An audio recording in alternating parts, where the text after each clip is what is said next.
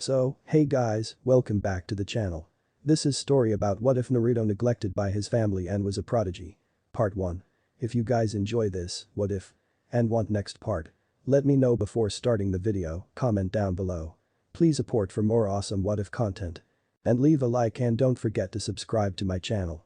And also share this video with your friends. And check out the description. And check out my playlist.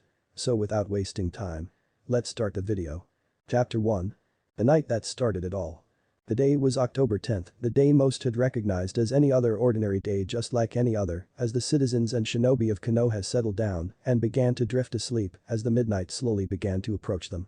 However, none of the residents of Konoha were prepared for the surprise attack by none other than the nine-tailed demon fox.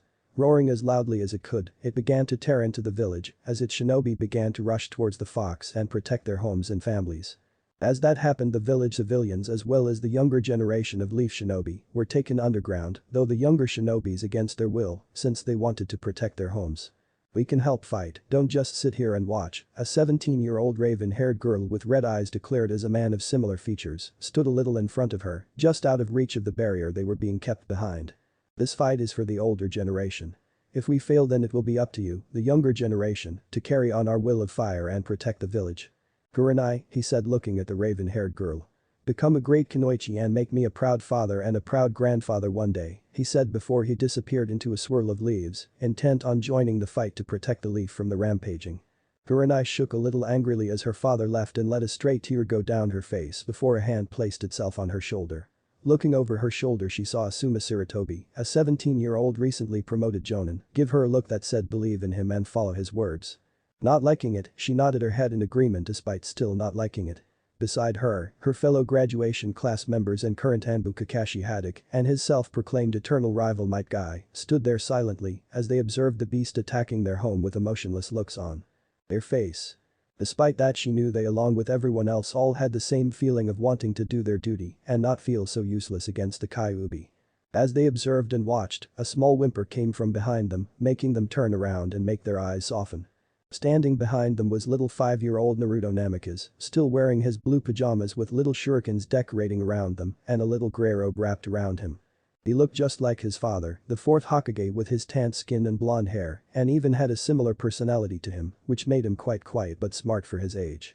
His eyes though were violet just like his mother's Kushina Uzumaki and had bursts of her personality at times. He was born on October 3rd and had just celebrated his 5th birthday a week ago with his father and his heavily pregnant mother who was expecting twins. His parents adored him and spoiled him to a degree, though they were happy that Naruto never got bratty. He was a very kind, fun-loving though quiet little boy who in return loved his parents very much, especially his mother Kushina. He was very excited when he found out he was going to be a big brother and had done his best to help his mother around the house and try to cause her as little trouble and stress as he could. Sometimes he even talked to his little siblings in his mother's tummy, which always made Minato and Kushina smile at him proudly. "Where are Kachan and Tusan?" he asked as he watched the fox destroy his home, shifting in his spot a little nervously. Kurenai went down to her knees and picked him up into her arms, trying to soothe him. "Your Kachan and Tusan will be okay, Naruto. Remember, your Tusan is the strongest in the village and your mother is no pushover either," Kakashi said, trying to lift the boy's spirits. "But Kachan has my baby brother and sister in her tummy. What if she gets hurt?" "That won't happen, Naru-chan. Your Tusan won't let any harm come to them. You have my word on it," she said as Naruto nodded and watched as he nuzzled into the older girl's neck. The rest was silent as they continued to watch as the shinobi of the village tried to push the Kyuubi away but were getting thrown away effortlessly by the fox. Just as it looked like the Nine Tails was going to storm forward, a large elongated staff hit it square in the stomach and slowly started pushing the fox away and out of the village. When the fox looked to see where it came from, standing on top of one of the buildings was none other than Hiruzen Sarutobi, the 3rd Hokage. "Gigi," Naruto said, just managing to see his grandfather-like figure battle the Kyuubi, while the younger generation smiled at the arrival of the powerful Leaf Shinobi. As he watched the 3rd Hokage battle the Kyuubi with long-range support from some of the other Leaf Shinobi, Naruto felt 2 strong energy signatures appear nearby and land just beside the 3rd Hokage. Naruto smiled though when he recognized the signatures. "Pervy Sage and Bachan are here," he said as the Kurenai, Kakashi, Asuma and Guy looked at him in confusion, not entirely sure what he was talking about. As soon as they did, 2 large plumes of smoke appeared in front of the Kyuubi, revealing a large white slug with blue stripes going down its back and a large purple frog with a shield in its hands. On top of their heads is none other than Jiraiya and Tsunade, two of the leaf villages of Sannin. When they saw Jiraiya and Tsunade begin battling the Kyuubi, the four younger shinobi looked at Naruto in surprise. How did he know they were there? I did not even sense them, they all thought, but left it alone for now and would get back to it later. Jiraiya-kun, Tsunade-chan, Sarutobi greeted a little out of breath as the two Sannin nodded towards him. Sensei. If the Kyuubi is here I can only guess something went wrong with Kushina's while she was in labor. Jiraiya asked. That seems to be the case. Though I have not seen her or Minato yet, I don't know where they are, but we have to keep the Kyuubi away. No matter what, he said, stealing his voice as they both nodded. However, just as the fox was about to launch an attack towards them, Minato appeared above the Kyuubi's head, looking a little beaten up, and then disappeared with the Kyuubi in a yellow flash away from the village, making everything suddenly go quiet. Where did they go? Tsunade asked as they began to scan the areas before they saw a large explosion a few miles out from the village. There, Jiraiya said before the 3 cage-level shinobi began running as fast as they could towards the site, with the summons following after. The other shinobi watched as the 4th Hokage and Naruto's father vanished with the Kyuubi making many cheers, though only 4 and a little boy knew it was not over yet. Naruto closed his eyes and searched for his dad. Having never told anyone this, he had always been able to sense where people were. He recognized his parents' signatures like the back of his hand. After a minute of searching he found them outside the village, but he sensed his mother was hurt. It made him want to go to her and stop Kyuubi from hurting her. He hopped out of Kurenai's arms and started running forward, but Kurenai and Kakashi caught him. Naruto, you mustn't. Just because the Kyuubi is not there does not mean it is still not dangerous, Kakashi urged, but the little blonde struggled as Kurenai placed him gently against her chest despite his wriggling. But I have too. Kachan is hurt, I know it.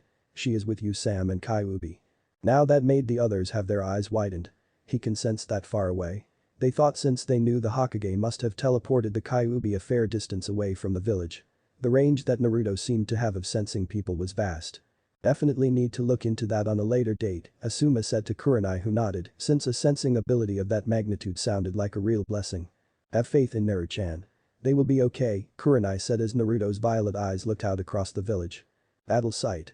Kushina breathed in heavily as multiple chakra chains were shot out of her back and kept the Kyuubi in its place, while Gamabunta, the chief toad was on its back trying his best to keep it pinned down.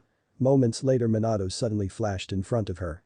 In his hands was their newborn daughter, one of the beautiful twins his wife had given birth to not long ago. Her body was in pain all over after the Kyuubi was ripped out of her, but she willed herself to stay awake. She could not let her family and the village down.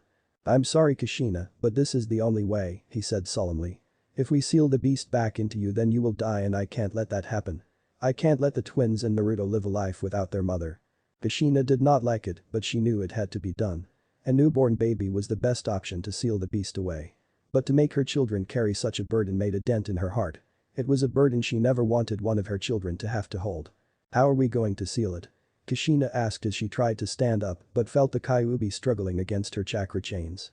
Though she was a master, there were only a few methods of sealing that could contain the 9-tailed fox and knew there would be a struggle since the Kyuubi no doubt did not want to go back to be sealed away again. I have a plan for that. I can sense Jiraiya-sensei, Tsunade and Sarutobi are on their way here. When they get here we will perform the 4-corner sealing method. Once we get it trapped, I will seal it away with the 8 trigrams. The 4-corner sealing method might not work Minato, it was designed to hold up to the 6 tails. The Kyuubi might be too powerful for it, Kushina said, concerned since they only had one shot at this. I know but with 5 cage-level shinobi here and 4 to perform the ritual, it can be done. It will be close, but it can be accomplished. Kushina bit her lip. It was not the best idea but it could work. The 8 trigrams would definitely hold the Kyuubi, she just hoped the 4-corner barrier seal would be enough. Incoming, Gamabunta shouted as the Kyuubi got one of its claws out of the chains and sent it towards them. I will not be sealed away again, he roared, showing his target was the baby Mito. No, both Minato and Kushina shouted as they jumped in the way to protect their daughter from harm. They waited for the strike to hit but suddenly felt a large shockwave hit them from behind. Looking around they saw Gamaken deflect the Kyuubi claw with his shield. Minato, 3 voices called Hiruzen, Tsunade and Jiraiya appeared beside them. While Gamabunta and Gamaken kept the Kyuubi pinned down, Tsunade began to heal Kushina as Minato explained the plan to them all. The 3 newly arrived adults looked down at the baby girl in sadness, knowing she had rough patches she was bound to encounter in her life. They did not like it, but they knew it had to be done. Does anyone know if Naru-chan is okay? Kushina asked, thinking about her oldest and firstborn. She saw Hiruzen nod his head. Last I checked he was in the protective barrier being looked after by Kakashi, Asuma, Guy and Kurenai. He is safe and is unharmed. Kushina nodded and breathed a little easier knowing her Naruto was safe and had not been caught in the fox's rampage. As Tsunade healed Kushina's body enough for her to move and access her chakra, Hiruzen stood in front of the Kyuubi with the intent of helping keep the Kyuubi at bay, while the other four took the 4 points around the Kyuubi to begin the sealing. From Minato's spot he placed his hand on the ground and summoned a small altar and gently placed his new daughter on top of it. She was sound asleep which surprised him from all the noise, but he guessed that was more a good thing. He began drawing on the necessary symbols and blood around the baby and onto the baby girl's stomach. After a moment the seal was ready. "Everyone at time now," Minato declared as Kushina retracted her chains which released the 9-tailed fox and made it roar from its spot. Anakin and Gamabunta did their best to keep it down as did Sarutobi, but the 9 tails was the strongest of the tailed beasts for a reason and was very quickly getting out of their grasp. Minato nodded to everyone as he, Kushina, Jiraiya and Tsunade all prepared and channeled their chakra and made the necessary hand seals. Dog, snake, boar, tiger, 4-corner sealing jutsu, the 4 all shouted as their blue chakra burst from all around them and began to create a large net. The net began to expand before it was big enough to cover the Kyuubi. In each of their hands was a kunai that once the net was securely placed around the Kyuubi, they would drive the kunai into the ground and hold the Kyuubi in the sealing barrier. Anakin, Gamabunta and Sarutobi saw the sealing get activated and quickly jumped out of the way as the sealing barrier began to close in around the Kyuubi and began to wrap around him. "No, I will not be sealed again after just getting free," it yelled as it fought against the sealing barrier around it, making the 4 cage-level shinobi grit their teeth, while Kushina who still aches from earlier had to fight form passing out. "Keep going. We need to use more chakra," Minato said to the others who nodded and gritted their teeth as they all poured out more chakra. The Kyuubi tried to move around, but Hiruzen elongated his adamantine staff and hit the Kyuubi right in the snout, causing it to twitch in surprise. The Kyuubi struggled and struggled, but Gamabunta and Gamakin appeared by its side and slammed into its sides, panicking it between their giant bodies. "Take that you giant furball," Gamabunta declared as the net of seals began to cover over the entire giant form of the Kyuubi, despite its declaring that it would not be sealed into some brat. Knowing that the sealing was about to be completed, Sarutobi stood in front of the Kyuubi looking it straight in its red eyes, not showing a hint of fear even when it turned to stare at him. "You are too dangerous to be allowed to roam around freely," he said, making Kyuubi go wide-eyed at Sarutobi's words, as someone familiar from the past said the very same words. Hashirama Senju stood in front of the Kyuubi as the giant fox demon was being pinned down to the ground with large wooden roots bursting out of the ground which wrapped themselves around the Kyuubi and kept in submission. The first Hokage looked into Kyuubi's eyes with a sad but determined look on his face. "You are too dangerous to be allowed to roam freely. I am sorry but to protect the village and this world, this must be done." A snarl ripped from its mouth as the Kyuubi began to struggle against the net of seals, making the 4 sealers have a moment of struggle as it fought against them, but the net had already covered the Kyuubi completely. Kushina drove her kunai into the ground, first signaling she was done, then Tsunade, and then followed by Jiraiya and finally Minato. "Nu!" Kyuubi roared. Minato threw one of his 3-pronged kunai at its head, which when hit, dispersed an 8-trigram seal on top of its head. Minato looked down at his daughter with a sad and apologetic look on his face before he made the necessary hand seals. 8-trigram seal, he called out as the blood marking in kanji he made earlier began to move onto the baby's stomach and wrap around in a spiral-like formation with 8 symbols around it. 4 at the top and 4 on the bottom. The Kyuubi's body changed in a giant shroud of orange chakra as it continued to try and break out of the 4-corner sealing barrier, but the 8-trigram seal appeared on its stomach before it just became a cluster of chakra.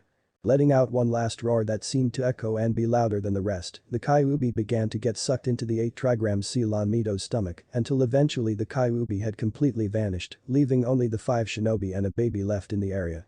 When it was over, the area was just silent as they all looked at the baby solemnly thinking how unfair it was that after being born not even an hour ago, she already had to carry such a heavy burden. "Mito," Kushina muttered as she went to walk over to her daughter. Though the toll of the sealing and getting the Kyuubi finally began to hit her as she tripped over her feet and collapsed onto the ground, sheer exhaustion took over.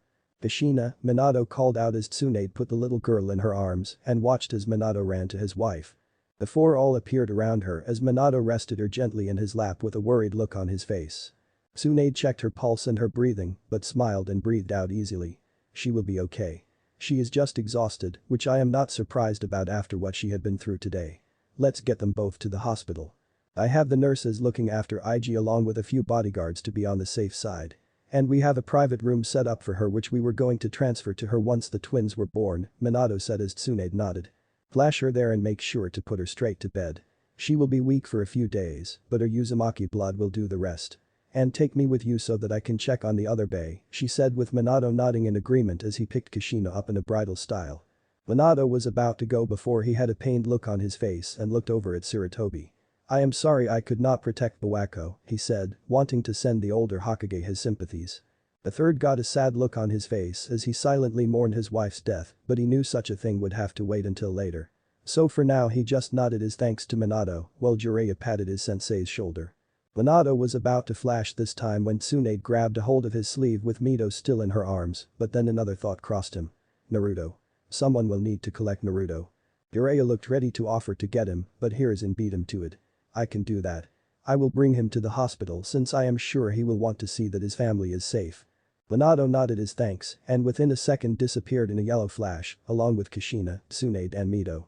No longer needing to stay in the area, Sarutobi and Jiraiya took off back to the village. In village. What's happening? Naruto asked for Kurenai's arms as they watched as the barrier that was stopping them from leaving disappeared and a few of the men joining that fought against the Kyuubi appeared in front of them. They explained how the Kyuubi was defeated, though they never said how. It did not matter though since the younger generation all cheered. The only one who was not cheering was little Naruto who just wanted to find his Kachan and Tusan. Naruto the young boy heard as he looked over from all the chattering around him to see Sarutobi approaching him. Jiji. Naruto cried as he jumped out of Kurenai's arms and jumped into the embrace of the old Hokage. Where are Kachan and Tusan? Are they okay?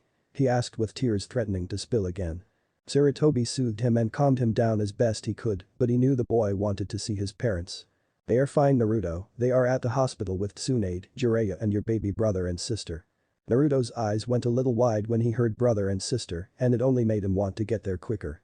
Your mother will most likely be asleep, so remember to be quiet when we get there since today has been very taxing for her, he said as Naruto quickly nodded his head. When he did Sarutobi said goodbye and thanked Kurenai, Asuma, Guy and Kakashi for watching over him in this time of need and quickly set off for the hospital.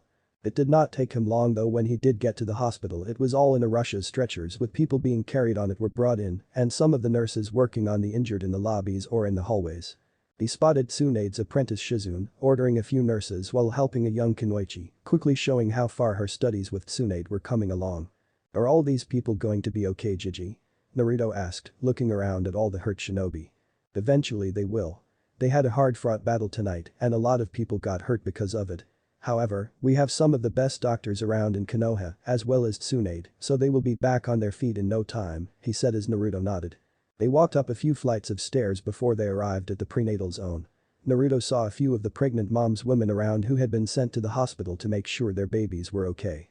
One of which was his mother's friend Hitomi Hyuga, who as far as he knew was expecting a young girl. Leaving that little area Sarutobi walked them down a quiet corridor before stopping at the third on the right. Here we go, Sarutobi said to Naruto as he opened the door and walked inside. As soon as they walked in he spotted his father with Jiraiya and Tsunade in the corner of the room, talking with serious expression on their faces. He saw they were all looking tired, especially Minato, and his clothes were ripped in a few places, and he rubbed his eyes a little. Dusan, Naruto quietly called remembering what Sarutobi said about him needing to be quiet. He saw Minato look in his direction and a smile appeared on his face. Nari-chan, he said, leaving the corner and taking his son from Sarutobi. I missed you too San. I thought you and Kachan were hurt, Naruto said, beginning to sob as his father held him close and soothed him as best he could. It's okay Nari-chan. Your Kachan and I are made of some pretty strong stuff.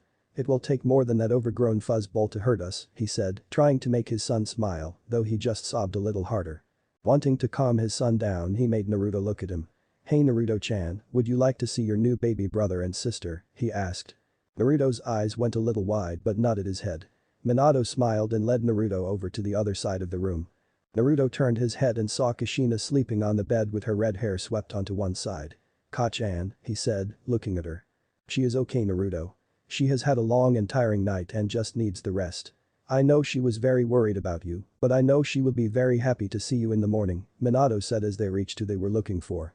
Situated next to Kushina's bed was a cot with two little bundles sleeping peacefully inside. One was wrapped in a blue blanket while the other was in blue. The little boy had tanned skin like Naruto and Minato and had blonde hair but could see a small red streak in it. The little girl had similar hair like her twin, but her skin was a lighter shade like Kushina's. However, Naruto noticed that on her cheeks she had whisker-like marks. Though he and his little brother had similar marks, the ones on his sister were more noticeable and definite. "Neri-chan, I would like you to meet your brother and sister Ig and Mito Uzumaki Namikaze." Minato leaned down with Naruto still in his arms and towards the sleeping twins. Naruto gasped a little as he looked at his younger siblings and outstretched his right hand and gently stroked his sister's cheek. "Mito-chan," he said as a smile made its way onto his face. Minato, Jiraiya, Tsunade and Sarutobi smiled as they watched Naruto interact with his two new siblings. After such a long day and after all the tragic occurrences that had happened, it was good to finally see something good happen, considering the twins' birth, which should have been a joyous moment, was interrupted by a madman and the attack. He did the same with Ig and laughed when the baby wrinkled his nose from the contact. "Dusan, can I hold them?" Naruto asked, looking his father in the eyes. Minato smiled and nodded. "Okay, but one at a time," he said as he put Naruto down and the boy sat on a nearby chair. Minato gently picked up Mito and walked towards Naruto. "Remember to be careful of her head," he said to his oldest son, who nodded and gently put her in Naruto's arm. Tsunade and Jiraiya sat beside him looking down at the little girl. Her tiny little body lay against Naruto's as she rested in his arms, though since he was only 5, she also laid across his lap. "Hi Mito-chan, I'm your big brother," Naruto said, making the others smile as Minato watched him with Ig resting in his arms. Just as he spoke, Mito's eyes began to flicker before she opened her eyes, revealing a pair of blue eyes looking up at him. "She has your eyes too, San," he said looking up at his dad, who was now a little in front of him. "It seems she does and it looks like Ig has the same eyes too," he said, showing that Ig was awake as well now and showing his similar blue as well. Naruto looked down at his sister and saw she was looking up at him with a curious expression on her face, as if she was trying to figure out who he was. After the two looked like they were having a staring competition with each other, Mito then giggled a soft yet melody-like laugh that made everyone smile. "I think she likes you, Neri-chan," Minato said, laughing a little. "What's not to like about my little Neri-chan?" a tired voice said, making them turn around to see Kushina with her eyes open and looking at the scene with a smile on her face. "Kushina," the adults all said, surprised to see her awake while Naruto looked at his mother and a new set of tears began to form.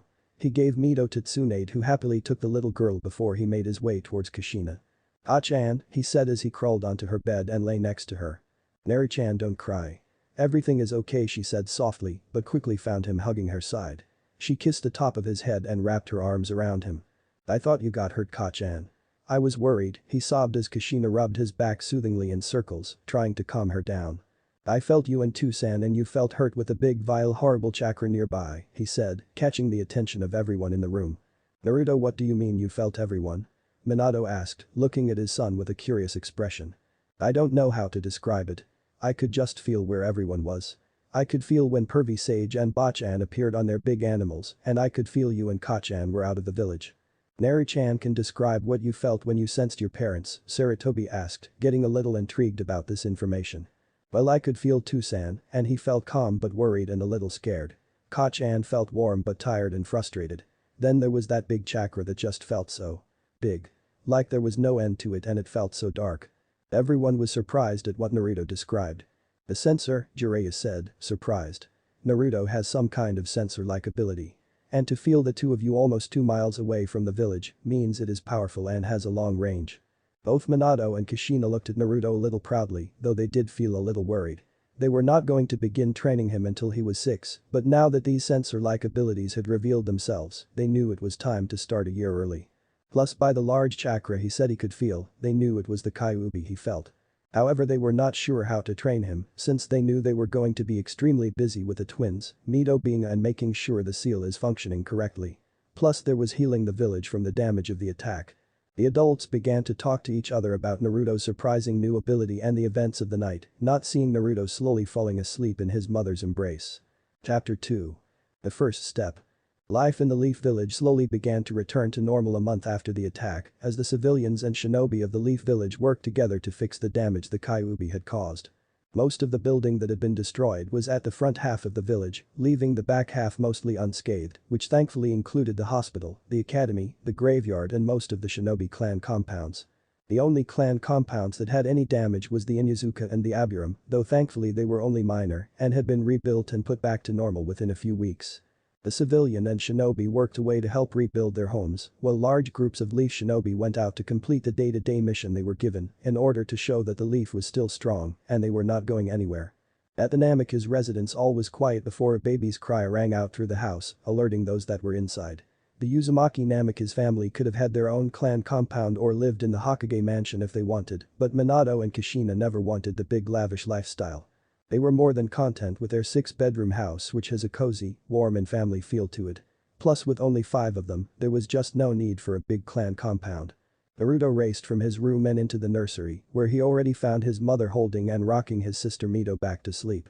"Is Mito-chan okay, Ka-chan?" he asked, walking in front of his mother as he saw Mito's wriggling form in his mother's arms. Kushina looked towards her oldest son and smiled. "Yes, she is okay, Naru-chan. She is just being a little fussy. She seems to have a lot of energy like another little someone when he was this age," she said, laughing a little at his big smile he was giving her. Naruto turned towards the crib and as his little brother Iji was still sleeping peacefully. Both babies were very active, he had noticed, though they never seemed to wake up at the same time during the night. He looked at his mother and saw her yawn a little. "Are you okay, Ka-chan? You look sleepy," he asked with a worried look on his face, touching his mother's sleeve. She nodded her head a little and noticed Mito was calming down and her eyes were beginning to drift off again. She delicately placed her back in the crib and saw she stayed quiet. "Don't worry about me, Naru-chan. I'm just feeling a little tired. Having 2 new babies will do that to someone. I will be fine, I promise," she said as Naruto nodded, though the little frown on his face showed he was not all that convinced. Kushina was about to move but saw Naruto holding a book in his hands. "Naru-chan, what do you have there?" she asked, taking the book gently from his hands and crouching down in front of him. Looking at the book, she saw it read Chakra for Beginners. She looked at Naruto and saw him shuffling a little. "Is my little Naru-chan wanting to become a ninja like his Tusan and Ka-chan?" she asked teasingly and saw him nod his head, though he was looking down at the floor in embarrassment. "What brought this on?" I want to get strong so I can protect you," he said quietly to himself, though Kushina had heard him and was a little surprised by his answer. "To protect me?" she said in a sweet voice. "To protect you and Tusan, Mito-chan and Iji-chan too. I don't want you to get hurt again," he said, sniffling a little, but felt his mother's arms wrapping around him. Kushina had a smile on her face as she kissed the top of his head. "My brave little Naru-chan, how lucky am I to have you as my baby.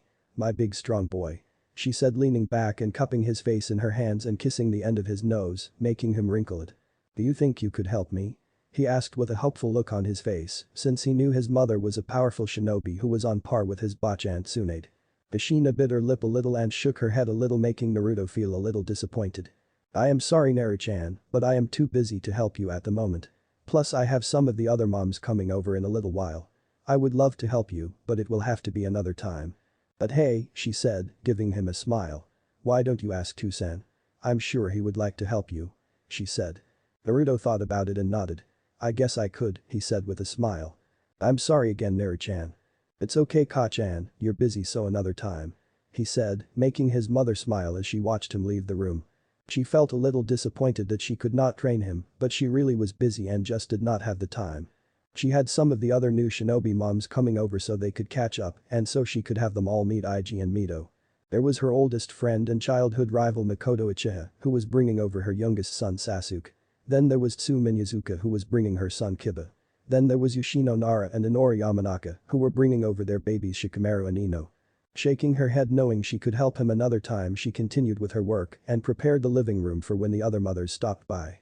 Naruto meanwhile went into his father's office at the back of the house and knocked on the door. "Come in," he heard from behind the door and opened the door and walked in.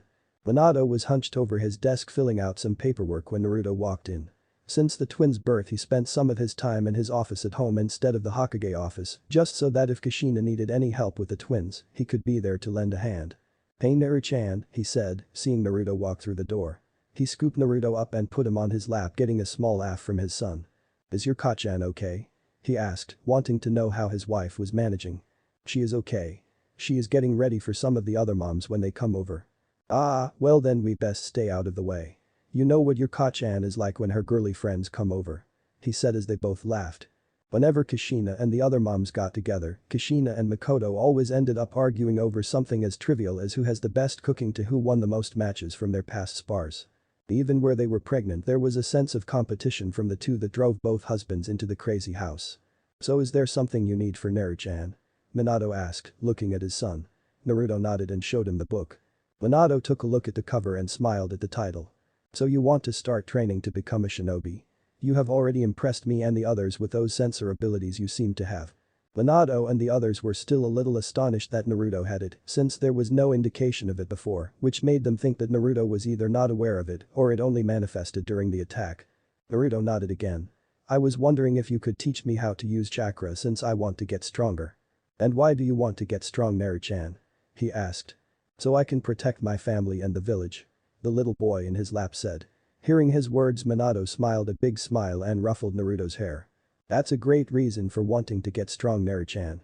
If you have a goal like that, then you will definitely become a strong shinobi one day. You think so?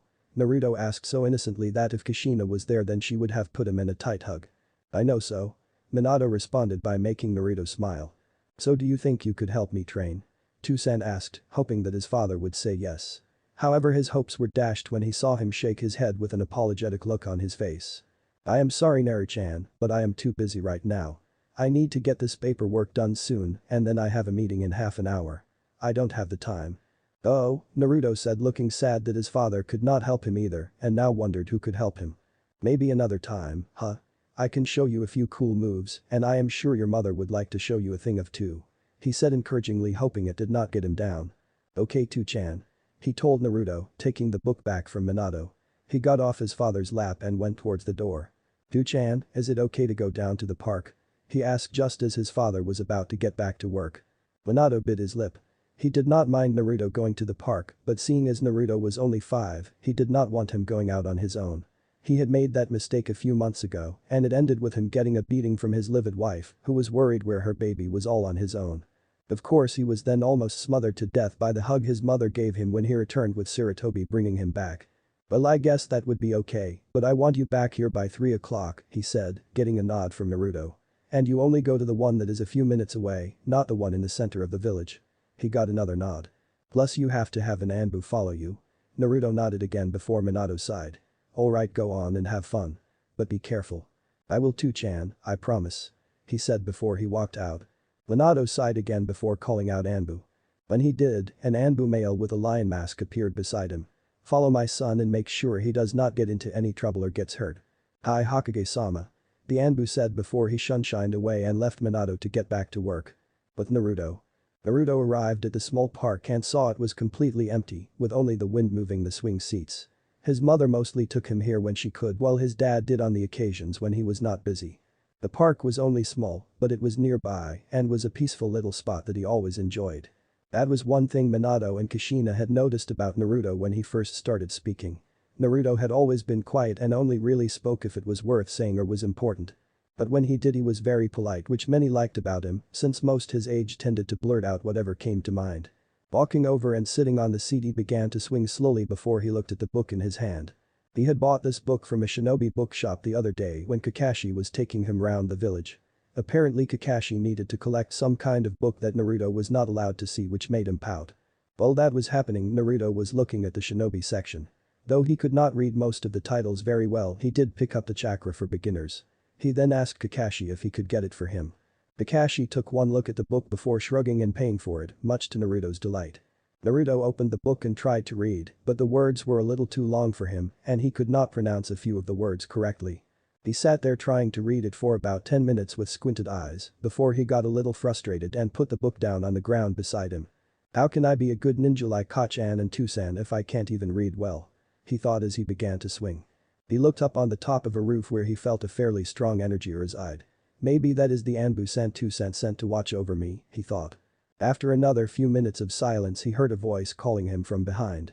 Looking behind him, his expression brightened a little when he saw his Bachan's apprentice Shizune walking towards him with her usual kind smile on her face and with Tsunade's pet pig Tun-Tun in her arms. Hi Shizune-san. He said politely as the 17-year-old medic Nin took a seat next to him. He had met her a few times when Tsunade visited his family and she always found him adorable and cute. Plus she was always very kind to him. Hello Naru-chan. What did I tell you about calling me San? She said, tapping his nose. You can either call me Shizune-chan or Shizune-ni-chan. Naruto nodded with a small smile on his face. Okay, Ni-chan. He said, making her smile. Oink, oink. Naruto giggled a little and petted Tun-Tun. "Hi Tun Tun," he said as the pig nuzzled his leg. "Now what are you doing here all by yourself? Is your Kachan or Tusan not here?" They were busy. Kachan has the other clan mommies over for lunch and Tusan is busy with paperwork. "What about Kakashi or Jiraiya?" she asked since she was aware Tsunade was at the hospital making sure the staff did not slack off. Naruto shook his head again. "So you are here all by yourself?" Shizune asked, not liking that Naruto was here on his own. He shook his head once more. "No, Anbu-san is up on the roof though he feels a little bored," he said pointing to the roof of the nearby building which made Shizune look up. "The Anbu is up there? How do you know?" she asked, looking a little skeptical. "I can feel him up there." "Oh that's right," Shizune thought. Lady Tsunade mentioned Naruto had some kind of sensor ability. Though I wonder how strong it is. For one so young to have sensor abilities was quite a feat in itself. It showed her just how strong Naruto might be when he grew older. Plus sensors were always a boost since shinobi that could detect others were very well looked upon and respected by others. "Then how come you could not feel me coming towards you?" she asked with Naruto struggling with his little shoulders. "I don't know. I was not really paying attention," he asked, pouting a little, making Shizune laugh into her sleeve. "So do you think you could tell me what I am feeling at the moment?" she said wanting to test how good these sensor abilities were. Naruto started as he stared at Shizune. Shizune though had to stop herself from cuddling him since he looked very adorable when he tried to focus. They stayed silent for about a minute before Naruto answered. "You feel happy and cheery but a little cheeky as well," he said. When he did Shizune clapped her hands showing she was impressed. "That's very good Naru-chan. I see your Bachan's not over-exaggerating when she said you had sensor ability. You could become a very strong ninja just like your parents with that ability." "Really? You think I can?" "Tusen I could be strong because I want to protect my family and the village," he squeaked out. "Then your Tusen is a very smart man," she said before she grabbed him and began tickling his stomach. "No Ni-chan stop ha ha ha ha it tickles," he cried out making Shizune laugh while Tun-Tun looked like she was trying to link him too by licking his ear. Sitting up as she watched Tun-Tun lick Naruto which made him giggle loudly, she noticed a book to the side and went to pick it up. "Chakra for Beginners" she read before smiling and looking at Naruto. "Naru-chan, did you come here to try and learn how to be a ninja?" she asked as Naruto sat up after Tun-Tun stopped licking him and saw him nod his head. "I tried to but I could not read it. There were too many big words and I did not understand it very well," he said looking a little embarrassed though the 17-year-old lifted his head up gently with her index finger. "Don't worry Naru-chan, there is nothing to be embarrassed about. I think it is a good thing that you are trying to learn this, it shows that you understand that to be a ninja you have to start right at the bottom and work your way up." "Really?" he asked with her nodding. "If you like I can go over it with you and teach you how to access your chakra," she said, making him get a hopeful look on his face. "Really you would do that? Don't you have other things you need to do today?" "I already finished my shift at the hospital and it is either help you or get bored sitting at home. And how could I ever not want to help little Naru-chan?" She picked Naruto up from his spot and put him in her lap as she leaned against the swing bars. The book was placed in front of them and together they began to read. Chakra is the mixture between spiritual energy and the body's physical energy. It is essential to every technique that has and ever will be created. Once molded, it can be channeled through the chakra circulatory system, which is to chakra as the regular circulatory system is to blood, to any of the 361 chakra points in the body. Through various methods, the most common of which is hand seals. Hand seals perform many ninjutsu and other secret arts other than taijutsu. The exact amount of chakra necessary to perform a simple technique is manipulated through hand seals. This will vary between the simplest of jutsus to the most dynamic and most powerful. The hand seals are bird, boar, dog, dragon, ox, tiger, serpent, rat, horse, monkey, hare and ram. The two sat there for about an hour as Shizune read about chakra to Naruto and explained certain parts that he did not quite understand. She also made sure he was aware of what made up chakra and how many chakra points there are in the body, even pointing to the places where certain ones were on her arms. "Do you understand Naruto?" she asked him as he sat there on her lap and saw him nod as he looked at one of the pictures that represented physical and spiritual energies coming together to make chakra. "Can we try to see if I can use my chakra?"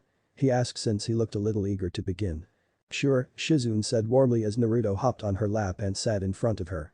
"Get in a meditative pose like I am doing," she said as Naruto watched and tried himself, though Shizune had to help him a little since his legs were still so little. "Are you comfortable?" she asked and with Naruto nodding his head she began. "Okay Naruto-chan, first I want to make this hand sign. This is the ram hand sign. Using any one of the hand signs will help to bring out your chakra and bring it to the surface." The ram head sign is the one most used when starting out to first draw their chakra. Like this? He asked as did his best to mimic the hand sign Shizune was showing him. She observed and made a little tweak with two of his fingers before he had it right. Now to draw out your chakra you have to dig deep inside and try to draw it out. Search deep down and wait until you feel a warm sensation in your stomach. When you feel it, try to focus in on it and then pull it out to the surface. I will demonstrate. Naruto watched as Shizune closed her eyes, taking a few deep breaths before exhaling.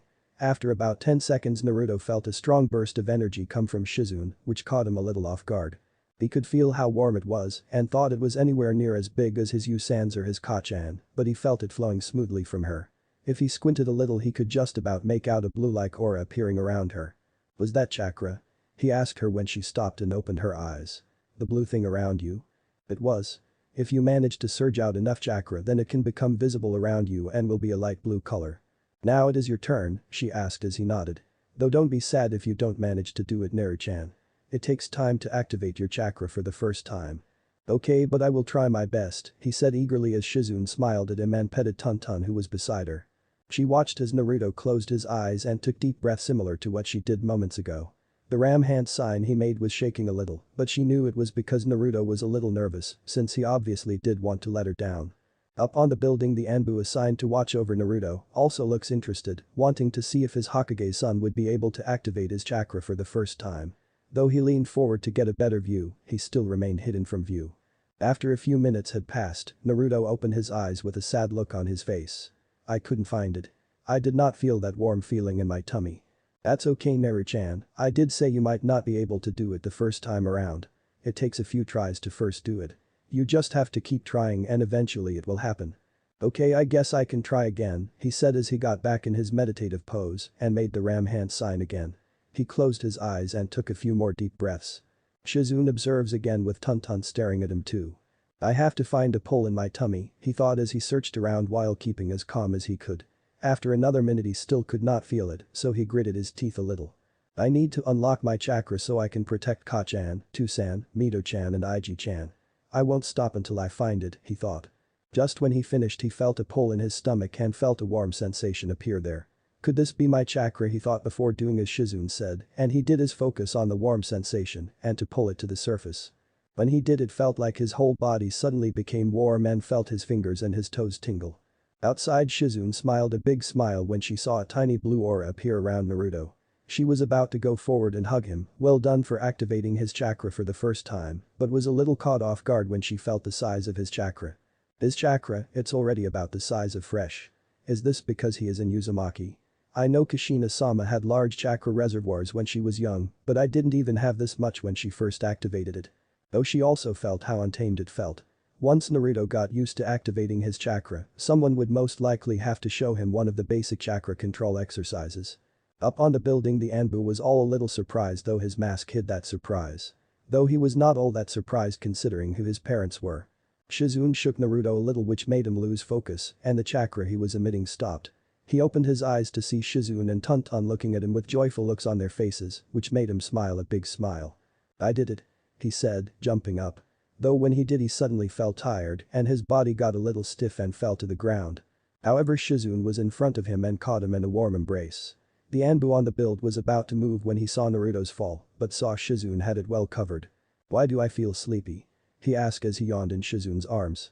Silly Naru-chan, you pushed out a lot of chakra when you activated it, which has now left you feeling tired. Don't worry, after some rest and some food in your tummy you will be fine.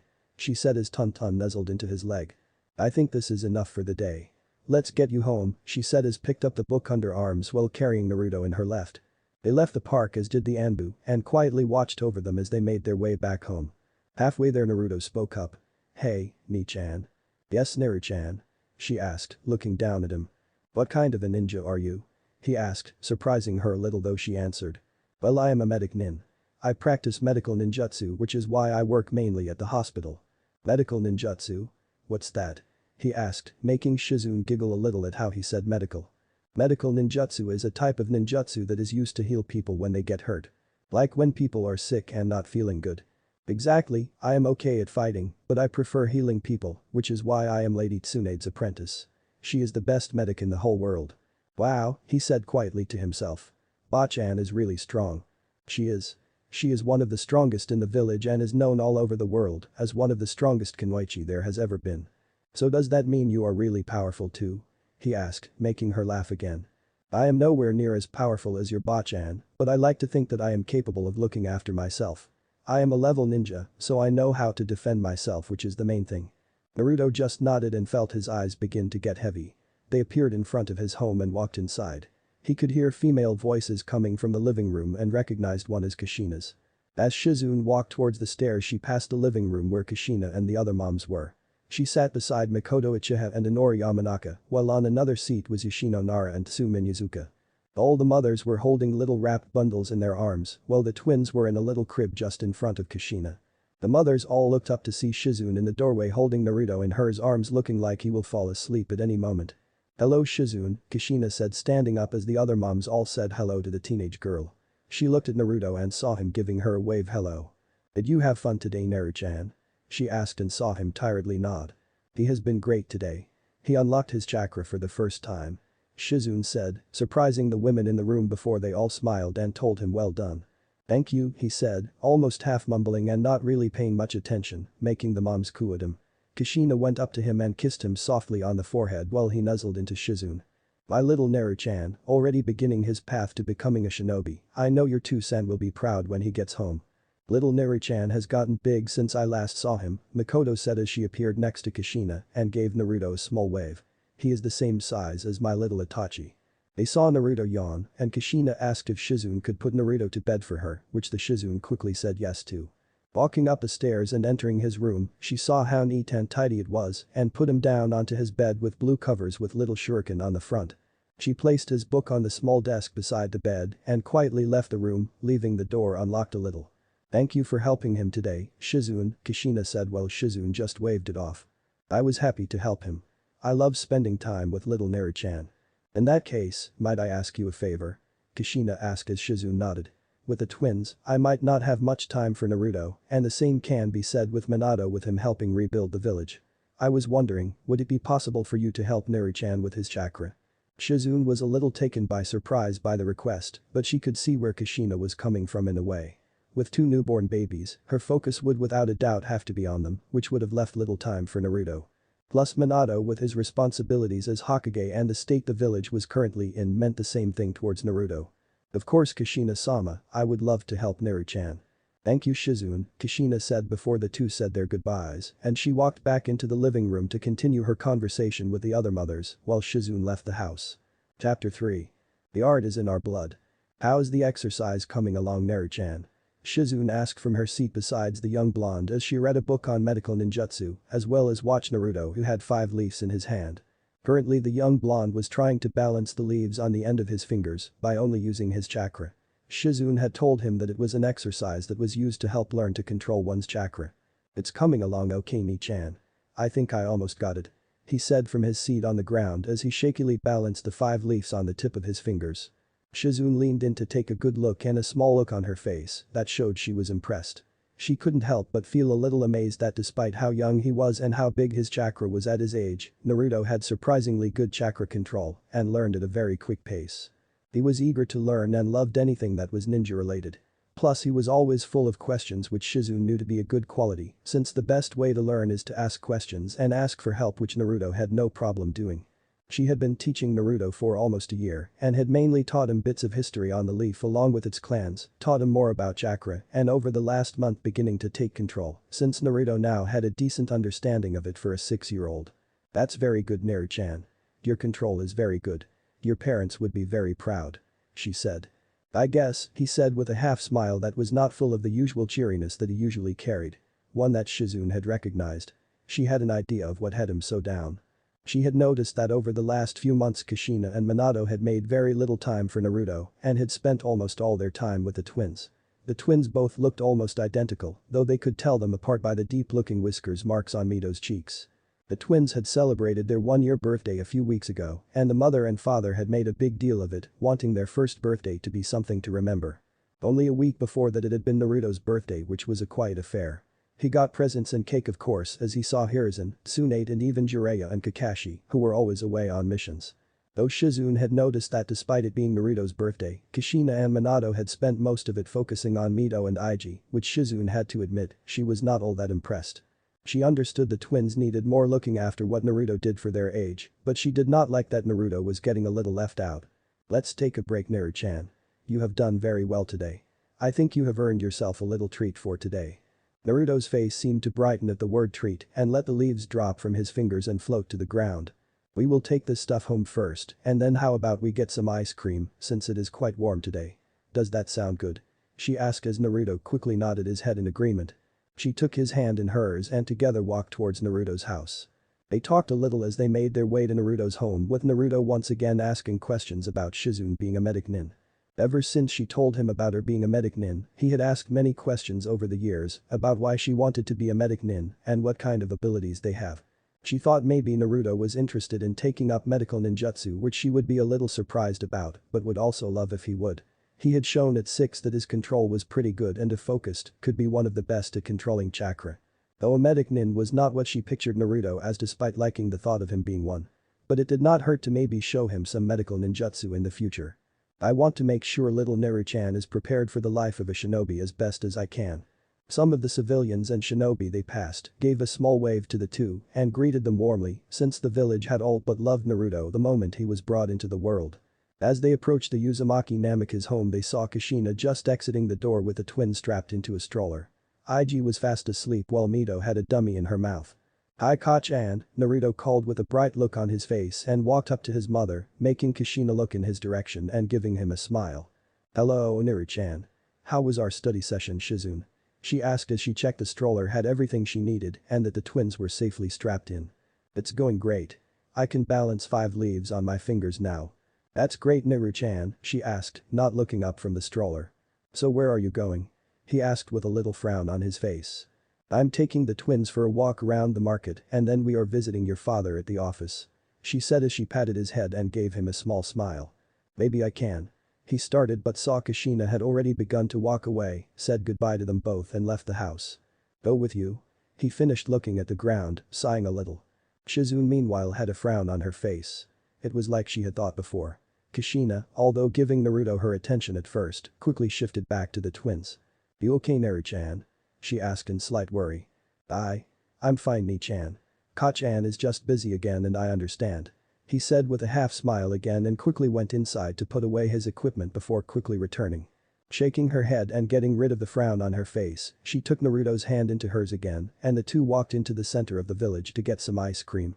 20 minutes later the two walked out of the ice cream shop with Shizune licking a mint chocolate chip ice cone while Naruto had orange flavor. He was devouring it rather quickly.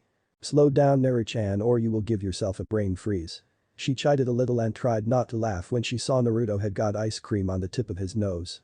With the end of her sleeve she wiped it off his nose but then found that he had now got orange ice cream around his cheeks as well as was smiling a big goofy smile at her. "You are so messy at eating ice cream Naru-chan," she said, now wiping the rest of his face while tickling him a little. "No Ni-chan or I will drop my ice cream," he said, which thankfully made her stop. The two walked for a few minutes before they sat on a small bench and just enjoyed the sun and watched as the people went past on by. After a few minutes though Shizune tapped Naruto's shoulder which got his attention. "Naru-chan, tell me what Genma is feeling at the moment," she said pointing to a shinobi who had in his mouth and a bandana around his head that was the other way around. He hummed as he focused on the as he walked past before he spoke. "He feels a little bored but a little lazy at the same time, like he does not know what to do." Sounds like Genma, she thought before she pointed over towards an Inyazuka clan member with their ninja hounds walking beside them. "He feels happy and excited and maybe a little bit too cocky as well," Naruto added while Shizune nodded, believing that completely considering Inyazuka males tended to be a little too overconfident most times. Though what they were doing might be seen as a little rude to some people, Shizune had found it to be a great way for Naruto to get used to his sensor abilities. Plus by feeling the energies of people around them, it helped him get familiar with those that lived in the village. That way when he was older it would help him know who was a resident of Konoha and who was not and whether they had good or ill intentions towards their home. "That's very good Naru-chan. You are getting better with those sensor abilities of yours," she said, making him smile. Though when he did he felt a familiar signature walking up to them from behind them and it felt quite strong. He looked behind them which also prompted Shizune to do the same but grinned when he saw who it was. "Hey Asuma-san," he said, giving the young Jonin a wave while licking his ice cream. "Hey Naruto, hey Shizune," he said, giving her a nod as he took a drag on his cigarette. "Hello Asuma-san. Just getting back from a mission?" she asked since he looked a little tired. He nodded his head. "Yeah, just a few minutes ago actually. Guy is giving the mission report to the Hokage." Shizune nodded, though felt a little bad for Asuma. Though she liked Guy and he was a good friend, the man was a little full on and could be a little much. "Asuma-san, you know you should not smoke. Nii-chan says it is bad for your health." Naruto chided softly, making Asuma raise an eyebrow while Shizune giggled a little into her hand. "True, but I summon a bit of chakra round my lungs so that it does not do as much damage. Plus I am as healthy as a horse." "Yeah, but Nii-chan says if a horse has to be put down when it breaks its legs. Does that mean you will have to put down when they make your lungs go bad?" he asked with complete innocence in his voice. Asuma looked at Naruto in slight disbelief while Shizune was just laughing her eyes out. "You have to admit Asuma, he has got you there," she said, trying to regain control over herself. Asuma mumbled something under his breath before shaking his head and trying to get himself out of this embarrassing situation of being outwitted by a 6-year-old. "Anyway, I am about to head home and back to the Sarutobi Manor. If you two are done with your session today, why don't you come along? My pops should be there and I am sure he would like to see Naruto," he recommended. Naruto looked happy at the prospect of getting to see his Jiji and looked at Shizune with a pleading look. "Can we Nii-chan? Please?" he asked, giving her a puppy dog-like look. It made her want to hug him to death, though she managed to keep her calm. "Sure Naruto, I don't see why not. Plus who knows, maybe your Jiji will have some shinobi wisdom to give you," she said, making Naruto smile even more. "If there is anything, my dad has wisdom in the shed loads," Asuma said before he began making his way back home with Shizune and Naruto now following behind him. As they walked to the Sarutobi Manor, Asuma spoke about the mission he had, which was to take out a bandit encampment that had been established 2 days outside of the village that was terrorizing a nearby village.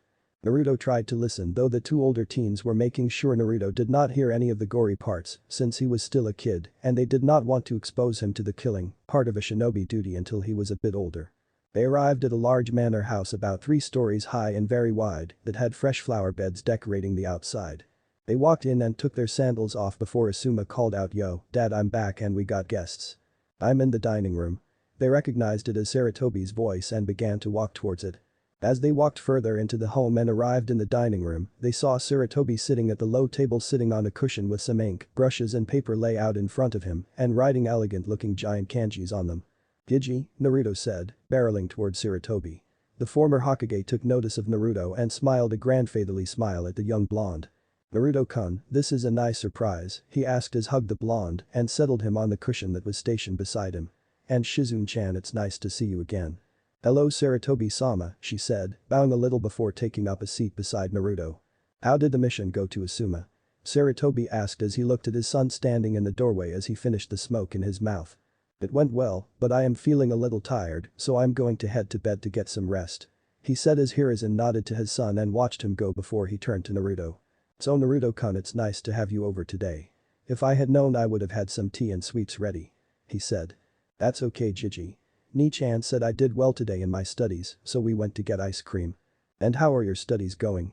I'm sure your parents are very pleased to see you on your way to becoming a great shinobi." Naruto half smiled again like he did earlier, though Hiruzen had noticed the small flash of sadness appear in his eyes that worries him a little. He looked at Shizune, who just gave him a look that said, "Tell you later."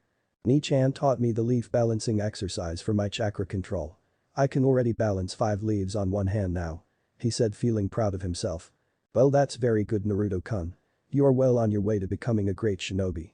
Everybody starts at the bottom and I am glad that you know that and are not trying anything that is currently out of your reach. You want to see?" he asked as Hiruzen nodded his head indicating he would. Naruto jumped up from his seat and opened one of the doors to the giant garden and training ground behind the manor house. As he went out the door, Sarutobi looked towards Shizune, who sighed a little. "You saw it too, didn't you?" she asked a little sadly. "Why did he look a little sad when I mentioned Kushina and Minato? Everything is okay at home, is it not?" he asked. "Everything is fine from what I can see, but I think Naruto is having a hard time due to the twins," she said. Sarutobi asked her to elaborate on what she meant. "I can't help but notice that over the last couple of months, Kushina-sama and Minato-sama's attention had been fixed mainly on the twins lately, and they seem to be spending most of their free time with them. I think Naruto has been feeling a little left out due to the lack of attention they have been giving him lately." Also when he asks them to help him with his session or just to play a little they are normally busy. Well, something like this was always going to happen.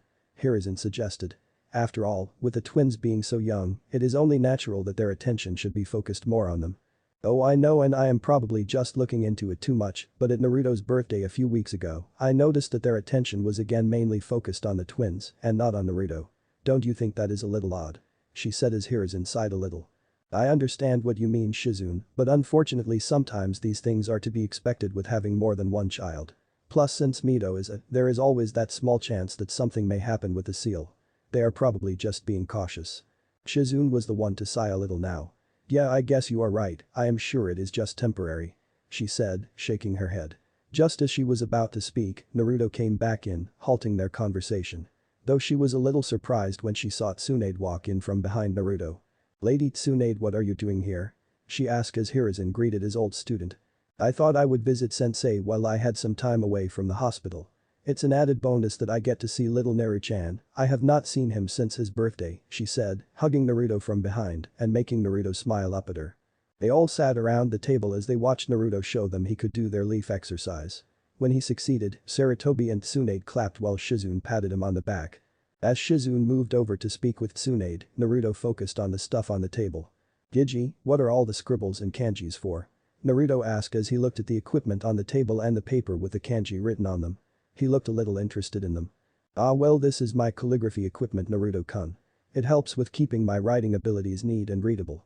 Plus it is a practice that is great for practicing to write Fukinjutsu seals, he explained as he took a brush with a bit of ink on the end and made the kanji for fire on one of the pieces of paper. Naruto watched in interest.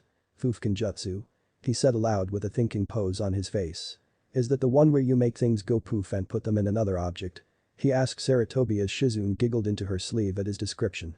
Sarutobi chuckled a little as well and ruffled his hair. Yes, that is one way to describe Naruto-kun. It's also a type of shinobi practice where Toussaint and Kachan are masters. When it comes to Fukinjutsu, your parents are the best there is. Really? He asked with slightly wide eyes as Hiruzen nodded. Are you good at Fukinjutsu too? Sarutobi tapped his chin as he thought it over. Well, I am not bad, I guess. Do you know how the art of sealing works, Naru-chan? He asked but saw Naruto shake his head. So Sarutobi explained while Shizune listened in on the description. Well, Fukinjutsu is a type that seals objects, living beings, chakra, along with a wide variety of other things within another object. Fukinjutsu can also be used to unseal objects either from within something or someone. That you are already aware of, he said as Naruto nodded, prompting him to continue. Well, with Fukinjutsu there are 10 levels of sealing, with level 1 being for beginners and then level 10 being for masters. Your Kachan and Toussaint are both level 10 Fukinjutsu masters and are most likely the only level 10 Fukinjutsu masters in the world. Jiraiya meanwhile is a level 8, Tsunade 7, while Kakashi is a level 6. Whoa, that's so cool, Naruto said, getting a nod from Sarutobi. So then what level are you at? It must be pretty high because you're so strong. Ah well, I am not as good at sealing like your parents or Jiraiya. I do know my way around seals and I can spot a great seal when I see one. My Fukinjutsu skills are level 7 like your Bachan. Cool, he said as he looked at the equipment before turning back to Sarutobi. Could you teach me, Gigi? He surprised the former Hokage before he smiled and nodded at the request. I can, however, before you learn about sealing you need to have a steady hand and be able to write and draw neatly and elegantly. That way the seal will be able to work. I can teach you calligraphy first as a first step. He said with Naruto nodding. Putting a few large sheets of paper in front of Naruto and giving him a brush and small palette of ink, he guided Naruto with what to do. Though he knew Naruto had good handwriting for someone his age, he knew it was better to practice and get the symbols spot on, since one wrong marking could lead to a disaster. Okay, Naruto-kun, first we will start easy and we'll draw the kanji for fire that I did moments ago. I will go slowly so you can follow the movement. He said as Naruto nodded and tipped his brush into one of the ink palettes. Naruto watched as Sarutobi's brush glided along the paper and Naruto slowly and carefully did his best to follow the movements. From the side, Shizune and Tsunade were watching with interest since they were wondering when Naruto would gain an interest in seals. Considering his Uzumaki blood and who his parents are, it was almost required for Naruto to have a strong interest in the art of sealing. Naruto's tongue poked out of his mouth, showing how hard he was concentrating and licked his lips a little. After Hiruzen finished the symbol, he placed his brush down and looked at Naruto's, who had just finished the last part, until he made the last little swish movement with his brush. Like Sarutobi, he placed his brush down. Hiruzen looked it over and narrowed his eyes as he looked it over, checking for any little mistakes. Then a couple of seconds later he smiled. "This is very good for a first try at Naruto-kun," he said, placing the paper back down on the table, making Naruto smile at the praise. "Though next time try and make the bottom right leg of the kanji a little longer since the one on this is a little short." Naruto nodded seriously before he attempted it again. The two worked on calligraphy for a few hours as Hiruzen taught Naruto to draw all the element symbols as well had him write sentences as quickly as he could, whilst trying to keep the writing and symbols as neat and elegant looking as possible. Hiruzen had to admit that Naruto was doing very well for his first real go at calligraphy. The first time he drew a new symbol there were only small things that needed to be tweaked. From then on all of them looked very professional looking and Hiruzen could not spot a flaw in them. "The Uzumaki blood runs strong in you Naruto-kun," he thought as he went on to show him the symbol for iron. "The little guy is doing well," Tsunade said to Shizune as they quietly spoke and watched Naruto work with Hiruzen and found it very cute how determined he looked. "You know Neri-chan has been asking me a lot of questions about medic nins lately," she said, making Tsunade's eyebrows rise up in surprise. "Really? I did not think medic nins were something little Neri-chan would be interested in," Tsunade said honestly since not many children really knew about medic nins. "You would be surprised. He is very curious about all the different types of shinobi there are and always asks me about the things I do as a medic nin. So you think he could be a medic nin one day?" No, I don't think Naruto would be a medic nin, however, I do think he would be interested in learning some medical ninjutsu. You think he could? Tsunade asked since she was not fully aware of what Naruto could do or what he was good at since she was busy a lot of the time at the hospital. He is very smart for his age and he always asks questions which is a good thing.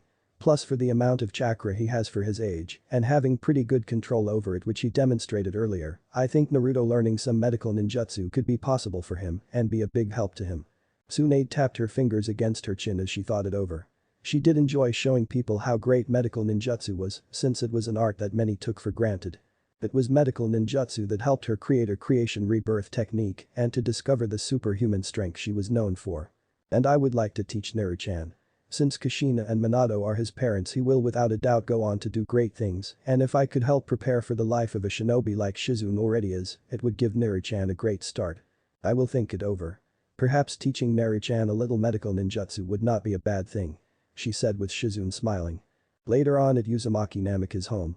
Naruto sat on the floor in the living room as he sat in front of the coffee table. A little time after his working on calligraphy with his Jiji, Sarutobi had taken Naruto out and got him a little calligraphy set of his own so that he could practice at home. Since Sarutobi told him to make sure he could draw the kanji on the paper as if it was second nature and at a quick speed, that was what he decided to do with the rest of his time for the day. "Nah," he heard from beside him and smiled when he noticed Mito was crawling towards him. She and Ig had spoken their first word a few days after hers and Ig's first birthday which happened to be Tusan. It of course made Minato extremely happy since Naruto's first word was Ka-chan. "Hi Mito-chan," he said as his little sister continued towards him before rolling around beside him. "Did you have a nice dinner?" he asked since he saw a little bit of mushy carrots and beans on her face. Picking up a napkin he put his baby sister in his lap and wiped off the mess from her face, which made her flay her arms around, indicating she did not like it. When he was done he saw she was staring at what he was doing on the coffee table and was pointing towards one of the brushes he was using. "You want to go?" he said down at Mito, who just gave a delighted squeals as a response, just as Minato walked in with Ig in his arms and Kushina following behind. "So that's where you went Mito-chan, went to see what your big brother was doing," Minato said as he saw his daughter on his eldest's lap and he put a brush in her right hand. Together Naruto dipped the brush in the ink and with Mito's in his own, together they slowly drew the kanji for water on the paper. Mito showed she was enjoying it by giggling, while Ig who was still in Minato's arm, had his arm stretched out, showing he wanted to go too. Kushina and Minato sat on the sofas behind the coffee table and watched Naruto and Mito interact with each other before noticing the calligraphy kit. "Naru-chan, where did you get this kit?" Minato asked. Naruto smiled back at Minato. "Jiji got it for me. We went to see Jiji today and he taught me calligraphy. He said it was good practice for seals."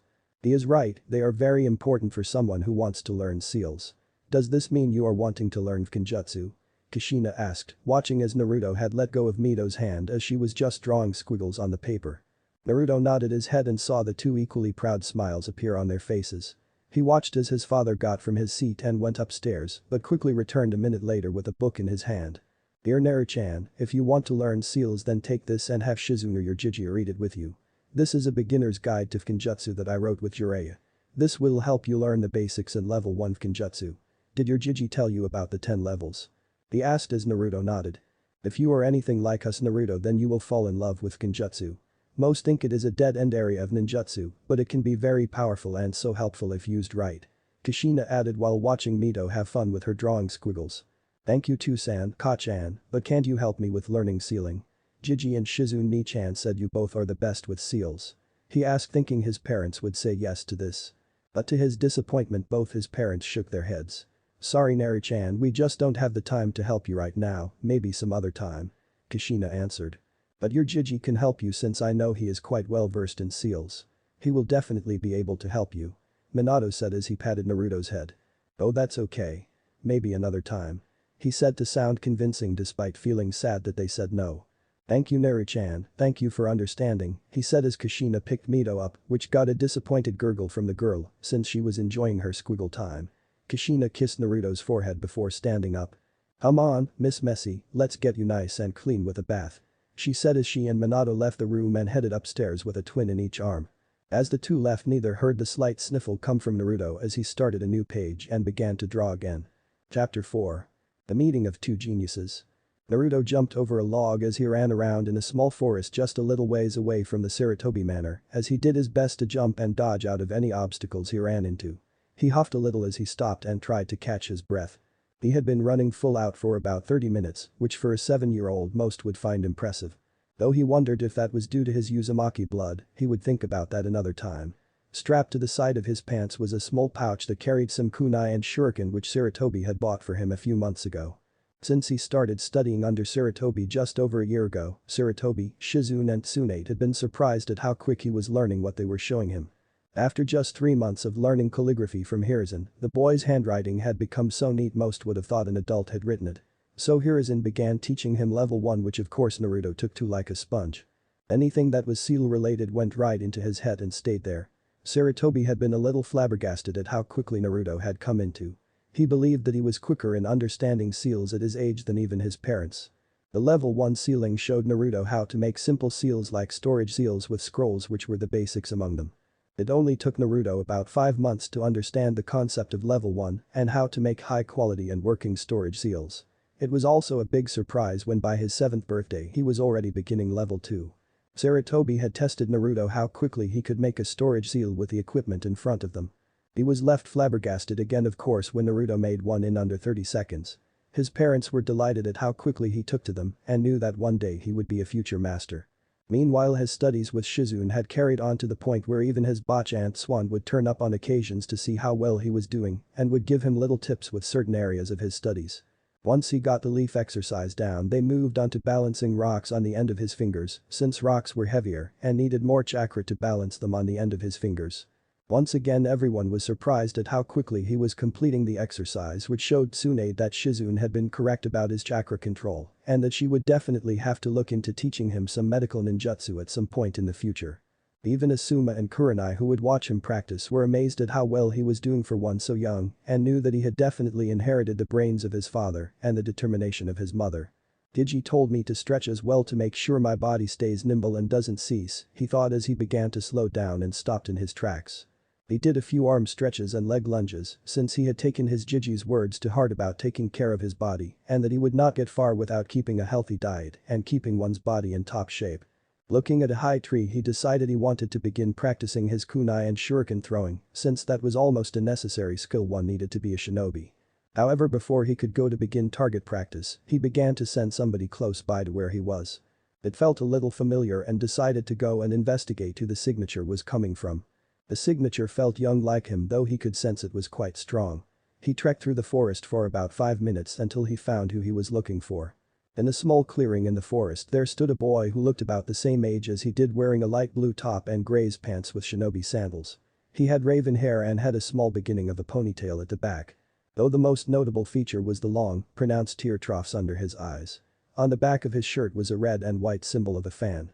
Uchiha Naruto thought as he watched what the boy was about to do.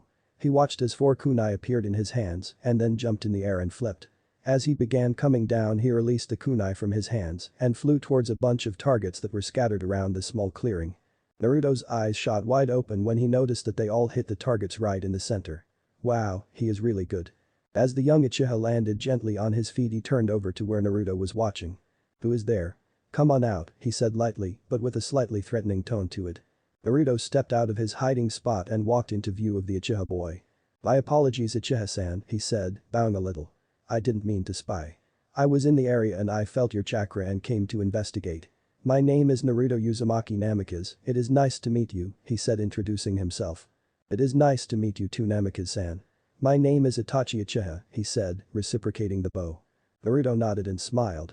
"How did you get all the kunai on the bull's eye? I am surprised someone my age was able to do such a thing. My two-san and my clan taught me from a very young age, though a lot of it is self-study and a lot of practicing.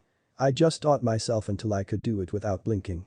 "So you have been learning to be a ninja since you were young then?" "When I was 4 I began. Though my Ka-san was not happy about it, my two-san talked her into it, saying we Uchiha had to learn at a young age." Naruto nodded a little as Itachi collected his kunai from the targets. While he was doing so, the young boy also noticed Naruto's ninja pouch strapped to his side. "You are training to be a ninja too?" he asked with a hint of curiosity in his voice and watched as Naruto rapidly nodded his head. "Yeah, I have been training since I was 5, but maybe not as much as you have though." Itachi nodded his head and put his kunais back into his small pouch, which like Naruto was on the side of his pants. "What sort of stuff have you learned so far?" Naruto asked since he wanted to compare himself to someone else his age. "I have studied and practiced the Uchiha style of Taijutsu, Shuriken, and fire. As well as a little bit of," Itachi answered telling Naruto what he had learned so far as well, hoping to learn what Naruto has learnt as well. Whoa, he has learnt that much already, Naruto thought, but then again he had been taught that the Uchiha were not only one of the founding families of Konoha, but also one of the most powerful with their family's strength being comparable to the Senju clan. "May I ask what you have learned since I have told you mine?" Itachi asked as the 7-year-old walked back into the center of the clearing. "Sure," Naruto answered happily. "I have learned 2 chakra control exercises, the leaf and the rock balancing exercises, while I also practice. Also my parents tell me I have a sensor ability." Itachi nodded but was a little intrigued by the sensor ability he mentioned. "What is your sensor ability?" he asked. Naruto shrugged though. "I am not too sure. My Ni-chan and Jiji tell me I can just feel people's chakra as well as what they are feeling like if they are happy or if they are sad or angry. That sounds like a beneficial ability to have. Though who is your Ni-chan?" I was unaware that the Hokage and his wife had an older daughter. "She is not really by Ni-chan, but I just call her Ni-chan since she is like one and she thinks of me as her little auto. My apologies for the mistake," he said while Naruto waved it off. Naruto took a good look at Itachi and narrowed his eyes at him. "You look familiar. Have we met before this?" Itachi shook his head. "Perhaps when we were babies but not since then due to our mother's friendship rivalry. My mother is Mikoto Uchiha," he said as Naruto looked in surprise. "So that's why you look familiar. I think I remember her saying your name before. And you have a little brother right?" Itachi nodded. "My younger brother Sasuke, he is the same age as your siblings Mito and Iji I believe." The two took a seat in the small clearing and slowly began to talk to each other. They both asked each other what they did for hobbies, which was not surprising to each other when they both answered with training. Though they both found out quickly that the other had a very strong desire to protect their family and village, especially when it came to their siblings and mothers. Since both were the same age, they would both be going to the academy together at the same time. Normally they would have enrolled at 6, but one of the first things Minato did when he became Hokage was increase the age bar for when a child could become a shinobi, since they were not in a time of war and he wanted the children of the village to have more of a childhood before they were entwined with the working of the shinobi world. With Naruto it was of course known to all how much he adored his mother, since before the twins were born, he was the apple of her eye. While Itachi felt a strong connection to his mother due to her being one of the few that wanted Itachi to have something of a normal childhood and would heal his injuries if he ever overworked himself.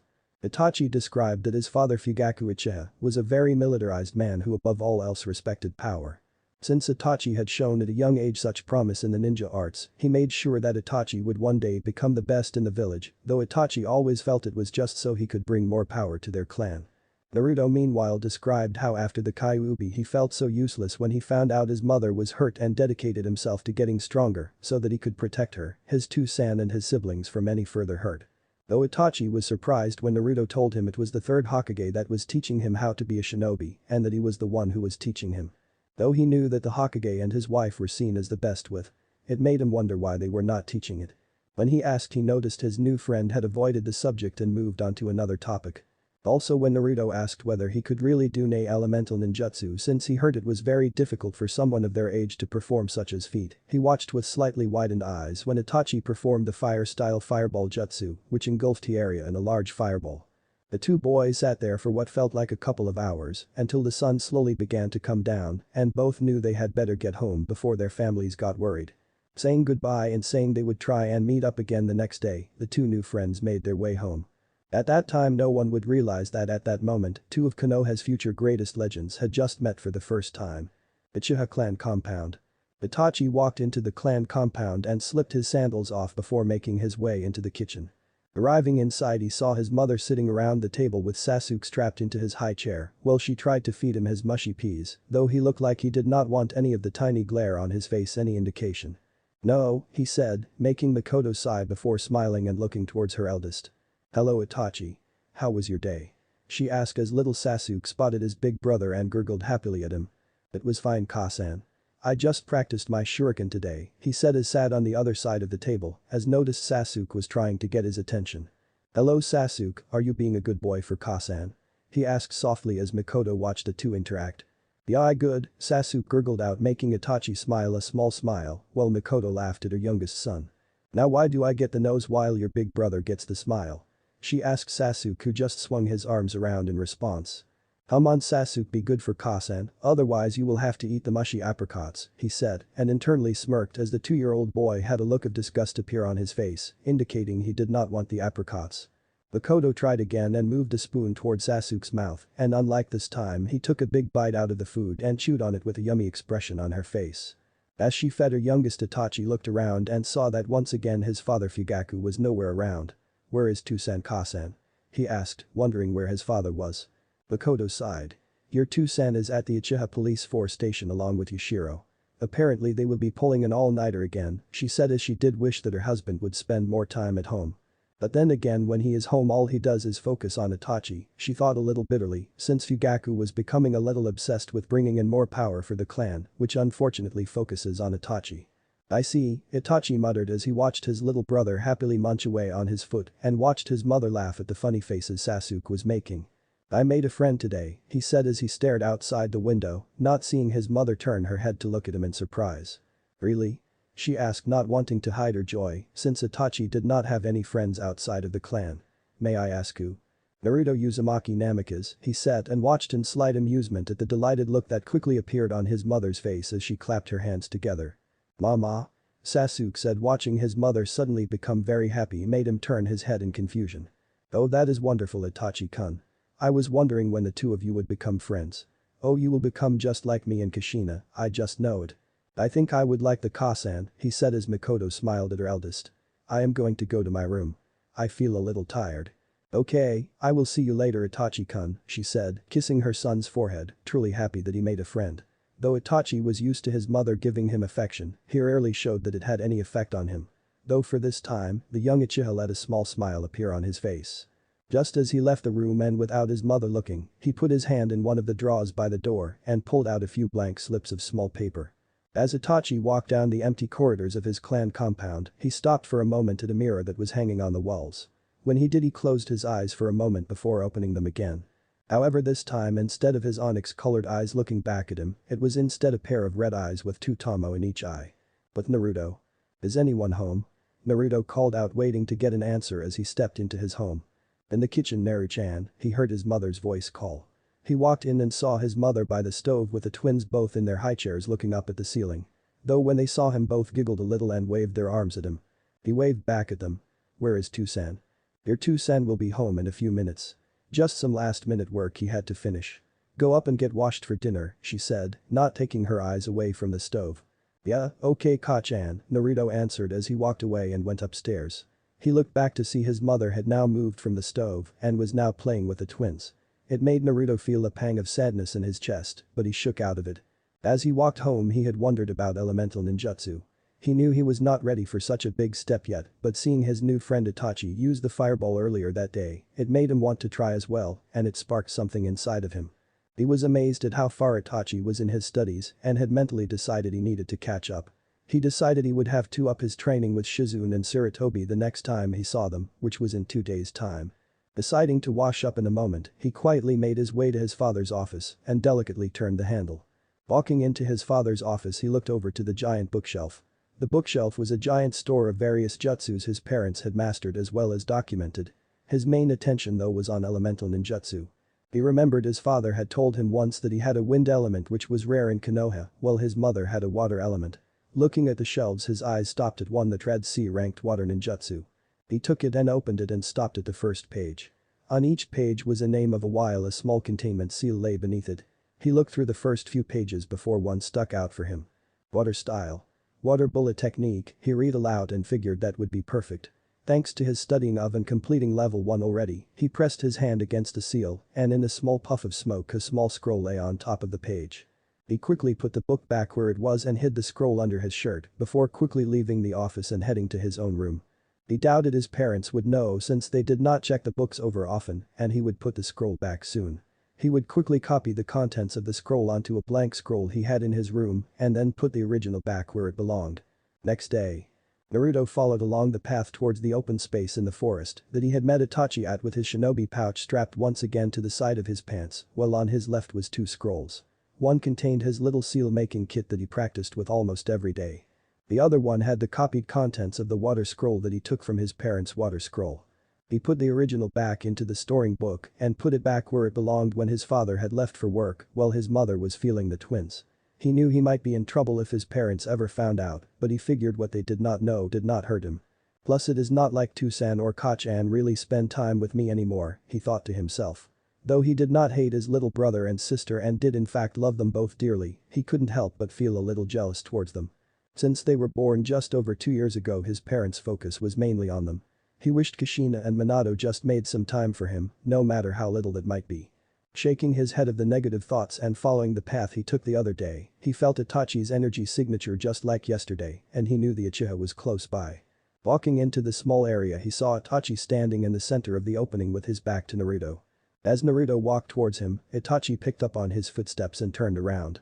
When he spotted Naruto, he nodded at him. "Morning, Itachi," Naruto greeted happily as Itachi nodded back towards him. "So what were you going to work on today?" Naruto asked while Itachi was about to speak before he saw the scroll strapped to Naruto's side. "What are the scrolls for?" Itachi asked with his eyes gazing towards the 2 scrolls in curiosity. "Oh well," Naruto said as he began scratching the back of his head with slight nerves. "This one contains my equipment since I was thinking of getting some practice in," he said as Itachi nodded his head. One of the things Naruto had told him about was that he wanted to surpass his parents, so he knew how much Naruto would have to practice to do such a thing. "And this other may be a water that I may have taken from my dad's office," he said, biting his lip as Itachi looked at his friend with a slightly amused look. "So you stole it?" he asked with an eyebrow raised on his face. For a 7-year-old he could be oddly serious. "Not stolen, borrowed. But I did put it back." "Then how is it strapped to the side of your pants pocket?" "I may have copied everything inside on a blank scroll," he said, scratching his chin as Itachi shook his head. He had a feeling hanging out with Naruto was going to lead to some interesting situations in the future. Shaking his head, Itachi reached into his pouch pocket and pulled out 2 pieces of paper and handed one over to Naruto, who took it and looked at it oddly. What is this for?" Naruto asked, looking it over. It was just a slip of small paper that was completely blank on both sides. "Do you know what these are?" Itachi asked his new friend. "I think so. I recognize it since I think my Jiji told me about them once, but I forgot the name. They help tell you something about your chakra, right?" Naruto said, staring at the blank piece of paper. Itachi nodded his head. "My Tusan called them chakra paper. They help us find out what our element affinity is." "Element affinity? So it tells us which of the element jutsus we can do and can be best at, right?" he said as Itachi nodded. "That is how I understand it too," he said. "I thought you might want to find out your element or elements since you showed interest in them the other day." "Definitely. It's the main reason I took this water since I wanted to be able to do it too. Though how does the paper tell us?" he asked as Itachi explained. "My 2 cents said that it differs from each element. He said that if it burns it is fire, water then it gets soggy, earth it crumbles away, wind it splits into 2 pieces, and then lightning if it crinkles." "Cool. So do you know what yours are?" Naruto asked since finding out what element he was definitely something he wanted to do. He had asked his Jiji some time back, which is where and found his Jiji was fire, and also found out that Minato was wind while his mother was water. It explained why they had so many wind and water jutsus stored away. Itachi nodded and Naruto watched as a faint blue glow appeared around the paper as the young Uchiha poured some of his chakra into it. Naruto watched in fascination towards the slip of paper and then watched as Naruto got his answer. On one half the slip of paper said alight while on the other half water got damp, though it was only a little before it completely set alight. Before the Naruto council answered, Itachi did instead. My main element is fire, which is not surprising since my clan is known for our strong affinity to fire. However, I was surprised when I discovered I had a minor affinity for water, which is extremely rare for my clan. So is that why you could do the fire so easily? In a way. The fireball is a rite of passage for all Uchiha members. Meaning everyone in my family had to learn it by the time they were my age, Itachi explained while Naruto nodded. He had to admit that Itachi's clan sounded pretty cool. He also wondered if his family had some kind of rite of passage they had to go through or any of the other clans in Konoha. So cool. Man, I am so pumped I have to find out what mine is now, Naruto said, grinning eagerly at the piece of paper in his hand. He closed his eyes and gripped a slip of paper tightly in his paper. He poured his chakra into the paper, making it glow a faint blue. Itachi stood just in front of it waiting to see what the end result was going to be. When Naruto opened his eyes, the two got their answer. Though it was an answer neither had been quite prepared for. The paper had split right down the middle, shaving the two equally in half. On the left side the paper completely crumbled away while on the other slip of paper, it became all soggy and wet. Whoa, both Naruto and Itachi said at the same time as they observed the small spectacle in front of them. Amazing, Itachi said, not fully believing what he just witnessed. What exactly does that mean? Naruto thought as he looked at the slips of paper in his hand. Does this mean I have 3 elements? He said to himself aloud, not entirely sure he believed him with what just happened. It appears that is what just happened, Itachi said, finally wrapping his head around it. It is surprising since my mother once said that it was very rare for someone to have even 2 affinities, since it usually indicates that they have a bloodline. Though I was unaware your family had one. Well, I know neither side of my family has a bloodline of those sorts. My Kachan side is that it has a strong life force along with naturally high stamina and chakra. At least I think that is what it was. So how did I get 3? I do not know. I guess it was just one of those 1 in a million happenings, Itachi said with Naruto nodding. Wind, water and earth. I can get so strong if I master them one day. But what would everyone think if I told them? Plus Kachan and Tusan may find out I took them from their library without asking, he thought as he bit his lip. Then Jiji, Nichan and Bachan might get angry that I am doing this without telling them, he thought, since he really did not want a skull bashing by either Shizune, Tsunade or even worse both. The two were crazy strong. Plus he dared not think what his mother would do. She was known as the red hot habanero for a reason, and even Naruto knew not to cross his mother when she was in one of her moods. Hey Itachi, he called, getting the boy to look at him. Do you think we could keep this between us for now? No one knows I am looking into elemental ninjutsu, and they would probably tell them I am not ready for it yet. So could we maybe keep this between us for now? Itachi raised an eyebrow at the question but shrugged and nodded, indicating that it was not a problem. Naruto thanked him, and the two got to their training. While Itachi went back to practicing his shuriken, Naruto began looking over the water scroll with a new burst of life and energy. Now that he knew he had a water element, it made him want to tackle this and get it down even more so than before. Chapter 5. The beginning of the rest of your life. Minato stood on the small platform as he overlooked the academy ground, as well as the new academy students stood in front of them all with looks of concentration on their faces. At the back the parents stood as they watched this proud moment that a lot of them had been waiting a long time to see. Today you take your first steps into becoming a shinobi and your first step to becoming a protector of the Leaf Village. You all start your journey on the road to becoming ninja to protect Konoha and all of the Land of Fire, but what does it mean to protect? Why should you protect this village and country? That is a question you will eventually have to answer yourself, however being a ninja is a serious job so do not do so lightly. Your comrades and this village depend on you, so do your loved ones. One only becomes strong when they have something that they are willing to protect to the death. Step forward today and make us all proud. The new academy students clapped loudly as did the parents as the 4th Hokage gave them all a wave of embarrassment from all the cheering they were giving him before suddenly he disappeared in a yellow flash. As he disappeared a similar head of blonde hair looked down at the ground and just gave a tiny sigh as he watched his father disappear. You okay Naruto? His friend Itachi who was standing beside him asked as he had seen him sigh when his father had flushed away. Naruto just nodded. Yeah, I am fine. I was hoping he would stay to wish us good luck, but I guess that's just wishful thinking.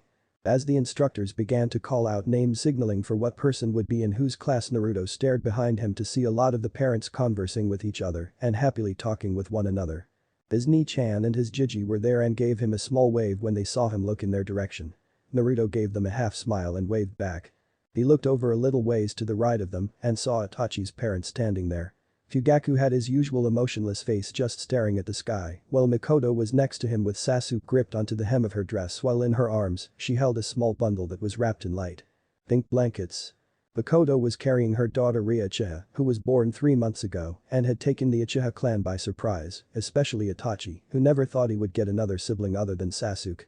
Though when she was born, Naruto had never seen his best friend smile as big as he had when he had told her about little Ria. As he scanned the mass of parents he had noted that a certain redhead was not at the ceremony, which was one of the reasons he felt so down right now. His mother had decided it was best not to go to his Genin induction.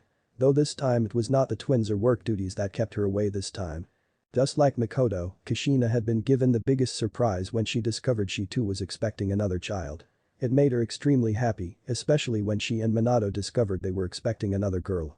While Naruto was genuinely happy that he would get another younger sibling, it also meant that he would be saying goodbye once again to any quality time with his parents. 9 months later little Mina Uzumaki had been born, this time in the Leaf Hospital, and with no crazy giant foxes trying to destroy the village. One look at her and everyone knew she would grow up to be the carbon copy of Kushina. Little tufts of red hair lay on top of her head with the same skin tone and even the same violet eyes that Kushina and Naruto had. Though he was weary of the fact at first, when he held his youngest and newest sister in his arms for the first time, just like Itachi had with Ria. Naruto quickly loved his baby sister and silent promised her that he would protect her and would get strong to protect her and the rest of their family. His and Itachi's drive to train and get stronger hit a new intensity when their baby sisters were born. Naruto Uzumaki Namikaze, Naruto heard as the noise went silent and all watched as Naruto walked over to the man who just called him. He was a man in his early 30s with brown hair and eyes wearing the standard uniform. Namikaze-sama, I will be your instructor for the next 4 years. I am Itamo Oba. It is nice to meet you, Oba-sensei. Please look after me. Naruto said bowing a little and in a polite tone. Naruto got in line with some of the other kids that were in his class. He smiled when Itachi was called by their sensei, which meant they would be in the same class together. He was happy to have one friend with him. After about 20 minutes the parents all said their goodbyes, as well as Shizune and Hiruzen, who gave Naruto good luck and goodbye before they left. Walking through the academy they arrived in their classroom and quickly took their seats. Naruto and Itachi sat in one of the middle rows. They were joined in the middle row by a purple-haired girl, who gave them both a shy hello which they happily reciprocated. As they sat in their seats and listened as their new sensei explained the life of a shinobi and elaborated on the speech Minato had given them earlier, Naruto took a look around the room to see if there was anyone he recognized. Other than Itachi the only other girl he recognized was a girl sitting at the front. She had brown hair with slightly tanned skin and had red fang marks on each of her cheeks. By her legs he saw 3 little puppies all snuggled together and were leaning on her leg as her hand scratched one of them on the head. "An Inyazuka," Naruto whispered to which Itachi heard and nodded. "Her name is Hana Inyazuka, the heiress of the Inyazuka clan. My Ka-san and hers are old friends from their Genin days," he said as Naruto nodded. "I think the same for mine." Continuing to look around the room there were 2 others that stood out to him. One was a sickly-looking child who was coughing every few minutes. His skin was slightly pale and looked like he could be knocked over by a simple gust of wind. He had brown hair and dark eyes and rested his arms on the desk. The girl beside him was a purple-haired girl that had her hair tied up in a pineapple-shaped ponytail. She had a dark shirt on along with a slightly tanned skirt. She was playing with a kunai in her hands and looked like she wanted to throw it at the nearest person she could find. Naruto shook his head before his mind wandered elsewhere and thought about his current strength. His Kenjutsu had now completed level 2 and was now moving on to level 3. Hiruzen no longer acted surprised when it came to his Kenjutsu. He knew Naruto was in every way a prodigy when it came to the art. Since level 2 focused on weight seals and things of that nature, he and Hiruzen applied a few weight seals to him to help with his body conditioning and to improve his strength and stamina. He had mastered the water he took from his parents' library, though it took him a little while to fully get it down. Afterwards he just found water jutsus just fitted him and since his parents were so focused on Kushina's pregnancy, neither noticed him make a few more stops to their library. Now he knew 3 water jutsus, while Itachi knew 3 fire jutsus. His training with Shizune continued and was surprised when Tsunade got involved and decided that since Hiruzen was teaching him Kenjutsu and Shizune his chakra control, she would teach him Taijutsu since it was one of her specialties. She had tried to show him the slug style Taijutsu, but she quickly found it just did not fit his style at all. So instead she began showing him the Senju style. Even though she did not use it often herself, she was trained in it since it was her clan's taijutsu style. While it was not perfect for him, he made it work, plus Tsunade had been adjusting small parts of the style to help fit him. She even had Might Guy, Konoha's resident taijutsu expert, come and take a look at the style for Naruto.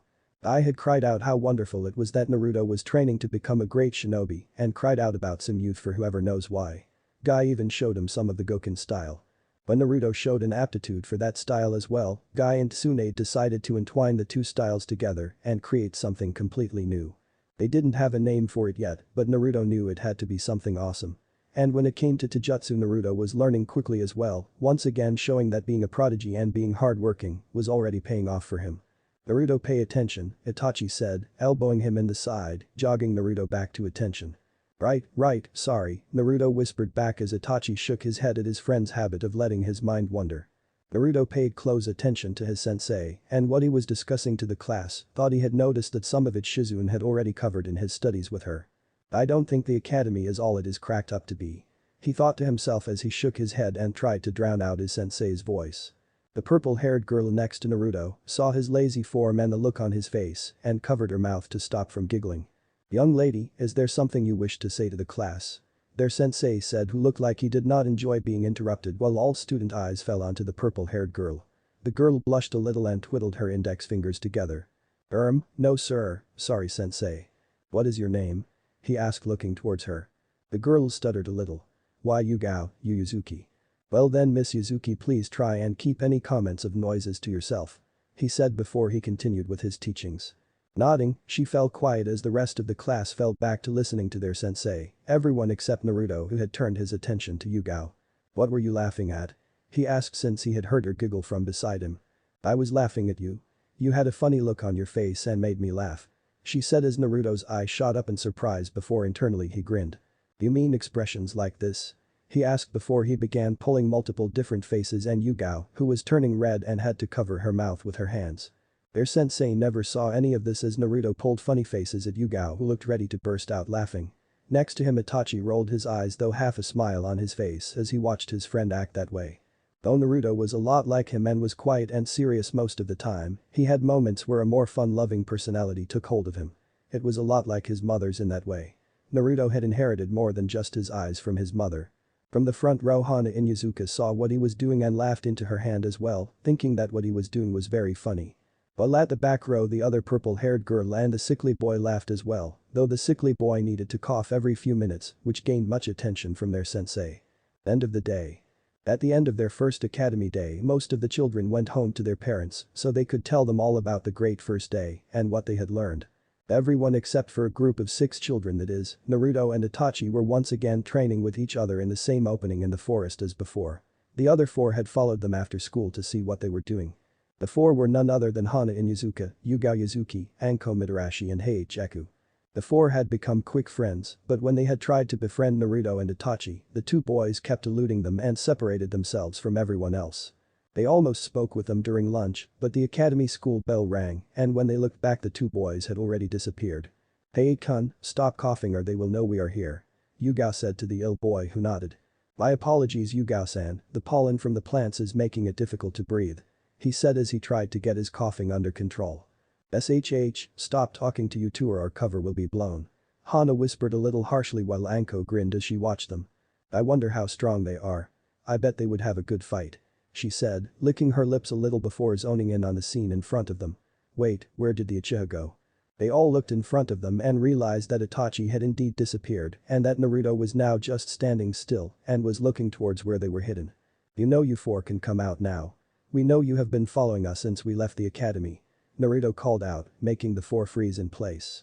"We would appreciate it if you could just come on out," a voice said from behind them, making them jump out of their skin and turn around to see Itachi with an amused expression on his face. "You know, if you wanted to watch us or train with us you could have come out and said it. There was no need to just hide." Naruto appeared in front of them.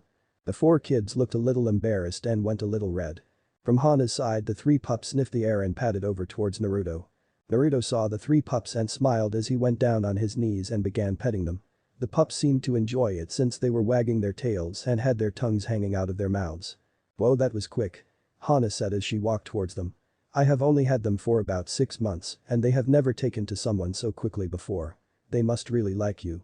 They are called the three Harameru brothers," she said, introducing them. The six introduced themselves properly, and after a few minutes of talking and Anko asking whether they could train with them, Naruto and Itachi shrugged and told them it was fine. As the four revised what they had gone over that day, Anko looked towards Naruto and Itachi and saw that the two boys were facing across from each other. In the blink of an eye, the two suddenly charged forwards towards each other and began throwing punches and kicks towards each other. They stayed that way for a few minutes as each tried to land a hit on each other. The four recognized Itachi's way of fighting was that of the Uchiha clan fighting style, while the one Naruto was using looked like the Senju style, though a few bits of it were off and it looked like another form that they did not recognize. It also made them wonder why Naruto was not using the Uzumaki style that his mother knew, since Kushina was quite well known for her strong taijutsu prowess. The two were then forced and stumbled back when both managed to land a punch on the other cheek.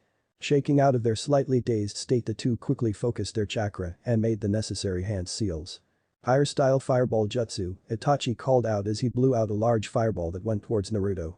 "Water style water bullet jutsu," Naruto declared as clumps of water shot out from his mouth. The two jutsus collided in the middle, causing a small blast to be created from the impact, as well as steam from where the water met the fire. The steam caused the view of the two to get blocked out for a few minutes as the four tried to make out where the two boys were. Though they knew they were fighting if the sounds they could hear were any indication. "They are incredible," Yugao said as she watched their sparring bout with each other. "I didn't think people my age could do elemental ninjutsu. I mean, they are so hard to do and the chakra control has to be so precise." Hayate spoke as he coughed again into his hand, making Yugao pat him on the back. "Oh man, these two are good. We really need to catch up with them if they are already at this kind of level," Hana said while Yugao and Hayate nodded before noticing Anko had disappeared. "Where is Anko-san?" Hayate asked, looking around. "Striking shadow snakes," a voice called from within the steam cloud. When it did, Naruto appeared jumping out of the cloud from one side, while Itachi jumped out the other, both looking a little surprised from the interruption. The steam mist disappeared and they were all surprised to see Anko in the middle, with what looked like fairly large green snakes coming out from her sleeves, both impacting the ground where Naruto and Itachi were formerly standing. "Snakes," they all thought while Naruto and Itachi narrowed their eyes as the snakes in the purple-haired girl. They were wary of her suddenly because of that snake she used.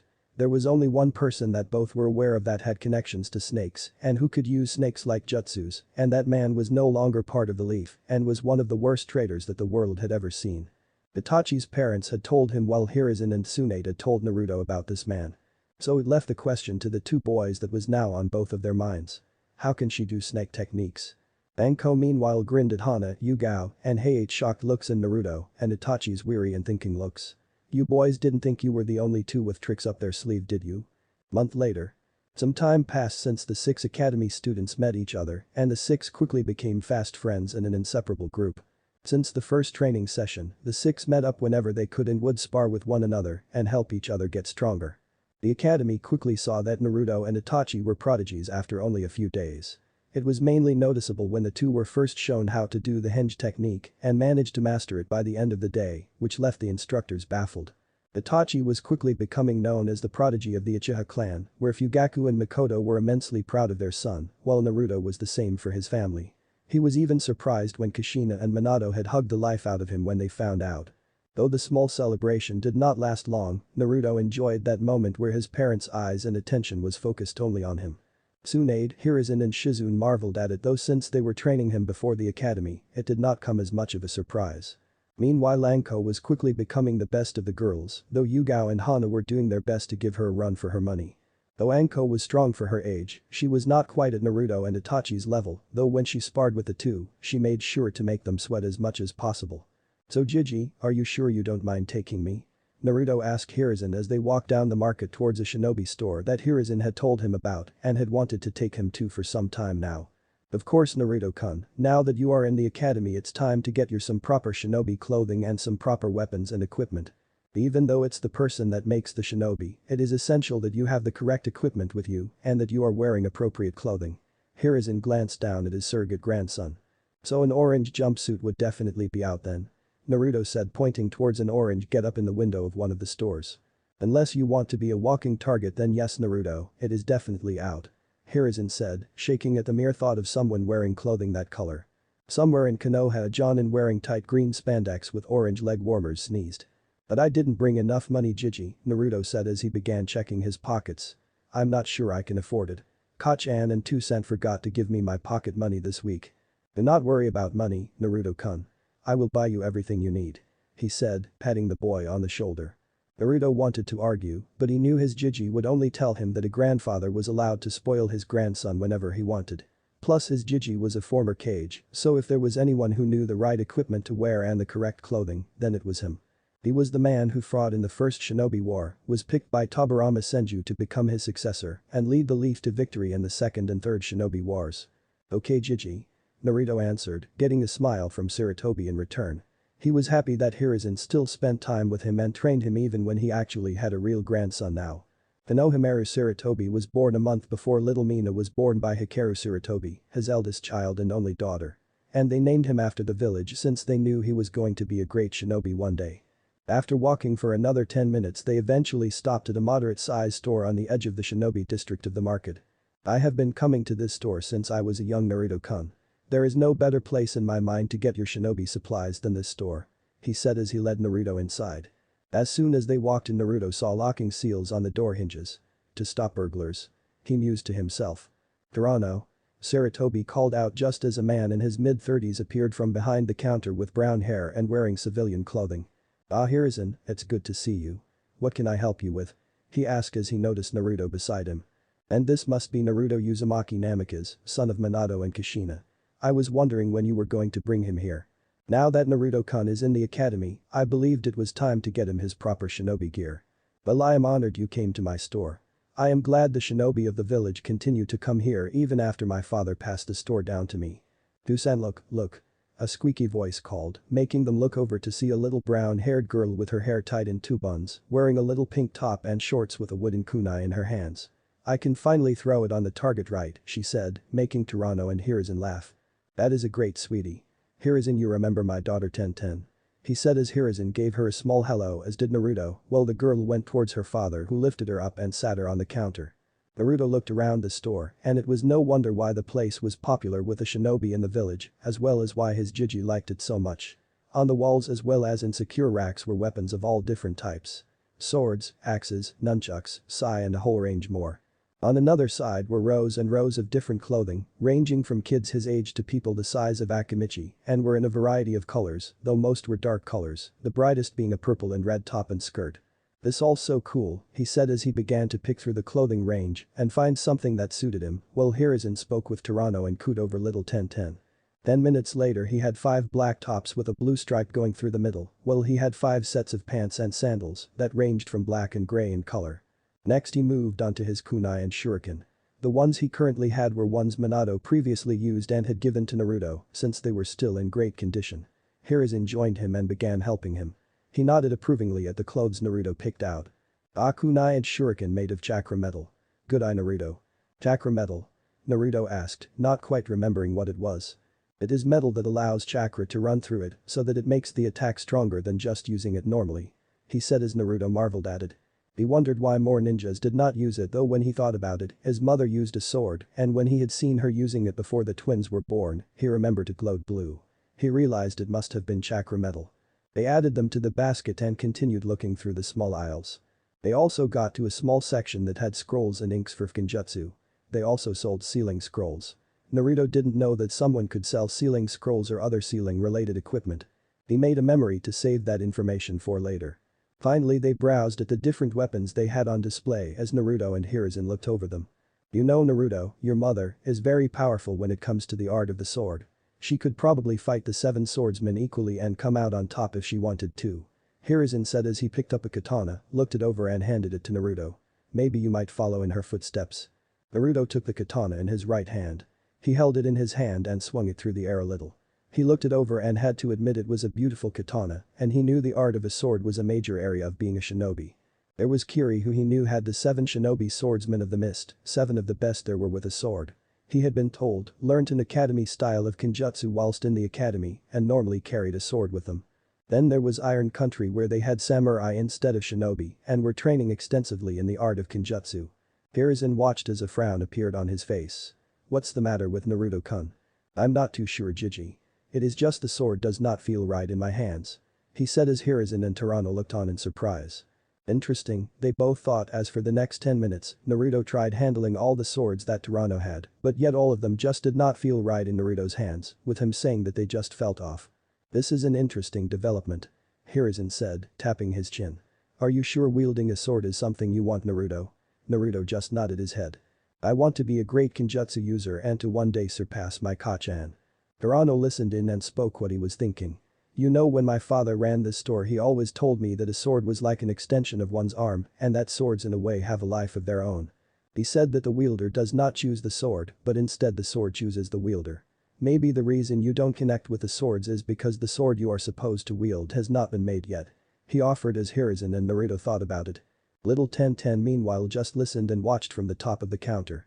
Would you make the sword? Hiruzen asked as Toranto shook his head.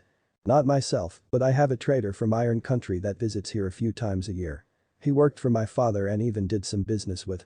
I can contact him and ask for a blacksmith to construct a sword for Naruto. The man he is dealing with, believe it or not, is Muramasa Sengo. He said, getting a look of surprise from Hiruzen. Who is that Jiji? Naruto asked. Muramasa Sengo is one of the best blacksmiths of our era, Naruto-kun. His katanas and weapons he makes are works of art and many would like to get their hands on one of his swords. He is also the man who built your mother's katana. Toranto said, getting a look of surprise from Naruto. He had only seen his mother's katana a few times since she always kept it in a storage seal on her wrist, but it was truly a beautiful katana. It was called the Katetsu. Seeing his mother wield a blade was one of the reasons he wanted to become great at Kenjutsu and to one day surpass her, since she was the best in Konoha. Would you really be able to get Muramasa Sengo to make Naruto's sword? Hiruzen asked as Toranto nodded. He was good friends with my father and always offered to help him. He gave me the same courtesy. Knowing that he is building a first-class katana for a boy who wants to be a great Kenjutsu wielder and uses its strength to protect those precious to him, I know he will say yes. It might take a month or two, but expect one of the finest katanas you will ever see becoming yours, Naruto. He said, making the boy smile brightly. We can sort out payment later. He said as they all nodded and paid for the current equipment in their basket. Chapter 6. Team 13 formed. So I would like everyone to say congratulations to your classmates Itachi Uchiha, Naruto Uzumaki Namikaze and Anko Mitsurashi for passing the academy in just 1 year. Wish them all the best as they take their first major step as shinobi of the leaf. Naruto, Itachi and Anko stood at the front of their class with smiles on their faces as their fellow students called and told them they were well done. After a year at the academy, the teachers there along with the council knew that despite only being 9, that the 3 were more than ready to become genin. All 3 easily outclassed the others in the class and that keeping them in the academy would be a waste of their talents. Yugao, Hayate and Hana clapped the loudest to their friends and had sworn that they would do their best to catch up with the trio by next year. Now the real path of being a shinobi begins, Naruto said as Itachi nodded like he normally did while Anko grinned a big smile. It's about time too.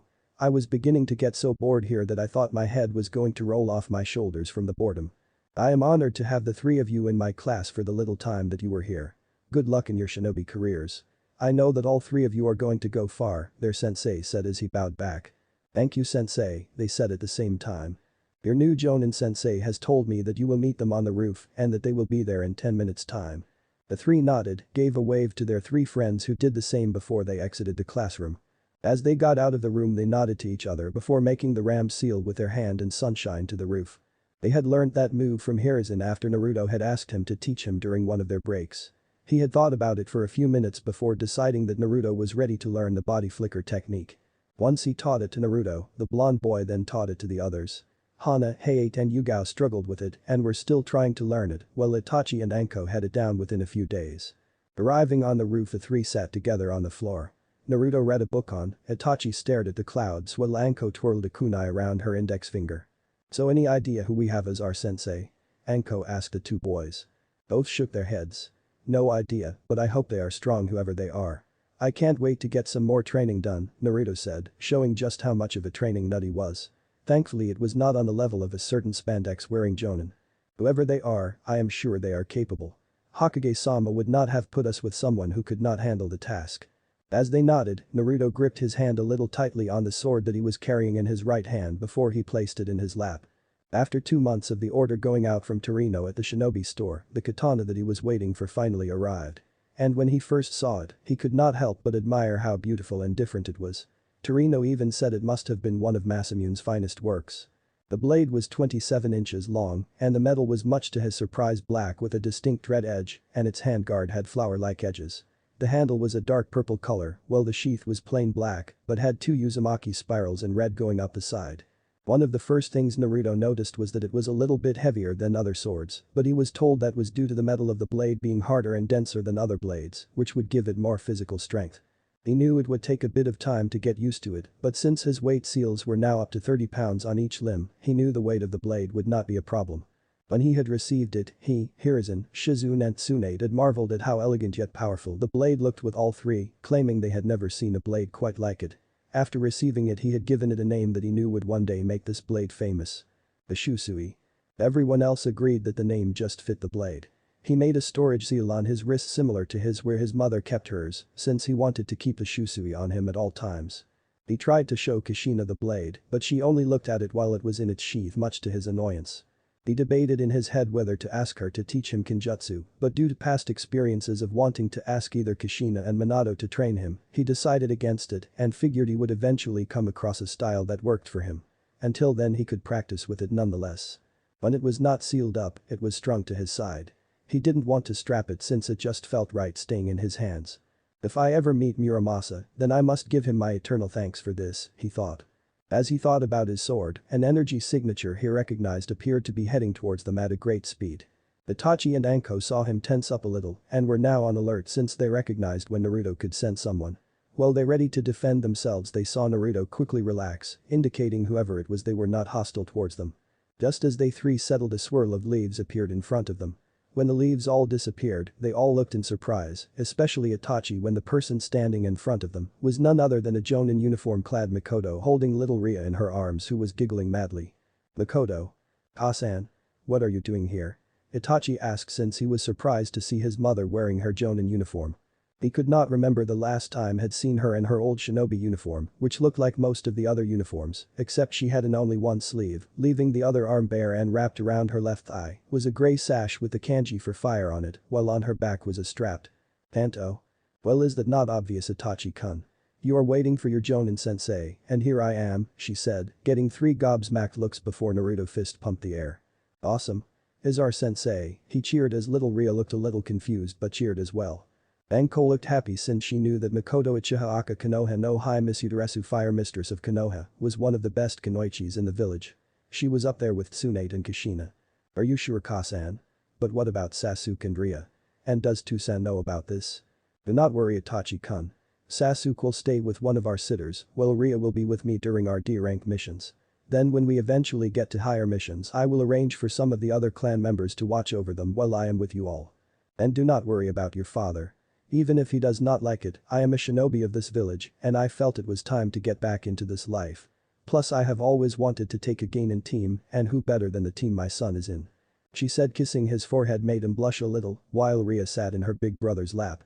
Well, now that I am here we can introduce ourselves to one another since it is a must-do for a new team, she said as she sat in front of her new team. Say your name, your likes, dislikes, hobbies and dreams for the future. I will start. My name is Mikoto Uchiha, I like my family, fire jutsus, my friends and the village. My dislikes are traitors, rapists, those who hurt children and those that dare to hurt my family. My hobbies are learning something new every day and cooking. My dreams for the future have already come true, she said as she looked at her oldest and youngest and smiled. Anko, why don't you start? My name is Anko Mitsurashi. I like my few friends, Dango, fighting and blood, she said, making their sweat drop a little at the last part.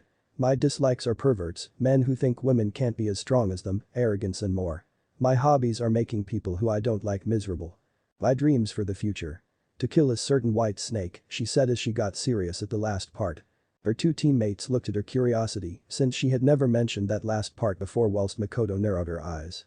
She, like the other higher-ups in the village, were aware of Anko's past and understood why she wanted that as her dream. Itachi was up next. My name is Itachi Uchiha. My likes are my friends, family, ninjutsu and visiting cafes.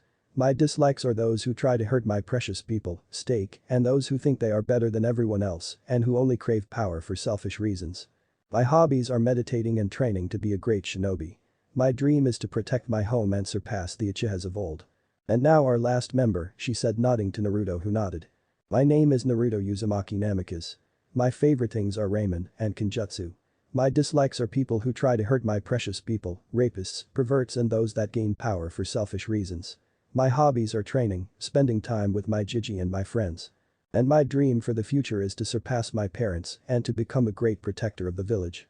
That is a wonderful dream, Naruto. It sounds like you want to be Hokage one day. Naruto shrugged.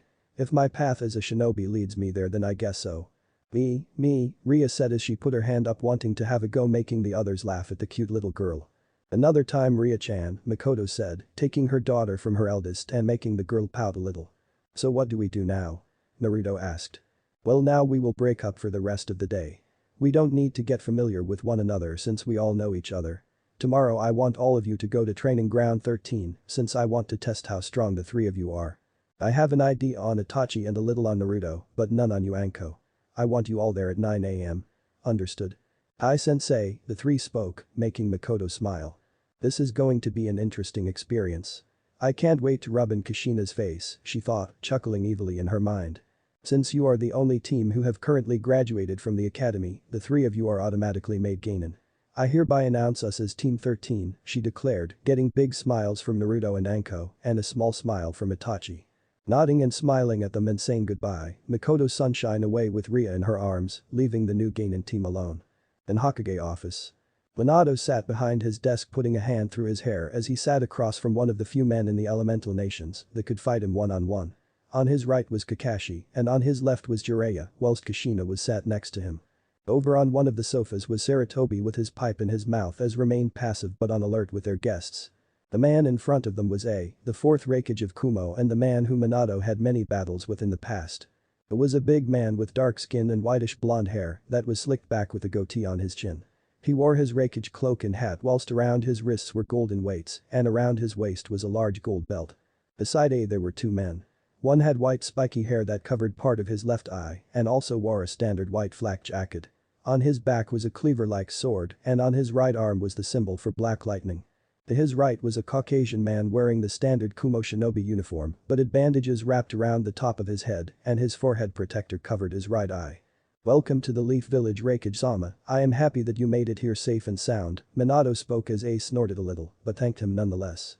Yes, well, since we are here, we may as well get right down to it. No sense at postponing this, he said as Minato nodded while Kushina kept her guard up. Since the attempted kidnap on her life by Kumo shinobis when she was younger, she had always been very weary around Kumo shinobi. To be frank, she did not trust them one little bit. I agree. I see no reason why our two villages should have to be at each other's throats anymore, and I am more than willing to put the past behind us if it mean the Leaf and the Cloud can finally see each other as allies other than enemies. I agree as well. As Raikage, the safety of my village is my top priority and it will always come first. If it means keeping any ridiculous wars from breaking out again, then I will do it. Minato nodded to that as well. Though he and never exactly saw eye to eye, he was glad that as the cage of his village, he understood that alliances would truly benefit one another.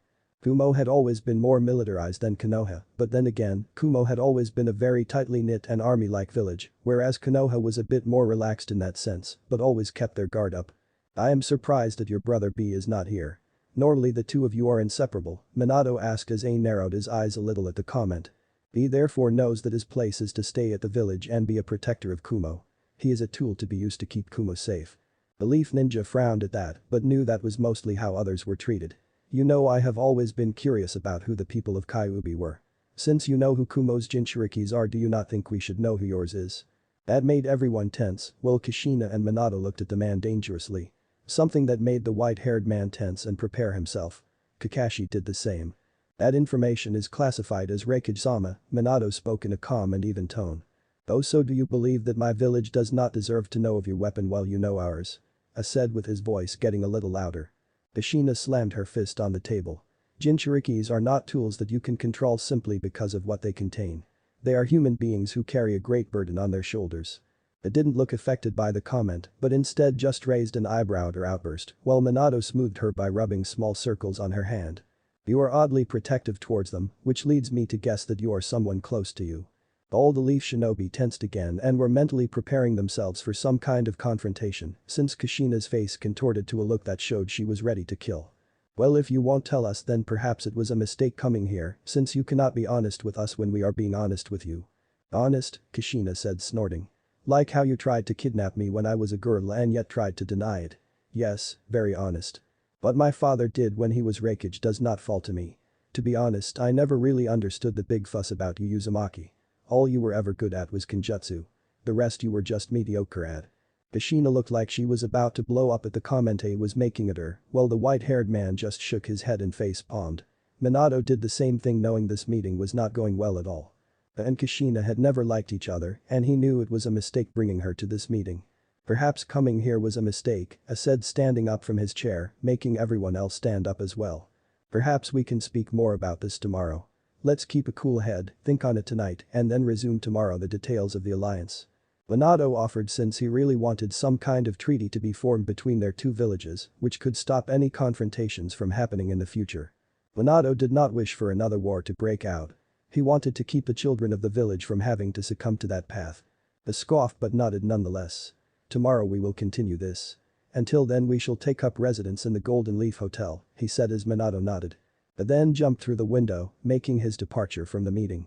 The white-haired man sighed before giving Minato a small smile. Sorry about the window. It's okay. We know of a few people who tend to not use doors, Minato said, motioning to Jiraiya, who scratched the back of his. The white-haired man nodded and walked out through the door with the other man following behind him. When the door closes, everyone breathes easily despite how badly the meeting went. Well, that could have gone better, Kushina said as she checked her nails as everyone playfully glared at her while she whistled innocently. Of Team 13. Night began to fall as Naruto, Anko and Itachi sat at Ichiraku's ramen, while Shizune sat to the side of them with Mito and Iji by her side. She was looking after the children since after the meeting with the Raikage, many of the clan heads were having a get-together. Mito and Iji sat on their seats playfully swinging their legs with noodle hanging from their lips, while Naruto had little Mina seated on his lap, who was now almost a year old and was clapping her hands as Naruto fed her a little bit of ramen. Those of Uzumaki blood just naturally like ramen, no matter how young, Shizune commented as Itachi and Anko nodded in agreement. You love ramen, don't you, Mina-chan? Naruto said to his baby sister, who just nodded her head and gave him a smile, showing the few teeth she had. Oh, she is so sweet, aren't you, Munchkin? Anko said. Despite being a very tough and tomboyish girl, even she had to admit that little Mina was adorable. Naruto smiled at the interaction between Mina and Anko, while Itachi smiled at the scene. Naruto then felt a pull on his sleeve, only to see Mito and Iji looking at him with big eyes and holding their arms out. Naruto had a strange look on his face as he stared down at his two siblings. Despite loving them both, the whole thing with his parents and their attention was due to the twins, and in all honesty, he had been a little distant from Mito and Iji. Especially Mito, since she was very clingy towards him and just wanted to follow him everywhere. Mina, despite nearly being one, was showing the same signs. The two little girls just loved being with their big brother. Iji was the same but not as clingy. Shizune saw his slight dilemma and picked up the two twins. No, I want Naru, Mito complained as Iji nodded in agreement, but Shizune gave them a warm smile. No sweeties, it's time to go home. You both need your baths, she said, getting a disagreeable look on the twins' faces. Mito-chan, Iji-chan, Naruto said, getting the twins' attention. When I come home, I will try to read you a bedtime story, okay? He said, getting smiles from the two, making a small smile appear on Naruto's face in return. Shizune then put the two down and placed Mina into the stroller, who began to cry a little, not wanting to be out of her big brother's warm embrace. Naruto, are you coming? Shizune asked. Not just yet, Ni-chan. I'm going to have one more bowl. Alright, but be home soon. You might be a shinobi now, but you're still 9 and you need your sleep, she said.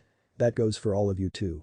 Anko and Itachi nodded as well and then watched as Shizune gave Naruto a kiss on the forehead before leaving with Mito, Iji and Mina back to their home. As they left, Naruto sensed the Anbus that were watching over them move to follow Shizune and his 3 siblings. They watched him go before Itachi turned to Naruto.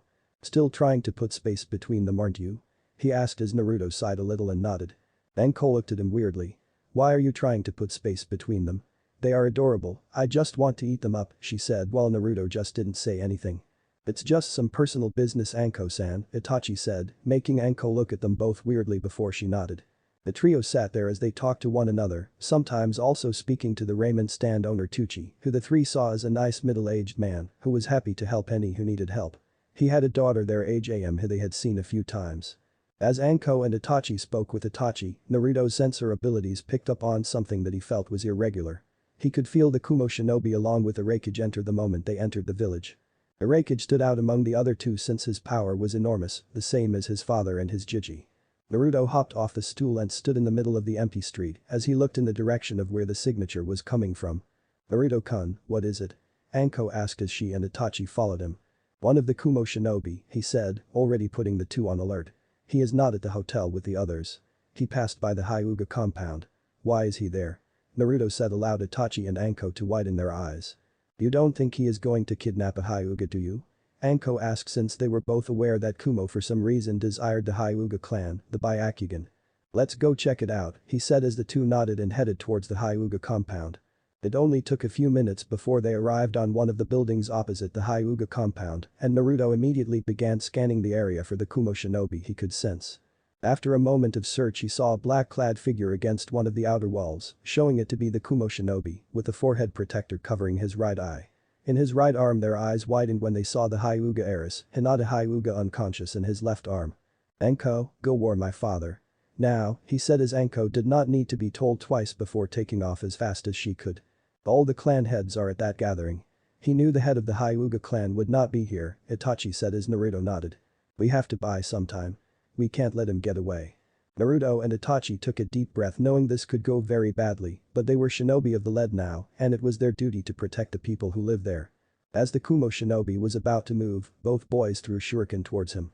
The Kumo shinobi sensed them coming and dodged out of the way and landed a little to his left. He looked to his left, and his eyes widened a little when Naruto appeared a little in front of him, with the shusui unsheathed and descending towards his head. He expressed interest in the black sword for a moment before he grabbed a kunai from his right pocket and blocked the strike, but buckled a little from the strength of the blade and saw his kunai crack in a few places. However, when he blocked and focused on Naruto, Itachi appeared to the side and grabbed Hinata from the man's grasp. They both heard the man curse loudly as Itachi jumped away as fast as he could with Naruto doing the same. They regrouped with each other while protecting Hinata. "Give me the girl, brats. You don't want to piss me off," he said, taunting them. "We are shinobi of the leaf. We will not let you kidnap one of our own," Naruto said back. The man laughed before making a few hand seals. "Let's see if you brats can live up to what you claim," he said. "Raiden. Dendu and Dari." A thin wire of lightning erupted from his midsection and shot all around him and toward Naruto and Itachi, aiming for their stomach as if wanting to bisect them. Naruto jumped in the air while Itachi managed to jump just before the man performed. When Naruto looked at Itachi, he saw red and 3 tomos in each eye. Sharingan, he believed Itachi used it to predict the man's movement. As they jumped, Kumo appeared in front of Naruto and kicked the small blonde and knocked him to the ground. He did the same to Itachi, but with the Sharingan activated, Itachi managed to dodge the swipes and kick them and was giving him but could not attack due to having Hinata still in his arms. Itachi gritted his teeth a little since he could not fight back but then heard Naruto's voice. "Water style. Water bullet," he said as balls of water made their way towards the Kumo ninja. The Kumo nin jumped out of the way, enabling Itachi to appear in the gardens of the Hyuga compound and lay her on the ground before going back to the battle. Returning, he saw Naruto with his blade redrawn blocking quick and powerful strikes from the Kumo nin. Though Naruto was managing to block, the man's superior strength forced him to get pushed back and against a wall. The Kumo nin grinned before finding kunai being thrown towards him. Cursing again, he humped back and away from the kunai. Naruto and Itachi then stood next to one another and charged towards the enemy. Naruto threw punches and palm strikes towards the Kumo nin, specifically trying to hit a few of the weak and pressure points that Tsunade and Shizune had told him about. Itachi meanwhile was trying to sweep his legs with his Uchiha style. They tried pushing him back, but the man was an adult and his physical strength was superior, so they used their smaller bodies to dodge his strikes, which were quite slow, and were able to dodge them. Though he did manage to land a few hits on the two, he was surprised that they just kept getting back up and throwing strikes toward him. He swore he even felt a low level get put on him before he managed to quickly get rid of it with a pulse of chakra. The Uchiha, he thought, since he knew with the Sharingan, Itachi would try to put him in and trap him. The Kumo ninja started getting annoyed when the two genin did not let up before they both jumped back. "Kaiten. Kankakik no jutsu," Itachi called as a fireball erupted from his mouth and toward the ninja. The ninja saw it coming and jumped in the air to dodge it, but his eyes widened when he saw Naruto was now in front of him and had shusui drawn out again. Naruto swung his blade just as the Kumo nin tried to push himself back. Despite the dodge, the tip of the shusui sunk into the man and slashed him across the chest. Naruto landed next to Itachi, both who got in their stances again as the Kumo nin fell back a little and gripped his chest. "You little shit," he said as he checked his wound and saw it was shallow but went across most of his chest. "What are these kids? They are no ordinary children," he said and looked into their eyes. Itachi with his Sharingan and Naruto with his violet eyes gazed intensely towards him. "Raiden. Sajai Firasu," he said as his two hands surged with lightning and put them together. He did not realize that Itachi had just copied him when he saw the hand signs. Just as the attack was about to be sent off, another strong chakra signature appeared around them and a blur shot out from the Hyuga compound and struck the Kumo ninja in the chest. "Aki Sanjni Shm," the Hyuga cried out as he struck the Kumo nin 32 times in the chest. When it was over, Naruto and Itachi watched as the man stumbled back a little before blood spurted out of his mouth, his eyes rolled into the back of his head and dropped to the ground dead. They looked at the Hyuga and saw he looked just like the clan head Hiashi, making them realize he was Hisashi Hyuga, the younger twin brother of Hiashi Hyuga. Hisashi glared at the fallen man before he made his way over to the two boys and gave them a bow. "Thank you for protecting Hinata." They were about to respond before Naruto felt a large mass of multiple chakras appeared. From their right they looked over and watched as Naruto's parents, Jiraiya, Tsunade and the clan heads, appeared along with a few Anbu. "Neri-chan. Itachi-kun." Naruto and Itachi winced a little when they heard their mother's voices and quickly found themselves glumped on by Kushina and Makoto, who began to threaten and check them over. Both saw the bruises that were beginning to form on their faces and glared towards the fallen shinobi.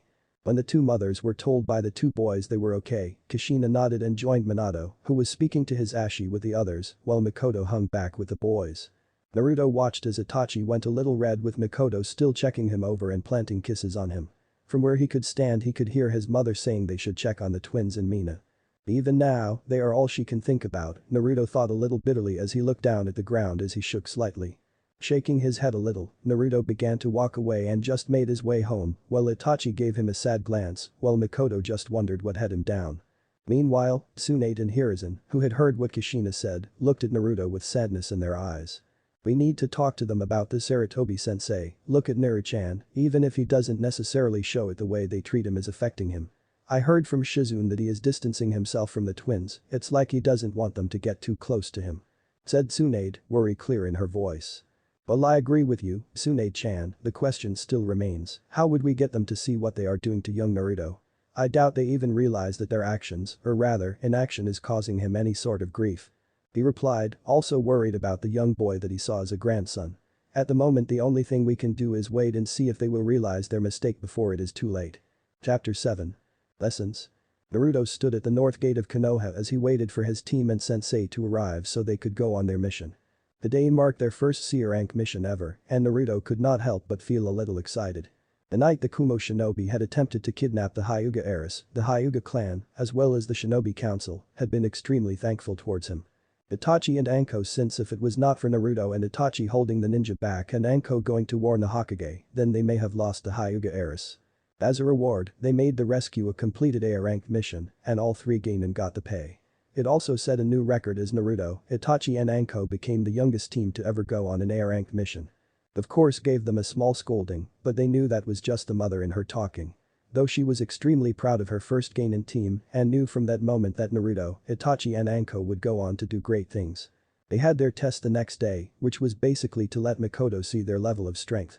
She was not disappointed and, on more than one occasion, had found herself on the defensive before managing to push them back and subdue them. It made the trio realize that Makoto was a very powerful woman who had rightfully earned the title of Fire Mistress of the Leaf. For the next 6 months, they went on simple D-rank missions all around the Leaf Village. They came up with a simple routine, which was to perform D-rank missions in the morning, and then they would break for a lunch break before meeting up again for a few hours in the afternoon to train. Makoto had managed to find certain aspects with each of the three to help train them, in which she was thankful for since she was not the type to leave one out while focusing on the other two. With Itachi she helped him with his ninjutsu, and since they both had the Sharingan. Anko was Taijutsu, and she would spend a good hour or more just blazing it out with the girl, while also focusing on her elemental ninjutsu. But she decided to learn after seeing the two boys use theirs for the first time. Not surprising, she had a fire element as well, which was a bonus. With Naruto she struggled for a short while before she could also help him with his Taijutsu, and though she used a tanto as a weapon other than a katana, the dynamics were similar, plus it gave Naruto plenty of time to practice his skills against his sensei and improve them. As Naruto thought of his skills he looked down to the ground and stared at his two hands. He had always wondered what could help him stand out from his parents and teachers, since they were all very world-renowned. His father had the Hiraishin, his mother had her Kenjutsu, and both had Kenjutsu. Mikoto had her fire, Tsunade her healing skills and super strength, Jiraiya had his Toujutsus, Kakashi had his Chidori, Itachi his Sharingan and Sarutobi with his Bijutsu and decades of experience. He had wondered what would set him apart from the rest. And it was 1 month ago when he finally found just what that was. Flashback. Naruto painted a little as Tsunade threw another punch towards which he managed to jump to the side and dodge at the last second. He regained his footing and charged towards Tsunade. This was one of their normal Taijutsu spars that Tsunade began ever since she began teaching him. They were in a small training on the Senju compound that they used recently over the few years since Tsunade was the last of her clan and she did not want to see her ancestral home collect dust. He threw his right fist towards her which she caught almost effortlessly in her right hand. When she did, Naruto's right leg came up and swung from the side as well. Tsunade brought up her left elbow and blocked the strike. "Got you now, Naru-chan," she said with a smirk before her eyes flickered to the side to see his left fist now coming toward her, having used the momentum to push another strike towards her. It was about to strike, but she dodged the strike by moving her head to the side before she spun around on the spot and threw him towards the other end of the area. Naruto managed to land on his feet, but due to the speed he was going at, he fell into his behind and hit a tree. From the sidelines Shizune and Hiruzen winced a little at the impact but saw that Naruto was already getting back up before he went forward and charged again, quickly engaging Tsunade again. Naru-chan sure has speared. He and Tsunade-sama have been going at it for 2 hours now and he is still going. Shizune commended though she was not surprised given the Uzumaki's stamina. Naruto-kun has come a long way in these few years. Hiruzen commented amazed at how far the young blonde had come since he began his training with them. "Are you and Tsunade still planning on showing him the Shinsen Jutsu?" he asked as Shizune nodded. Tsunade-sama wants him to know it just in case of emergencies, plus his chakra control has only gotten better. I dare say a few more years and his control might surpass my own. She had even been thinking of giving him the SMZM Saisei on his forehead, but she wanted to leave that decision to Naruto. Hiruzen nodded, knowing that while the SMZM Saisei Tsunade created was indeed amazing, it had its drawbacks by shortening one's lifespan. Back with Naruto, Naruto panted as Tsunade kept throwing him around like a rag doll. Her taijutsu is just too strong. It is no wonder she hardly needs to use any ninjutsu or. He thought before his eyes widened when her hand glowed blue and she clenched it into a fist. "Be ready, Naru-chan," she shouted to him before she brought her fist down to the earth, causing the ground in front of her to begin cracking apart and causing the earth to tear apart. The ground around Naruto felt like an earthquake and did his best to keep his footing. Tsunade's strength was always going to be a game changer, even if she was the one who was winning. When he was about to jump out of the war zone, he felt his foot get stuck and trapped between a piece of the rubble and kept him in place as the ground in front of him burst open and debris went flying towards him. Tsunade, Hiruzen and Shizune saw his foot had gotten stuck and were about to dash over to help him when they stopped and watched Naruto perform a feat Hiruzen and Tsunade never thought they would ever see again. Not knowing what to do, Naruto unconsciously channeled chakra into his hands and grasped his palms together. Just as the rubble was about to hit, pillars of wood suddenly shot out of the ground and formed a protective dome around him, which stopped the debris in its tracks. As the shaking stopped, complete silence was heard as Naruto looked at the wooden dome in front of him, with eyes widened so much they looked like they would fall out. To the side the 3 older shinobi were in a similar state, as Tsunade had even dropped to her knees as she saw one of her grandfather's techniques. "It's not possible," Tsunade muttered, trying to understand what just happened while Shizune was muttering that it had to be some kind of and tried to dispel it. "Naruto," Hiruzen muttered as he looked at the boy who was in a similar state to them. "Just what are you going to become?" Then flashback. The day I will never forget. Naruto thought as he and his 3 teachers came to the conclusion that somehow they were still trying to figure out that Naruto had received the most legendary bloodline Konoha had ever had. The Mokuton. For the time being they kept it a secret since if word got out to enemies of Konoha or even to some of the higher-ups in the village like the elders or Danzo that Naruto had the legendary Mokuton of the Shodai Hokage, Naruto's life would never be the same. "Naruto-kun." He heard snapping him out of his daze as he saw Mikoto along with Itachi and Anko at her side coming towards him. "Do you have everything you need?" Mikoto asked as he showed a scroll in his right hand. So to recap, what was the mission again? Naruto wanted to familiarize with the mission as much as possible. "It's very simple really. We are to take this scroll," Mikoto said, waving a small scroll in her hands before sealing it away into her wrist. "And we have to deliver it to Mifune, the general of Iron Country. The scroll has updates on the next shipment of chakra metal that we get traded with from Iron Country. I thought Iron Country was a neutral country. Plus it has samurai, not ninja. Anko asked. It is, but even though it does not align itself with the other nations, it does trade with them since Iron Country is a cold nation and it needs things like imported food since they can't grow food well in cold climates. Then let's go. I can't wait. This will be my first time out of the village. Naruto said. Itachi quickly said the same while Anko stayed quiet. Team 13 set off from Konoha to the cold conditions of Iron Country. 2 days later. Naruto, Mikoto, Itachi and Anko sat on 2 logs as they stopped for a short moment to take a breather from tree jumping and to get some food in their stomachs.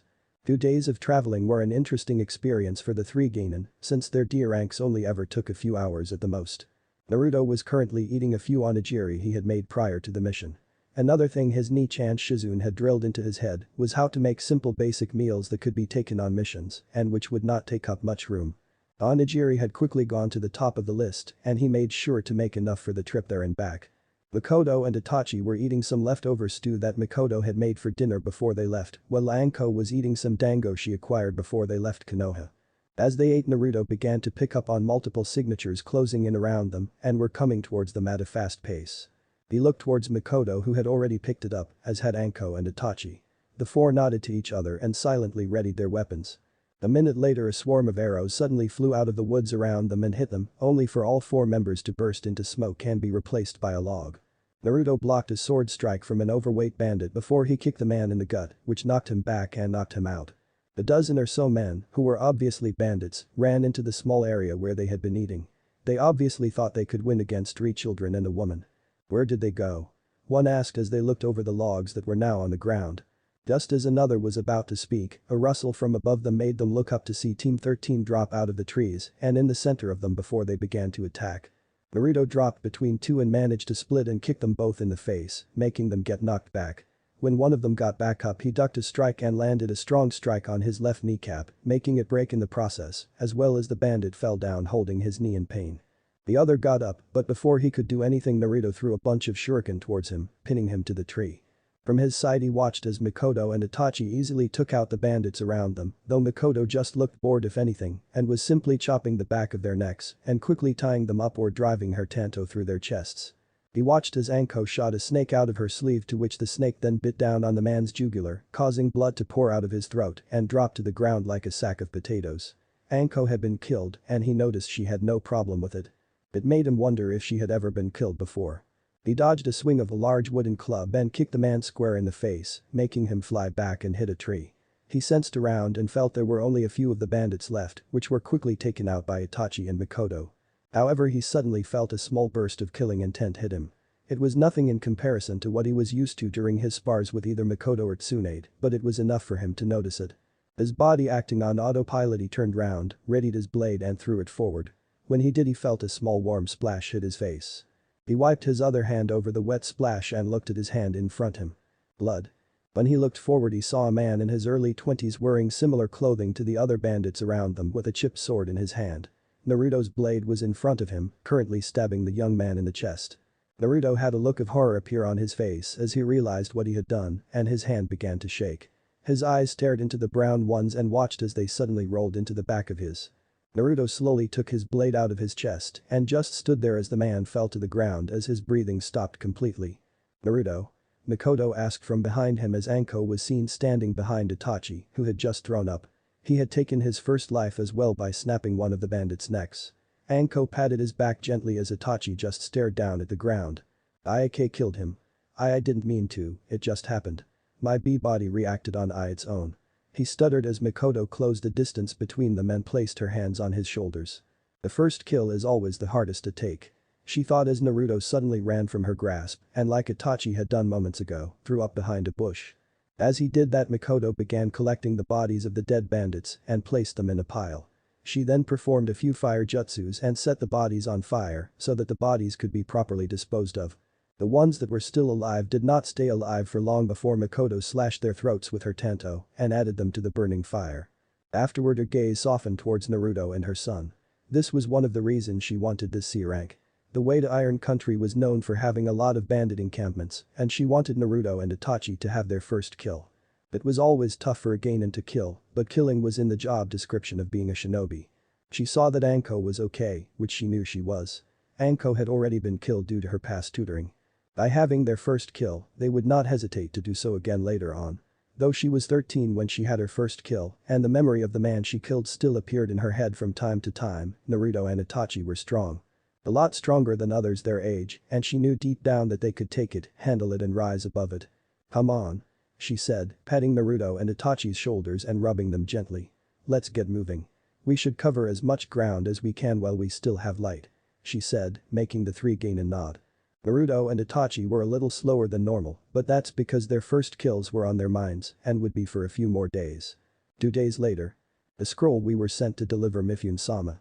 Mikoto said as she, Naruto, Itachi and Anko stood in a large office that had numerous blades and samurai armors decorating around it.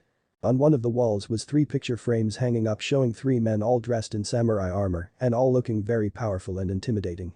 "Thank you, Uchiha-san," a man said from behind the desk as he took the scroll politely from her and began to read the contents of it. Mifune was an elderly man so to speak, perhaps in his late 40s, early 50s. He had long purplish hair that showed signs of graying, along with bandages that wrapped around the top of his head, along with a small mustache. He wore a simple navy blue kimono with black sandals. Strapped to his side, Naruto saw a katana with a black handle strapped to his side. Beside him were 2 samurai wearing the traditional Iron Country armor, along with the helmets which Naruto had to admit looked a little strange. After a few minutes of reading with an expressionless look on his face, Mifune nodded and gave them a small smile. "The terms in this scroll are agreeable. Allow me a few minutes to write a reply scroll," he said as he brought out a blank scroll and some ink. He began to write as the team stood there silently as they waited. After he finished he handed the new scroll back to Mikoto who bowed and thanked him. They were about to leave, but Mifune stopped them. "If I were you, Uchiha-san, I would stay in town for a day or 2. There is a strong blizzard that will be coming through the area tonight. Anyone who gets caught in it will most likely freeze to death," he said. "I see. Thank you for the information and looking out for my team," Mikoto said, bowing to him again to show her thanks. As Naruto, Itachi and Anko began to leave the room, Mifune used a few hand signals to send a silent message to Mikoto. The 2 boys had looked so emotionless and both had a tired and worn out look on their faces. "What is wrong with the 2 boys?" Mikoto sighed a little sadly and made a few hand signs in return. "First kill." Mifune immediately had a look of understanding across his face, since it did explain everything. He nodded to her as they left and sat back in his chair while putting his sword in his lap. He noticed Naruto's blade in his right hand and couldn't help but feel intrigued. He knew that not many from the Leaf practiced in Kenjutsu and it made him a little curious at how he was progressing. Early next morning. Naruto lay on his bed as just stared up at the ceiling spread all over his futon with the image of the man he killed still on his mind. Every time he tried to fall asleep he would see that man standing in front of him. "I wonder if this happens to others who kill for the first time," he thought as he looked out the window to see it was still dark outside, though the morning sun was slowly pushing its way through. He looked over to see Itachi was asleep, having spoken with Mikoto for a few hours about it the night before, and he looked a lot better than he did. Mikoto did the same for Naruto, however even with her words, it would not leave his mind. Realizing he would not be getting any more sleep for the time being, he got out of his futon and put his clothes on. He carried Shusui in his right hand and made his way out of his room, which Mifune had kindly given them during their stay in Iron Country and not get caught in the blizzard during the night. Making his way through the hallways as well as looking at some painting and decorative samurai armors that were presented on display, Naruto eventually stopped at one of the indoor training rooms that they were told they could use. Since the environment of Iron Country was not the best to train in, the samurai had multiple giant rooms made for the sole purpose of training. In the room Naruto went into there were training dummies made of both wood and stone, a large circle about 10 meters wide for small time spares to take part in as well as racks for weapons of various kinds. He went over towards one of the wooden training dummies and unsheathed Shusui and began to train with his sword. The blade didn't feel very heavy to Naruto anymore since he had carried it around for nearly 6 months and had both grown accustomed to it as well as got physically stronger. For about 30 minutes Naruto danced around the wooden dummy slashing and stabbing at the straw dummy, though since he had no specific sword style, he was just sort of going with the strikes. From behind him a pair of eyes rested on him as they watched him attack the straw dummy. Where Naruto was, he could feel someone watching him but did not let on that he knew. They did not feel like a threat but more like they were curious. As if they wanted to see what he would do next. A few moments later the figure that was watching Naruto dashed forward at great speed with a katana in their hand and swung towards Naruto. Naruto, feeling them suddenly appear behind him, turned around as quick as he could and blocked the strike with Shusui. Turning around he was surprised to see Mifune standing there in front of him examining both Naruto and Naruto's sword. "Lord Mifune." Naruto said in surprise as he quickly sheathed his sword and gave the general of Iron Country a bow. My apologies for engaging you. Naruto said but quickly saw that Mifune was waving it off. I engaged you, young Namikaze. It is I who should apologize. I wanted to see how well you acted with a blade since I saw you carrying it the other day. I must admit your reaction time with it is quite impressive. Thank you, Lord Mifune. Naruto said, a little taken back that one of the best sword users in the world was complimenting him. Though by your footwork and the way you hold the blade, you do not have a style for it. He asked as Naruto shook his head. Does your mother Kushina Uzumaki not teach you? She is an expert in Kenjutsu last I checked. Since he found it odd that a boy with a mother as well versed with a blade as Kushina was, did not have a sword style already. Mifune watched as Naruto shifted a little as well as saw this small look of bitterness cross his face. My mother is a busy woman. She does not have the time to teach me and continue her other duties in the village. He said, looking away. I see. Mifune said before his face softened a bit. May I? He asked, wanting to take a look at Shusui. Naruto was a little hesitant since his sword was becoming one of the most precious items he had, but allowed it. Mifune took it and immediately noticed that it was heavier than other blades. He also noticed how different looking it was, since the metal was black with a red wave-like pattern going down the middle of the blade ending at the tip, but admired its unique beauty. This is a strong blade. A blade meant for a lot of power and physical strength. To be able to hold a blade that is as heavy as it is at your age is impressive. Though you would need a style to fit this. He said as Naruto nodded. Come. Mifune said as he gave Naruto Shusui back and headed towards one of the sparring circles. They stood in the circle, and Mifune drew his blade out of its sheath as Naruto did the same. Come with me with the intent to kill Naruto-san. Otherwise don't attack at all. Naruto bit his lip a little, but nodded. Taking a deep breath, he gripped the handle of Shusui in a tight grip though not too tight and went forward towards Mifune. He swung at Mifune who easily blocked the strike with his blade and first acted on the defensive, letting Naruto get a few strikes in. Every strike Naruto sent towards Mifune, the experienced samurai blocked it each time and blocked it with little difficulty. You must try much harder than that. Mifune said to Naruto as he spun, catching Naruto off balance and knocking Naruto in the chest with the back of his sword and making him stumble back. Shaking his head, Naruto went forward again, this time striking at a fast speed and trying to catch Mifune off guard. Mifune though once again blocked with ease and dodged the strikes. Naruto swung Shusui a little higher than before and brought it down at a greater speed and with a bit more power behind it. Mifune locked his blade with Naruto's making a loud clang sound out through the training area. Naruto tried to push back, but Mifune's strength was greater and Mifune pushed him back before pushing him off a little bit and like earlier knocked Naruto back with the back of his sword.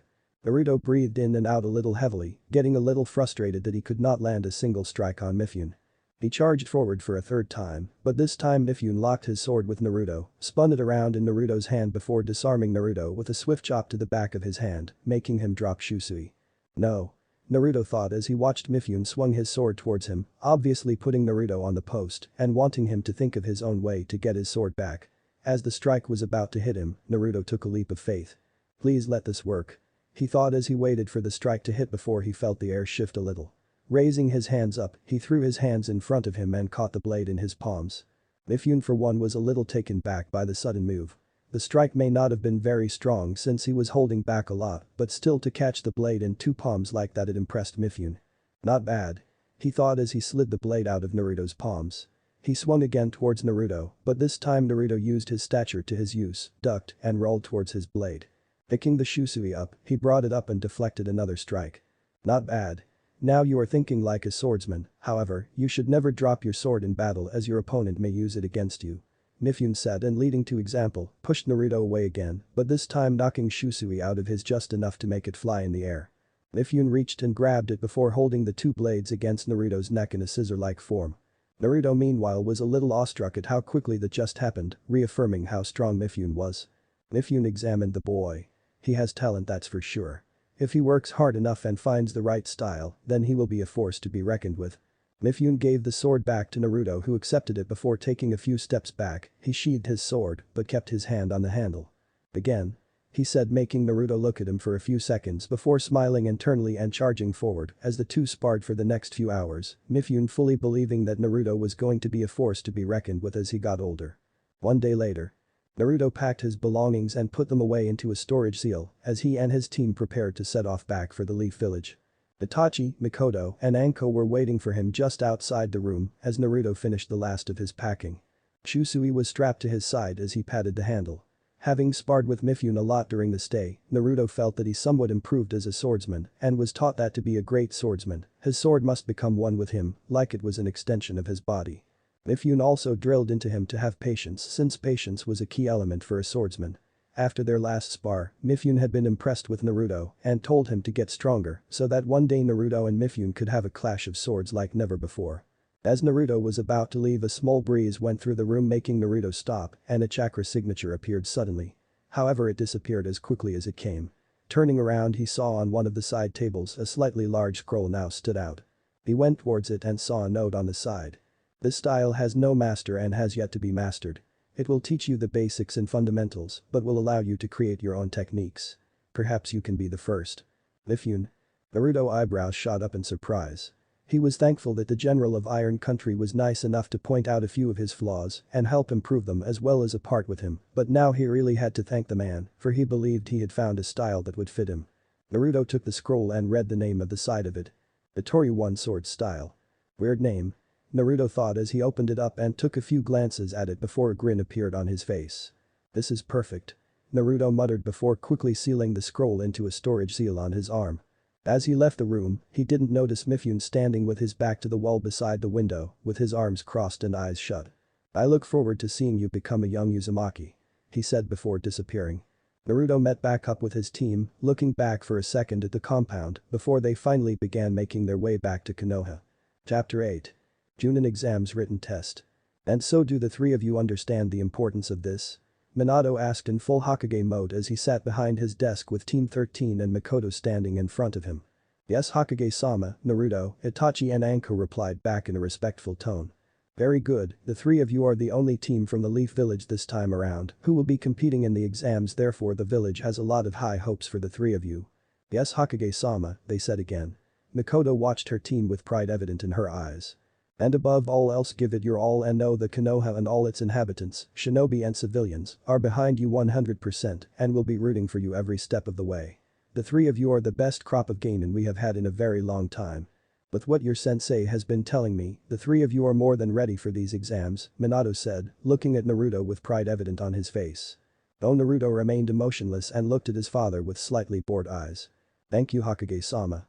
We will do our best, the three said in unison. Minato nodded as he gave them their forms. Remember, you need those forms to get into the exams. So if you lose those forms, then none of you will be able to enter. The exams this year will be held in Suna, which is a 3-day journey away. The exams begin in 5 days, so you will need to get moving by tomorrow, he said as the three genin nodded and bowed to their Hokage before they turned to leave the room. Naruto, your Kachan would like to know what you want for dinner this evening, since you won't be home for a while. She said she will make you whatever you want, Minato said, thinking Naruto would be smiling a big smile since he always enjoyed Kushina's cooking.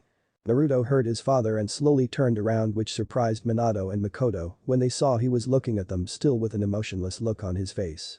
Tell Kachan not to worry. I'm having dinner round Gigi's tonight, he said. Before either could say anything, he shunshined away, leaving the two adults as the only ones left in the room. What was that about? Minato asked himself as he looked at where his eldest was standing before turning towards Makoto. Makoto was also looking towards the spot where he had been standing with a similar thought in her head. She had begun to notice more and more lately that Naruto was becoming very distant and one would even say a little cold towards his parents.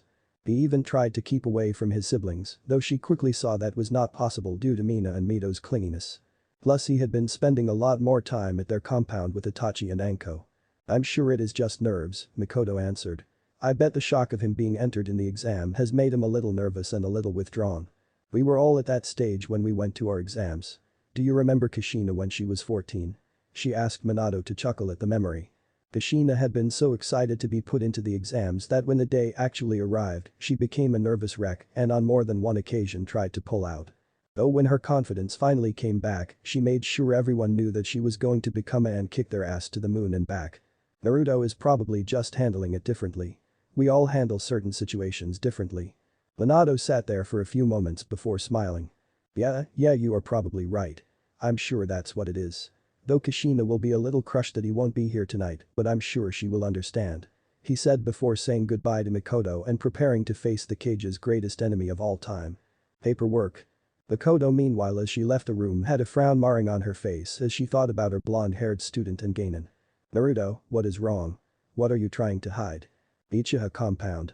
Sunshine back home and immediately sought out her eldest son to ask him about Naruto's actions towards his parents. She found in the backyard playing with his younger sister, smiling towards his little sister. She walked forward and said, Itachi, I wish to ask you something about Naruto. So you noticed then? The way Naruto acts towards his family? Asked Itachi with a sad look on his face as he thought about his closest friend and the problems he had at home. Yes, I noticed, what is that about? He is so cold towards his parents and tries to push away his siblings. She was concerned about her students' well-being as well as the state of her best friend and rival's home. When I first met Naruto we were both 7 as you remember. He started and continued when his mother nodded. Well, one of the first things I learned about him was that was very good at Kenjutsu. Yes, which is to be expected with who his parents are. I am sure that they taught him about Kenjutsu at a young age, as is tradition of the Uzumaki clan. She started not knowing where this was going. It wasn't his parents who taught him Kenjutsu, it was the Sandaime. In fact his parents didn't even teach him the basics of chakra control, he learned it from Shizune-san. Replied Itachi, pausing to let everything he said sink in. But, why would he have to learn such things from other people? Surely if he had asked his parents would have gladly taught him. She asked not sure if she wanted to know the answer. Itachi just shook his head and looked towards Hokage Mountain, where you could just make out 2 figures on top of Yondaime's head. Naruto did ask them to teach him, however ever since the twins were born they have become less attentive towards him. When Naruto asked his father and mother to teach him Kenjutsu, his father simply gave him a book to give to the Sandaime when he took his lessons.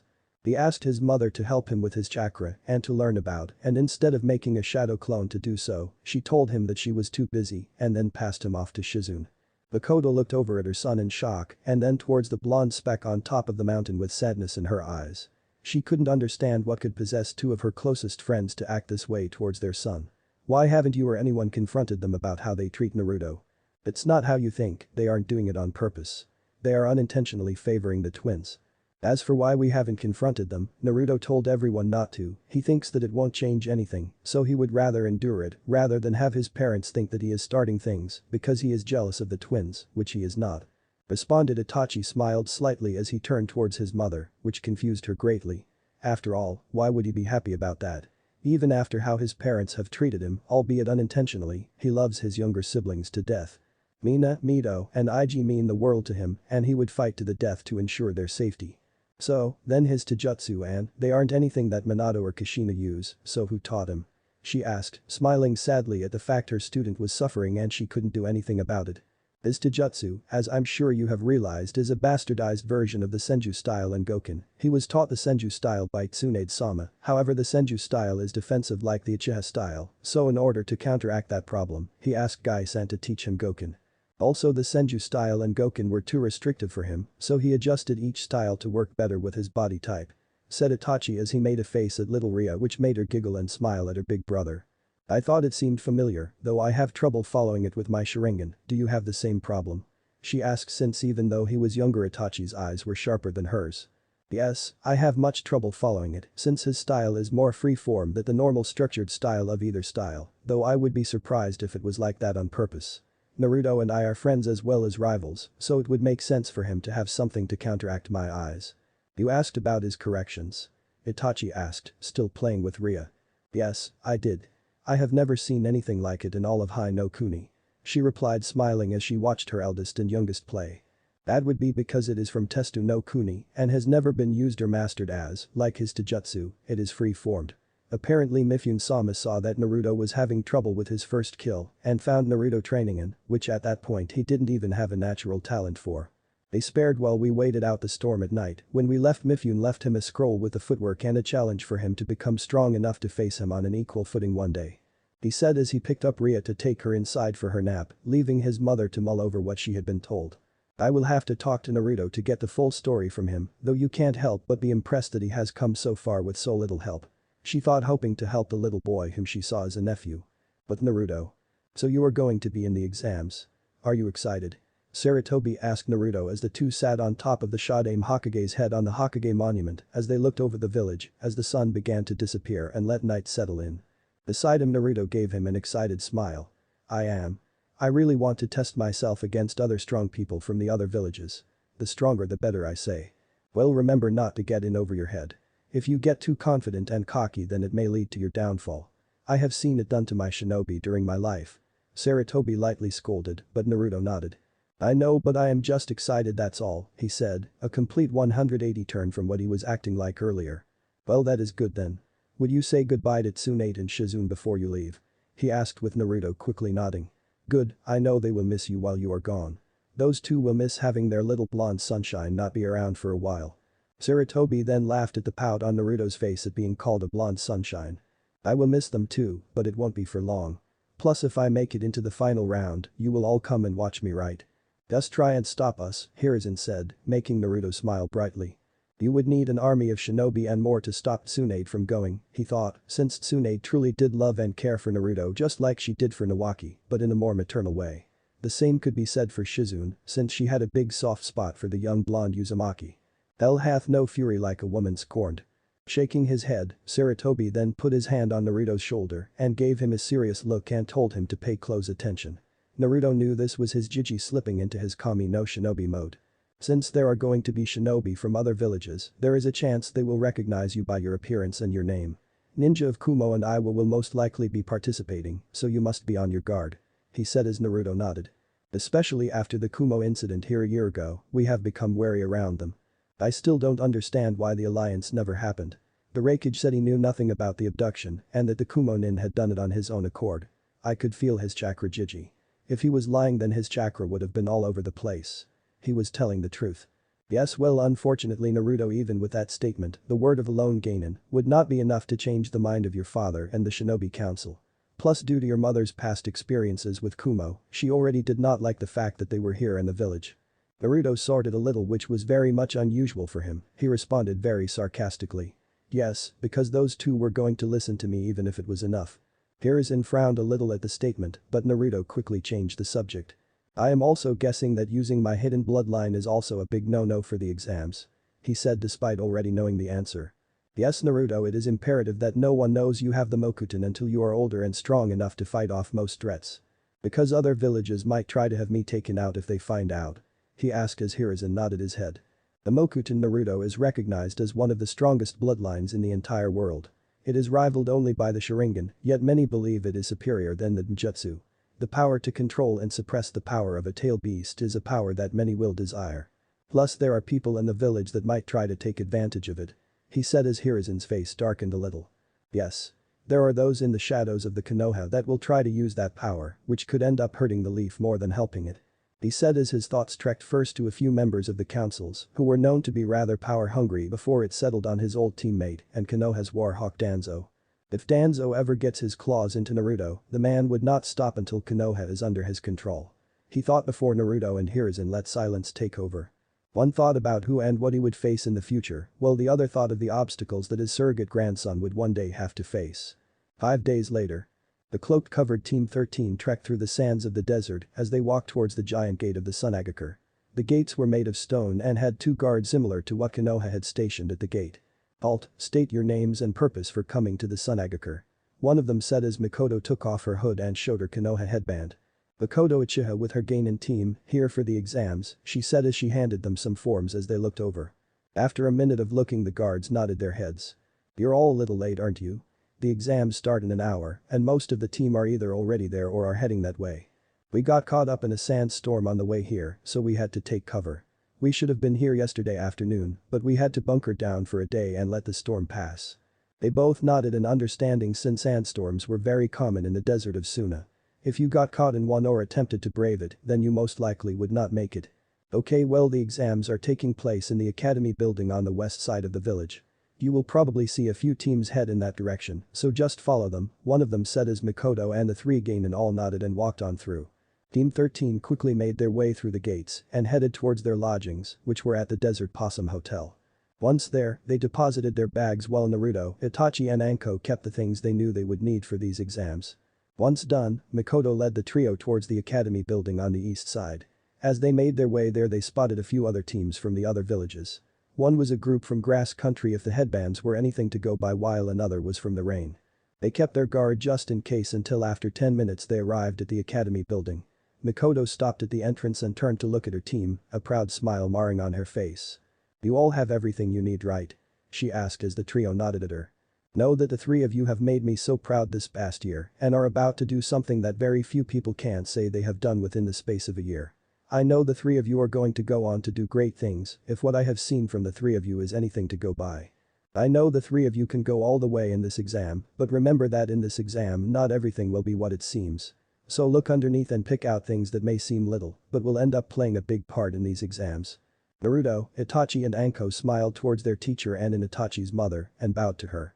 Thank you for putting your faith in us, Mikoto-sensei Kasan, and thank you for helping us get to this point in our ninja careers.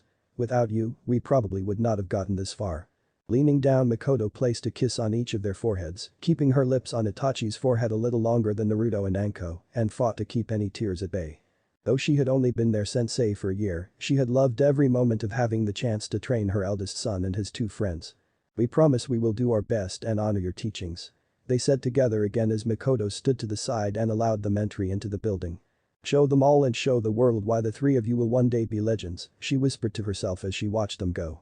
Taking a slow breath, she shined away and went to join the other Jonin instructors, wanting to watch as her team progressed through the exam. But Team 13. Naruto walked in the center with Itachi on his right and Anko on his left as the trio made their way through the hallways of the academy. As they walked in, a proctor instructed them that their exams were on the third floor and in room 3A. As soon as the man had said that, the three already knew something about this exam was already fishy. As they walked up the stairs of the academy building, once they got up the stairs they saw room 3A in clear writing and saw a grass nin team head into the room. Anko, thinking nothing of it at first, walked forwards and went towards the door but stopped when she felt Naruto and Itachi's hand rest on her shoulders. Hold up, Anko, this is not our floor. He said, making her look at him in a confused manner. But the door is right there. 3A, she said, but by the look on their faces, she guessed that was not quite the case. What number was the room again? He asked as Anko lazily told him it was 3A, right, so then how many flights of stairs have we gone up so far? 2. She trailed off before her eyes widened a little as she realized what he was getting at. She turned back around and looked at the sign which read 3A. She gazed at it strongly for a moment before seeing the words flicker on it. She whispered as the other two nodded. It caused her to groan. I can't believe I almost fell for that. She whined as Itachi gave an amused smirk across his face while Naruto put an arm around her shoulders. Don't worry, Anko-chan. It will happen to the best of us. That I am guessing is there to weed out the groups that are not ready for the exams. If they can't see through something simple like that, then it means they are not ready. Since we noticed it, it means we are ready, Itachi added as they watched Anko's eyes ignite into flames as her drive to pass the exams got even stronger. Then what are we waiting for? Let's go kick some ass. She declared as she grabbed Naruto and Itachi's hand and began dragging them up the third flight of stairs. When they finally got to their floor, they saw the real door that they required. They narrowed their eyes on this one to see if it was A, but quickly their faces calmed, seeing it was the real one this time. They walked together and after taking a deep breath slid the door open and went inside. When they went in they felt a little nervous, though they never showed it. All around the room were Genin teams that looked a lot older than they were, many were in their teens, and as they looked around saw that the oldest must have been about 16. Great, more kids, they heard one of them snort out, but Naruto quickly noticed that many of them were gazing at him. That kid looks familiar. You don't think he is Kairoi Seiko's Yellow Flash kid, do you? Another whispered while others contemplated the idea. If he is, then this exam has got more fun, another said, showing from his headband that he was from Kumo. If he is, then it must mean he is the Beniham Crimson Prince's son too. Naruto breathed calmly as he, Itachi and Anko went and stood on one of the back walls. There are a lot of teams here, Anko muttered as she looked over the teams before she smiled a blood-curdling smile. It just means there are more people to cut and bleed. Both Naruto and Itachi rolled their eyes at their female teammates, but figured it was good that she was at least confident. The two of them were confident, but they knew not to get too confident, since getting cocky can easily lead to someone getting killed. Deciding to scope out the other teams, Naruto examined the other team looking for any weaknesses he thought they might have, as well looking to see what nation they came from. At first he noticed that a lot were from minor nations like grass, rain and even bird country. Since they were smaller in size, Naruto guessed they needed more level shinobi. There were about 2 from Kumo that kept sneaking glances towards him, but he also noticed there were no teams from Kiri. But he already knew why though. It was quickly known through Konoha that a civil war had erupted in the Hidden Mist village, and currently the Mizukage, who was known as Yugura, was at war with rebel forces that wanted him gone. From what Hiruzen had told him, it was due to Yugura wanting the bloodline eradicated and he saw them as a threat. Naruto quickly figured that Yukura was not a man that should be left to be in charge of an entire village. Looking over the team once more, he was about to look away having seen all the teams before his eyes locked in on a team that was on the other side of the room and leaning against the opposite wall. He knew immediately from their headbands they were from Iowa and they looked like an interesting trio. He also seemed interested in them since by the look of them, they must have been the same age as Naruto, Itachi and Anko was. The first one he noticed was the biggest of them who was easily the size of a middle-aged teen and was quite chubby. He wore standard red Iowa clothing and as for his features, he had a very large round nose that stuck out like a sore thumb. Though the boy had a very happy-go-lucky expression on his face, indicating he must have been quite innocent and childlike. The other was the second male member who for some reason just gave Naruto a bad feeling. He had long straw blonde hair that covered part of his left eye and wore clothes similar to Itachi, which were dark blue in color.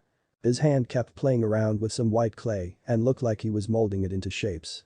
Naruto could see that Itachi had honed in on the same group and had his Sharingan activated very subtly and guessed he felt something a little off about the blonde boy as well. As Itachi focused on his Naruto eyes panned to the final member and the only girl of the group, she was quite pretty looking and had dark hair that stopped a little below her chin. She wore something similar to the big kid, but her left leg instead of a red pants leg was instead a mesh coat. When he stared at her, she saw that she turned her head and looked in his direction. When she did, Naruto saw her eyes and saw they were a very exotic color of pink. Her eyes are really pretty, he thought to himself having never seen an eye color like that, before noticing she narrowed her eyes on him and scowled a little. When she turned her head again to look away from him, a small burst of smoke appeared at the front of the class, showing the form of Asuna Kunoichi. She was clearly a Jonin, and just by looking at her Naruto, Itachi and Anko could tell she was someone with a lot of power behind her and that she was a seasoned shinobi despite her young appearance. She had to be in her early to mid-20s. She was fair-skinned with pupil-less brown eyes that were very cold-looking and her hair was dark green with two bangs framing her face that were orange. She wore sleeveless backless top and short tight pants with two lapels on the front and the back. She wears an obi around her waist, as well as purple arm warmers which extend up to her shoulders and has bandages around her tights and ankles. Alright meatbags, listen up and do not interrupt. My name is Pakura and I will be your proctor throughout the entire exams. From now until the end of the exams I will be your judge, jury and executioner. If I tell you to do something you do it. Is that understood? She declared as everyone nodded their heads. Everyone go around the tables and sit in the seat with your name on it, she said as everyone began moving around. Naruto found himself at the front and found out that he was sitting beside none other than Iwa Kunoichi. Though she completely ignored him and made sure not to even look at him. Anko was in the middle room while Itachi was in the second to last row, the trio was completely separated. The first test is a written exam, she said as a few of the station that appeared in the room began laying out exam papers in front of them. Answer the questions as best as you can, however be warned that if you are caught cheating you and your teammates will be sent out of this room and you will fail the exams. No pressure then. Naruto thought. You have 50 minutes to answer the 9 questions on the paper before we will stop the exam and give you the choice to answer the 10th question. Your time will start now. She declared as man of the Genin got their heads down and began writing. Naruto also put his head down as he began to read the question, but quickly knew something was off about the test when he saw the questions. They can't expect us to know this surely. He thought to himself, seeing the questions were ones that some Jonin probably would not even know. Well, he could answer 3 or 4 of them, the others left him a little baffled. There is something about this. He began to scan around the room as discreetly as he could. As he did, some of the judges began calling out numbers and started sending some of the people out of the room. Many grumbled and claimed they were not cheating, but it didn't matter since they were forced out if they did not comply quietly. He looked to his side at the Iwa Kunoichi and was a little surprised to see that she had a forehead protector strapped around her wrist and was using it as a reflector to see the exam sheet from the person behind her. She is cheating and not getting caught. He thought as he then turned to try and see his teammates. When he saw Itachi, he saw his Sharingan was on and was copying the hand movements of the guy in front of him, while Anko had a small snake beside her, which was relaying the answers from the person behind her. We have to cheat. That is the aim of the first exam. He thought as it finally clicked. Smirking a little to himself, he first answered the question he did know before he put his hands behind his head and leaned back on the chair and closed his eyes, letting himself feel the chakra of all the people in the room. He could feel most were nervous and scared, while only a few were keeping together. A few of the proctors looked at Naruto in surprise and saw one of his hands take the pencil on the desk and write a few things before putting it down. He did that continuously for the rest of the 50 minutes.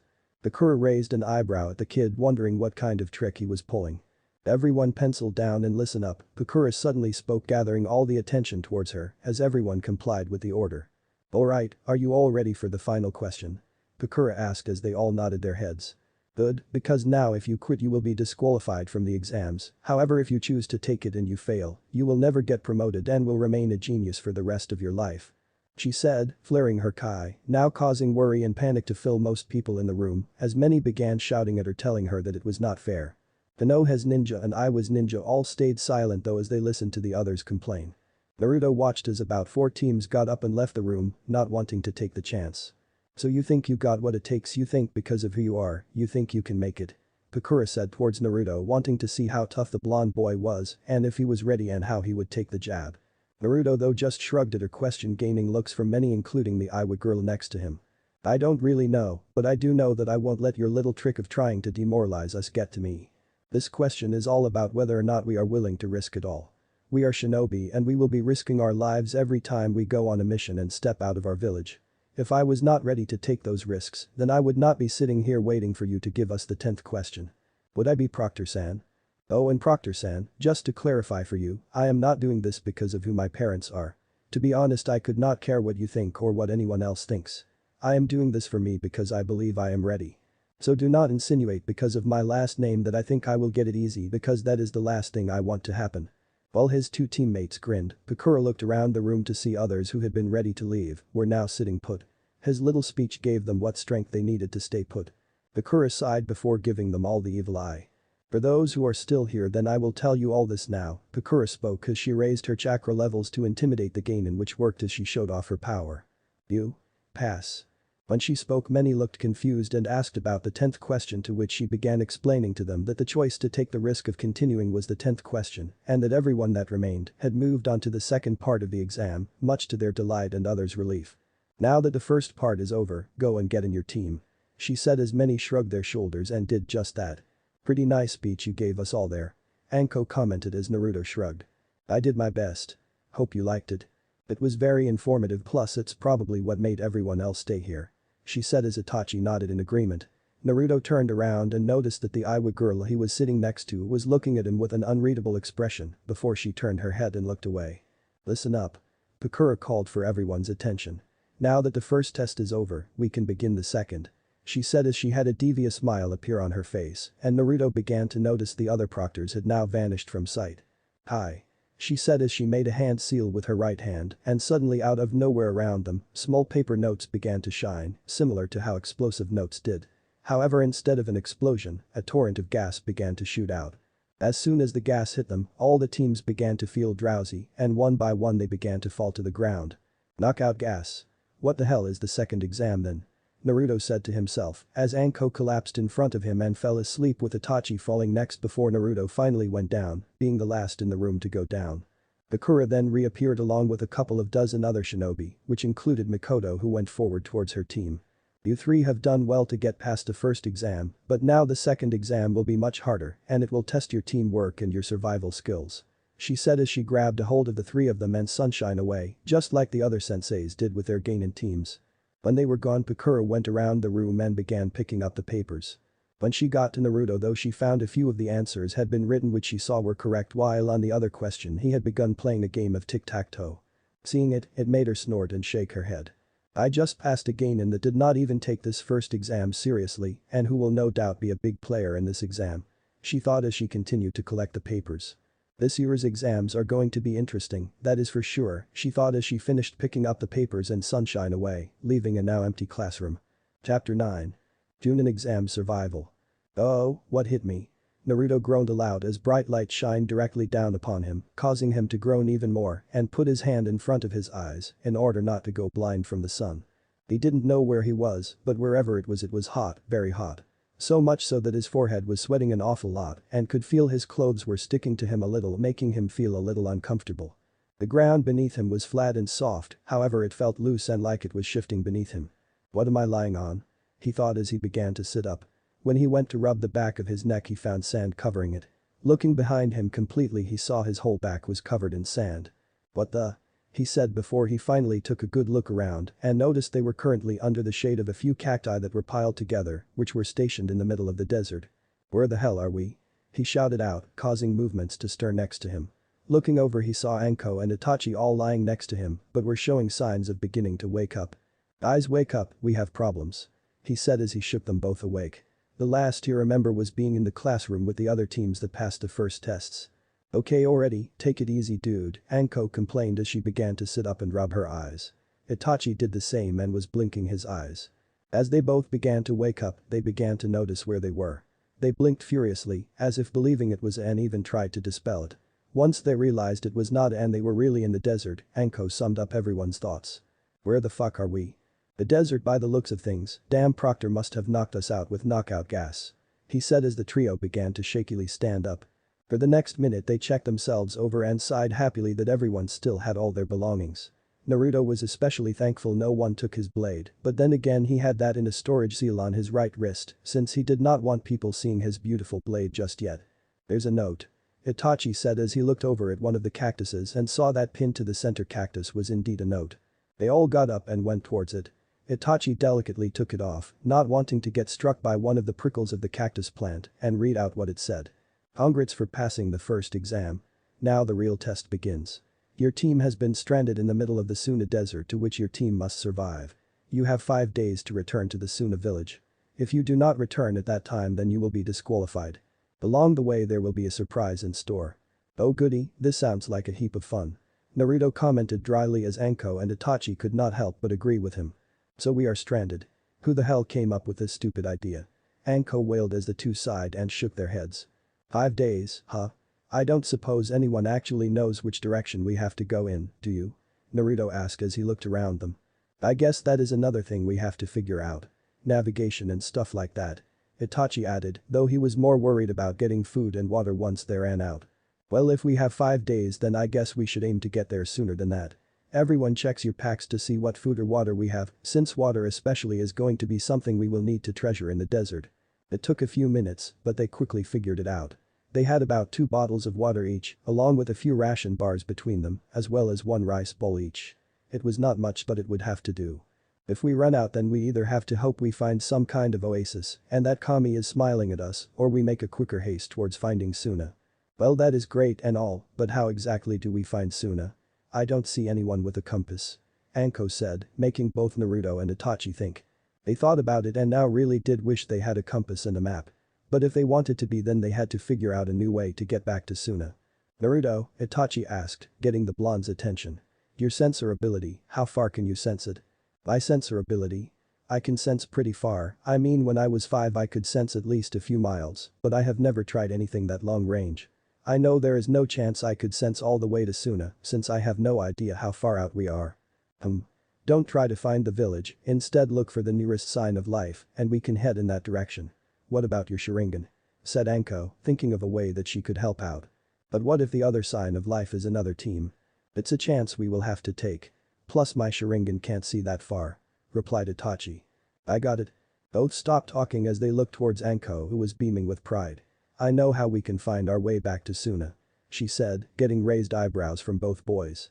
"Would you like to tell us this way of yours?" Naruto asked as Anko grinned. "Better. I can show you," she said before biting her thumb and planting it on the ground. "Kuchius no Jutsu." A tiny cloud of smoke appeared just in front of Anko and they watched a small green-skinned snake appear and slithered towards Anko and up her arm. "What can I do for you Miss Anko?" the snake asked. "Rila, do you think you could point us in the direction of the sand village, Suna? We have to make it there in the space of 5 days, though we don't have much food and water, so we would prefer to get there as soon as we can." The snake nodded its head and slithered back to the ground and put its head in the air as its body coiled around on the sand. The trio waited for a couple of minutes as the 2 slits that were its nostrils smelled the air along with its forked tongue slipping out of its mouth and tasting the air. Once the few minutes were up, the serpent's eyes twitched before it began to slither away, motioning for the trio to follow after it. After putting on their cloaks to protect their bodies from the harsh light of the hot sun and trying to keep themselves cool and not sunburned, they quickly followed after the snake with Anko up front and then Naruto and Itachi behind. "Wow, that was handy. How did she find it so quickly?" Naruto asked Anko as they got their things together and began walking after the snake. "I had Rila familiarize herself with the scent that Suna gave off. It may not be a person, but the village does have a unique smell accustomed to it. Plus my summoned snakes can sense chakra with their inferred vision, picking up heat signatures from a great distance. We may be far out, but a snake has great enhanced senses to that of a person. Naruto whistled to himself while Itachi nodded at the explanations. Summoning animals really is amazing, and the things they can do can even trump a shinobi. You know, I kind of wish I had one myself. They would really be amazing to have as a partner. I agree. They would be greatly beneficial.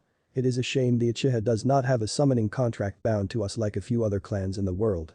I can see they would be of great use. Anko looked back at Naruto while they continued to follow Rila. Well, aren't you going to sign the Toad contract, Naruto? I mean, your dad had signed it as well as his sensei Jiraiya, who is like always with your family. Wouldn't you sign that? Naruto's face grew cold for a second before he steeled himself and looked away. No, I probably won't be signing it. Knowing my parents, they will probably just give it to the twins and Mina and leave me out like usual. He said, though he whispered the last part out.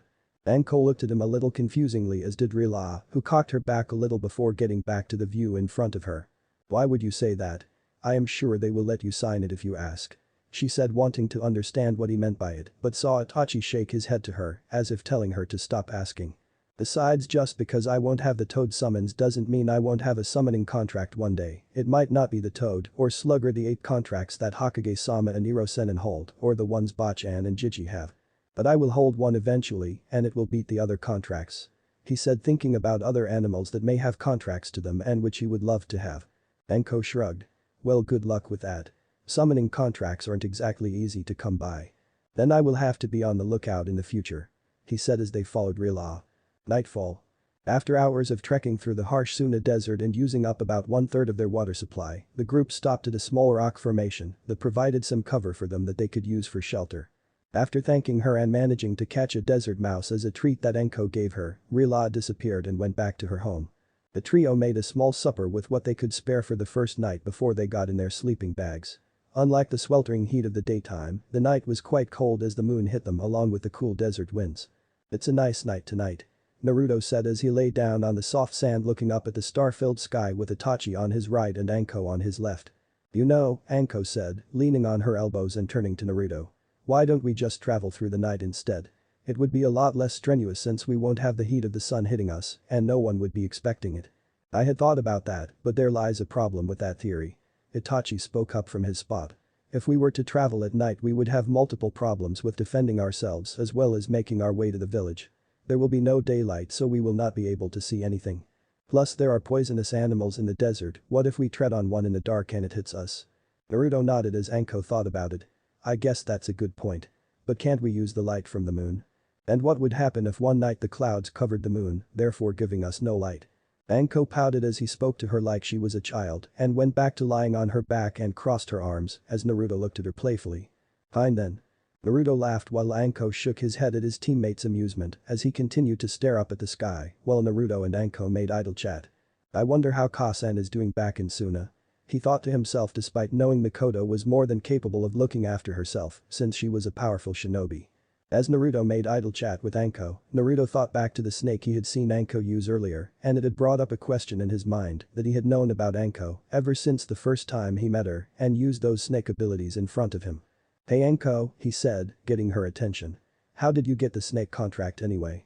He saw next to him that Anko froze up and in her eyes had a brief look of panic hit her before she narrowed them a little and looked directly at him. From his spot Itachi looked over as well since he had wondered the same thing. Why do you ask? You have never wondered before. She asked. Well, like you said earlier, you said that summoning contracts are rare to come by since not many shinobi actually have them. And it made me wonder just how you managed to get yours. The snake contract is a very powerful summoning contract. My Jiji told me about one of his past students that went bad and took off when I was only a few years old. Jiji told me that he had the snake summoning contract and took it with him, so it made me curious to know how you have it. Naruto looked back at Anko, but when he did he was surprised to see an angry Anko lunge at him with an angry and upset look on her face. She landed on him, but Naruto quickly turned the tables and managed to use his greater physical strength and flip her over onto her back while he managed to pin her hands to her sides as well place his knees on hers to stop her from kicking him. Itachi was going to help, but Naruto gave him a look that told him not to interfere. Don't you dare say that. I earned that contract and that bastard betrayed me. She shouted as Naruto put his hand over her mouth since they did not want any nearby teams to hear them. Anko, we are still in the second exam. You must try and be quiet. he said, but felt a little taken back when he saw tears cascading down her face. Anko-chan. He promised he would look after me, but instead he turned his back on me, saying I outlived my usefulness and branded me forever with his curse mark. I trusted him. She sobbed as Naruto was not sure what to do, so he just hugged her into his chest and wrapped his arms around her.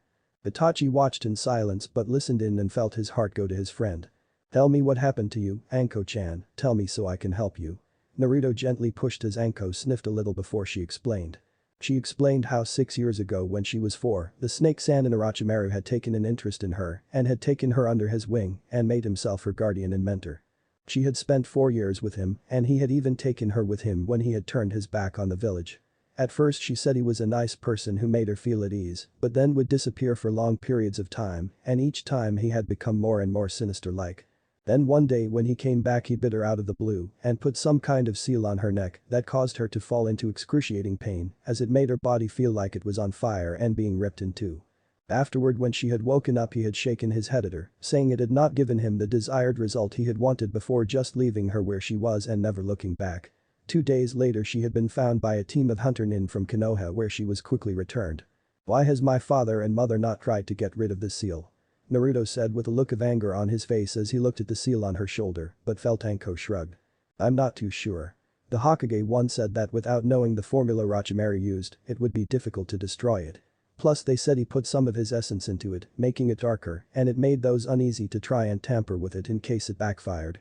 Naruto nodded, and though it did make sense, he understood where they were coming from, though it still made him pissed as he covered the seal up.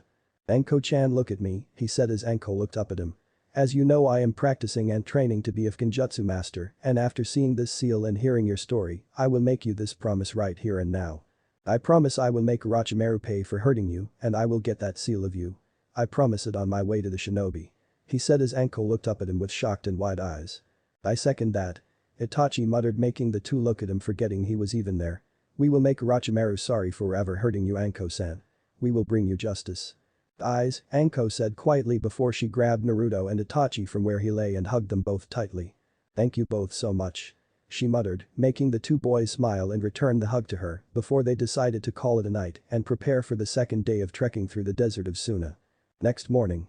The trio woke as soon as the sun hit their faces and quickly packed or sealed their stuff away before making their way back towards the sand village. Anko looked happier than either of the two boys had seen her before as she summoned her snake summon, which quickly led the way again, though this time at a quicker pace, since none of them wanted to spend another 4 days in the sweltering heat of the Suna desert. As they walked they felt Kami smiling on them when they found a few rows of cacti on their path. Knowing that cacti stored water within them, Naruto cut off some of the cacti parts and the trio drained what they could from the cacti and got more water to last them an extra day if they needed it. They walked for a few hours and were feeling good about themselves since they were having a good time until Itachi and Anko noticed Naruto had stopped. Naruto? Naruto placed his index finger to his lips. There is someone here.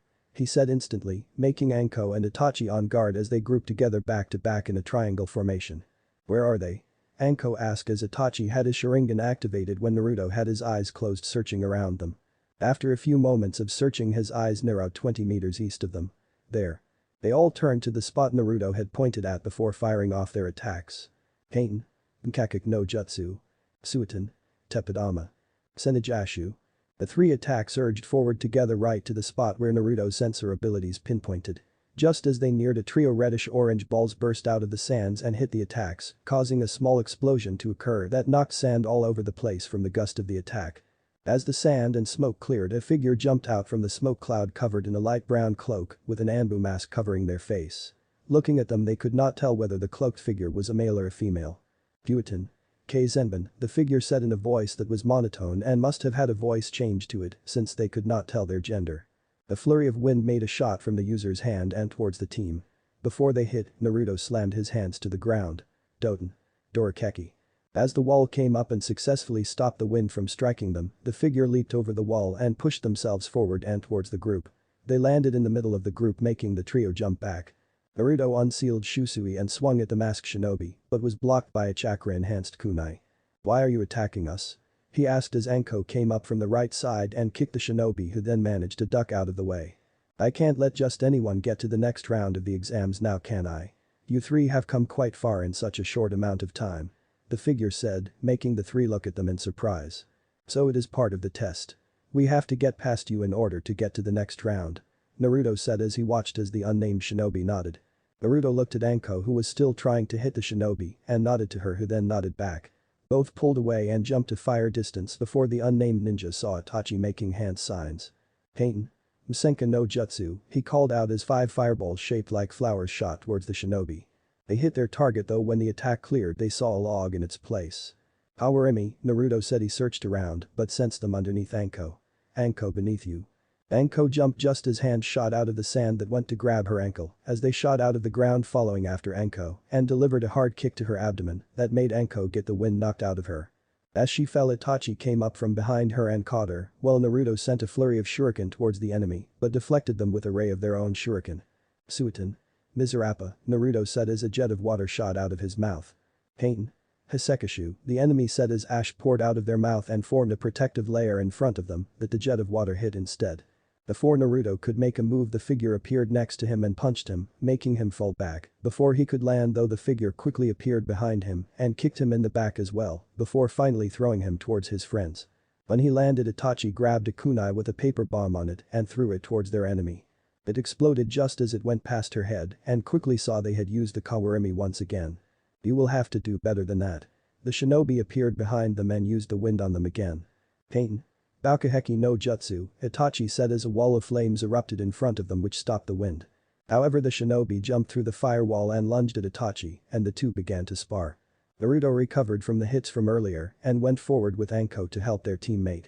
As the figure managed to trip Itachi up and made a kunai appear out of their sleeve and drove it towards Itachi, Naruto appeared beside Itachi blocking the strike with Shusui. Anko came up to the side and kicked the figure which managed to connect this time. However the enemy shinobi grinned underneath their mask before they suddenly dispersed in a gust of wind. Wind cloned, Naruto said as they looked where they had been standing before a voice rang out behind them. Fueton. Eth diaresis kajeki, they said as a tornado of wind erupted from their palms and shot towards the team. Disperse, Naruto said as the trio jumped away. But when they did, what they guessed was clones came up from behind them and kicked the 3 of them away. The 3 landed with a thud as the clones dispersed in the wind again as the shinobi approached them. Maybe I should use my new sword technique. He thought since he really did not want to use Mokuton for this. He could not risk being exposed as a Mokuton user just yet. We need to work together. Whoever they are no, they must be stronger, maybe a Jonin level like Makoto sensei. Why do we get stuck with someone who is a high level ninja? Why couldn't we get one? Anko whined as she stood up. I guess they thought we were different from the others. I don't think we should disappoint. Itachi said as the 3 nodded. If we work together we can do it. Naruto said as the 3 readied themselves. Not giving up yet. How do I know you are worth my time? The ninja asked. Watch and see. Naruto said. Senage Ashu, Anko called out as 2 snakes erupted from her sleeves. They struck at the shinobi who jumped back. When the masked ninja did he or she saw a flurry of kunai from Naruto and Itachi heading towards them. Futon. Tatapa, they said as a blast of wind erupted from her knocking the kunai away. When she looked towards them she saw Itachi and Anko had vanished. Looking up she saw the 2 coming down towards them and engaging the masked shinobi. Itachi kicked high while Anko attacked low, making the shinobi work a little harder than before but still managed to rather elegantly dodge the attacks. As she attacked, the masked shinobi noticed Naruto had now vanished. Her eyes searched around all the while defending from the other 2. She saw Anko have an opening and went to kick her but stopped when a thud was heard behind them. Looking round she saw a bottle of water on the ground that was used to collect the water from the cacti from earlier. Sentu no Yumi, a voice said from behind revealing Naruto who had used the camouflage to hide himself from the enemy. Their eyes widened a little from the name of the and looked down to the bottle of water that was still before the water suddenly shouted out of the bottle and created a sharp spire about 5 feet high. The shinobi cursed inwardly and had to jump forward towards Anko and Itachi in order to get out of the way. When they did though, Anko's foot hit the ninja's stomach hard and Itachi threw a kunai that grazed their right arm. Shaking out of her stupor, the ninja went to make some hand sign but felt another presence from behind them. Naruto appears from behind and has both his hands on Shusui. The masked shinobi noticed the blade has a blue aura around it, showing Naruto is pouring chakra into it. Bringing the sword up for a moment with both his hands as he channeled his chakra through the blade before swinging it down, making an after image be left in its place, form how quickly he brought the blade down. Kiri Shigur. He said as the blade hit the kunai that was being used to stop it, but it cut right through it and the tip of the blade managed to slice across the ninja's cheek and a bit of their shoulder. Shit. The shinobi said it was aloud without the voice muffler, revealing to all of them that it was a woman behind the mask. The now revealed Kunoichi jumped in the airway before making a few hand signs. "Shakutan. Kajimsatsu," she said, making the trio look in surprise before 3 swirling balls of gas, just like what they had first seen earlier, appeared and shot towards them. "Oten. Dorakeki," Naruto said as he shot mud out of his mouth to make a mud-like wall in front of him and the others, which they all crowded behind as the explosion hit, making the wall quickly crack and get destroyed. It pushed the trio back and made them land on the sand, but they quickly got back up. "What was that? Scorch style, I have never even heard of that before. Is it some kind of bloodline?" Anko asked. "An old bloodline of Suna, though I am unsure of how many there are that can use it, since I don't think there are many left," Itachi said as they readied for another attack, but instead saw there was no one there. Naruto asked as they looked at Naruto to see him concentrating before he let out a relieved sigh. "They're gone. I can just about sense her leaving the area. So we pass then and can keep going back to the village?" Anko asked as Itachi nodded. "And Kami," she said before dropping to the ground, which was quickly followed by Naruto and Itachi as they could finally catch their breath. Man, that match was intense. She was so strong and her hits were hard. Not as hard as Bachan, but they still packed a wallop. Naruto said as the others agreed with him. She was very skilled. From what I could see from her speed and strength and following her movements with my Sharingan, she must have been Jonin level.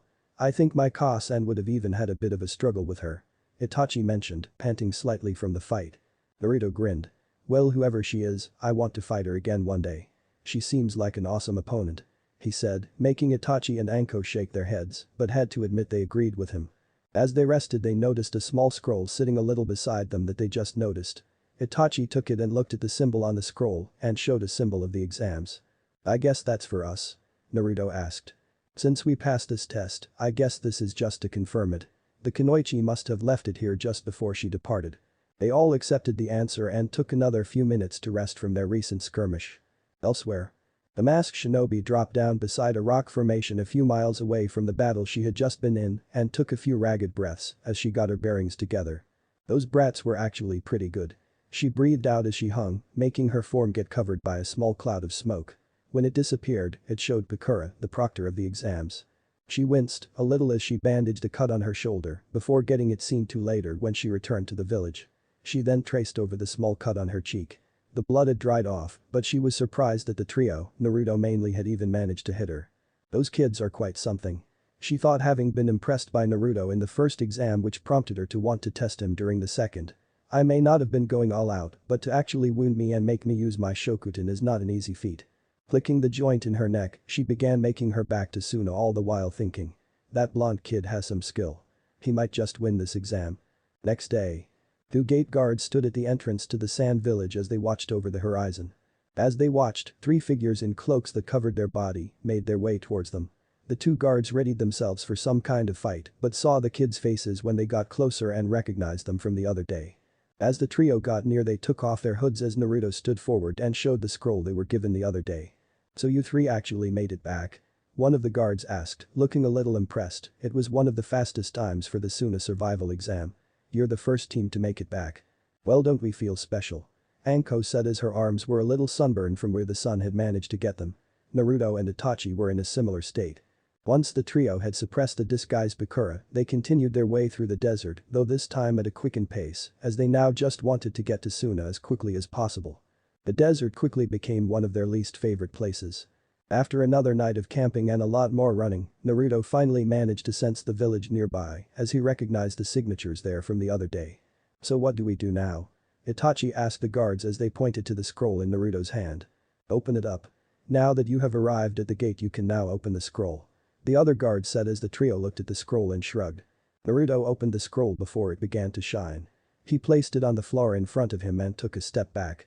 After a couple of seconds, smoke covered the scroll before it quickly got swept away and revealed a smiling Makoto looking at her team with a proud look. "Hasan," Itachi said, surprised, while Naruto and Anko grinned at seeing their sensei. "Well done, all 3 of you," she said as she quickly glomped the trio in a massive hug. "I knew you would all do it, but I was still so worried all the same." "So since we made it back, does that mean we pass?" Naruto asked with a hopeful expression, while Anko did the same. Th07 Itachi was a bit more suppressed. Makoto laughed a little before nodding. "Yes, congratulations, you have passed the second round of the exams." she said as Naruto and Anko fist pumped the air while Itachi smiled.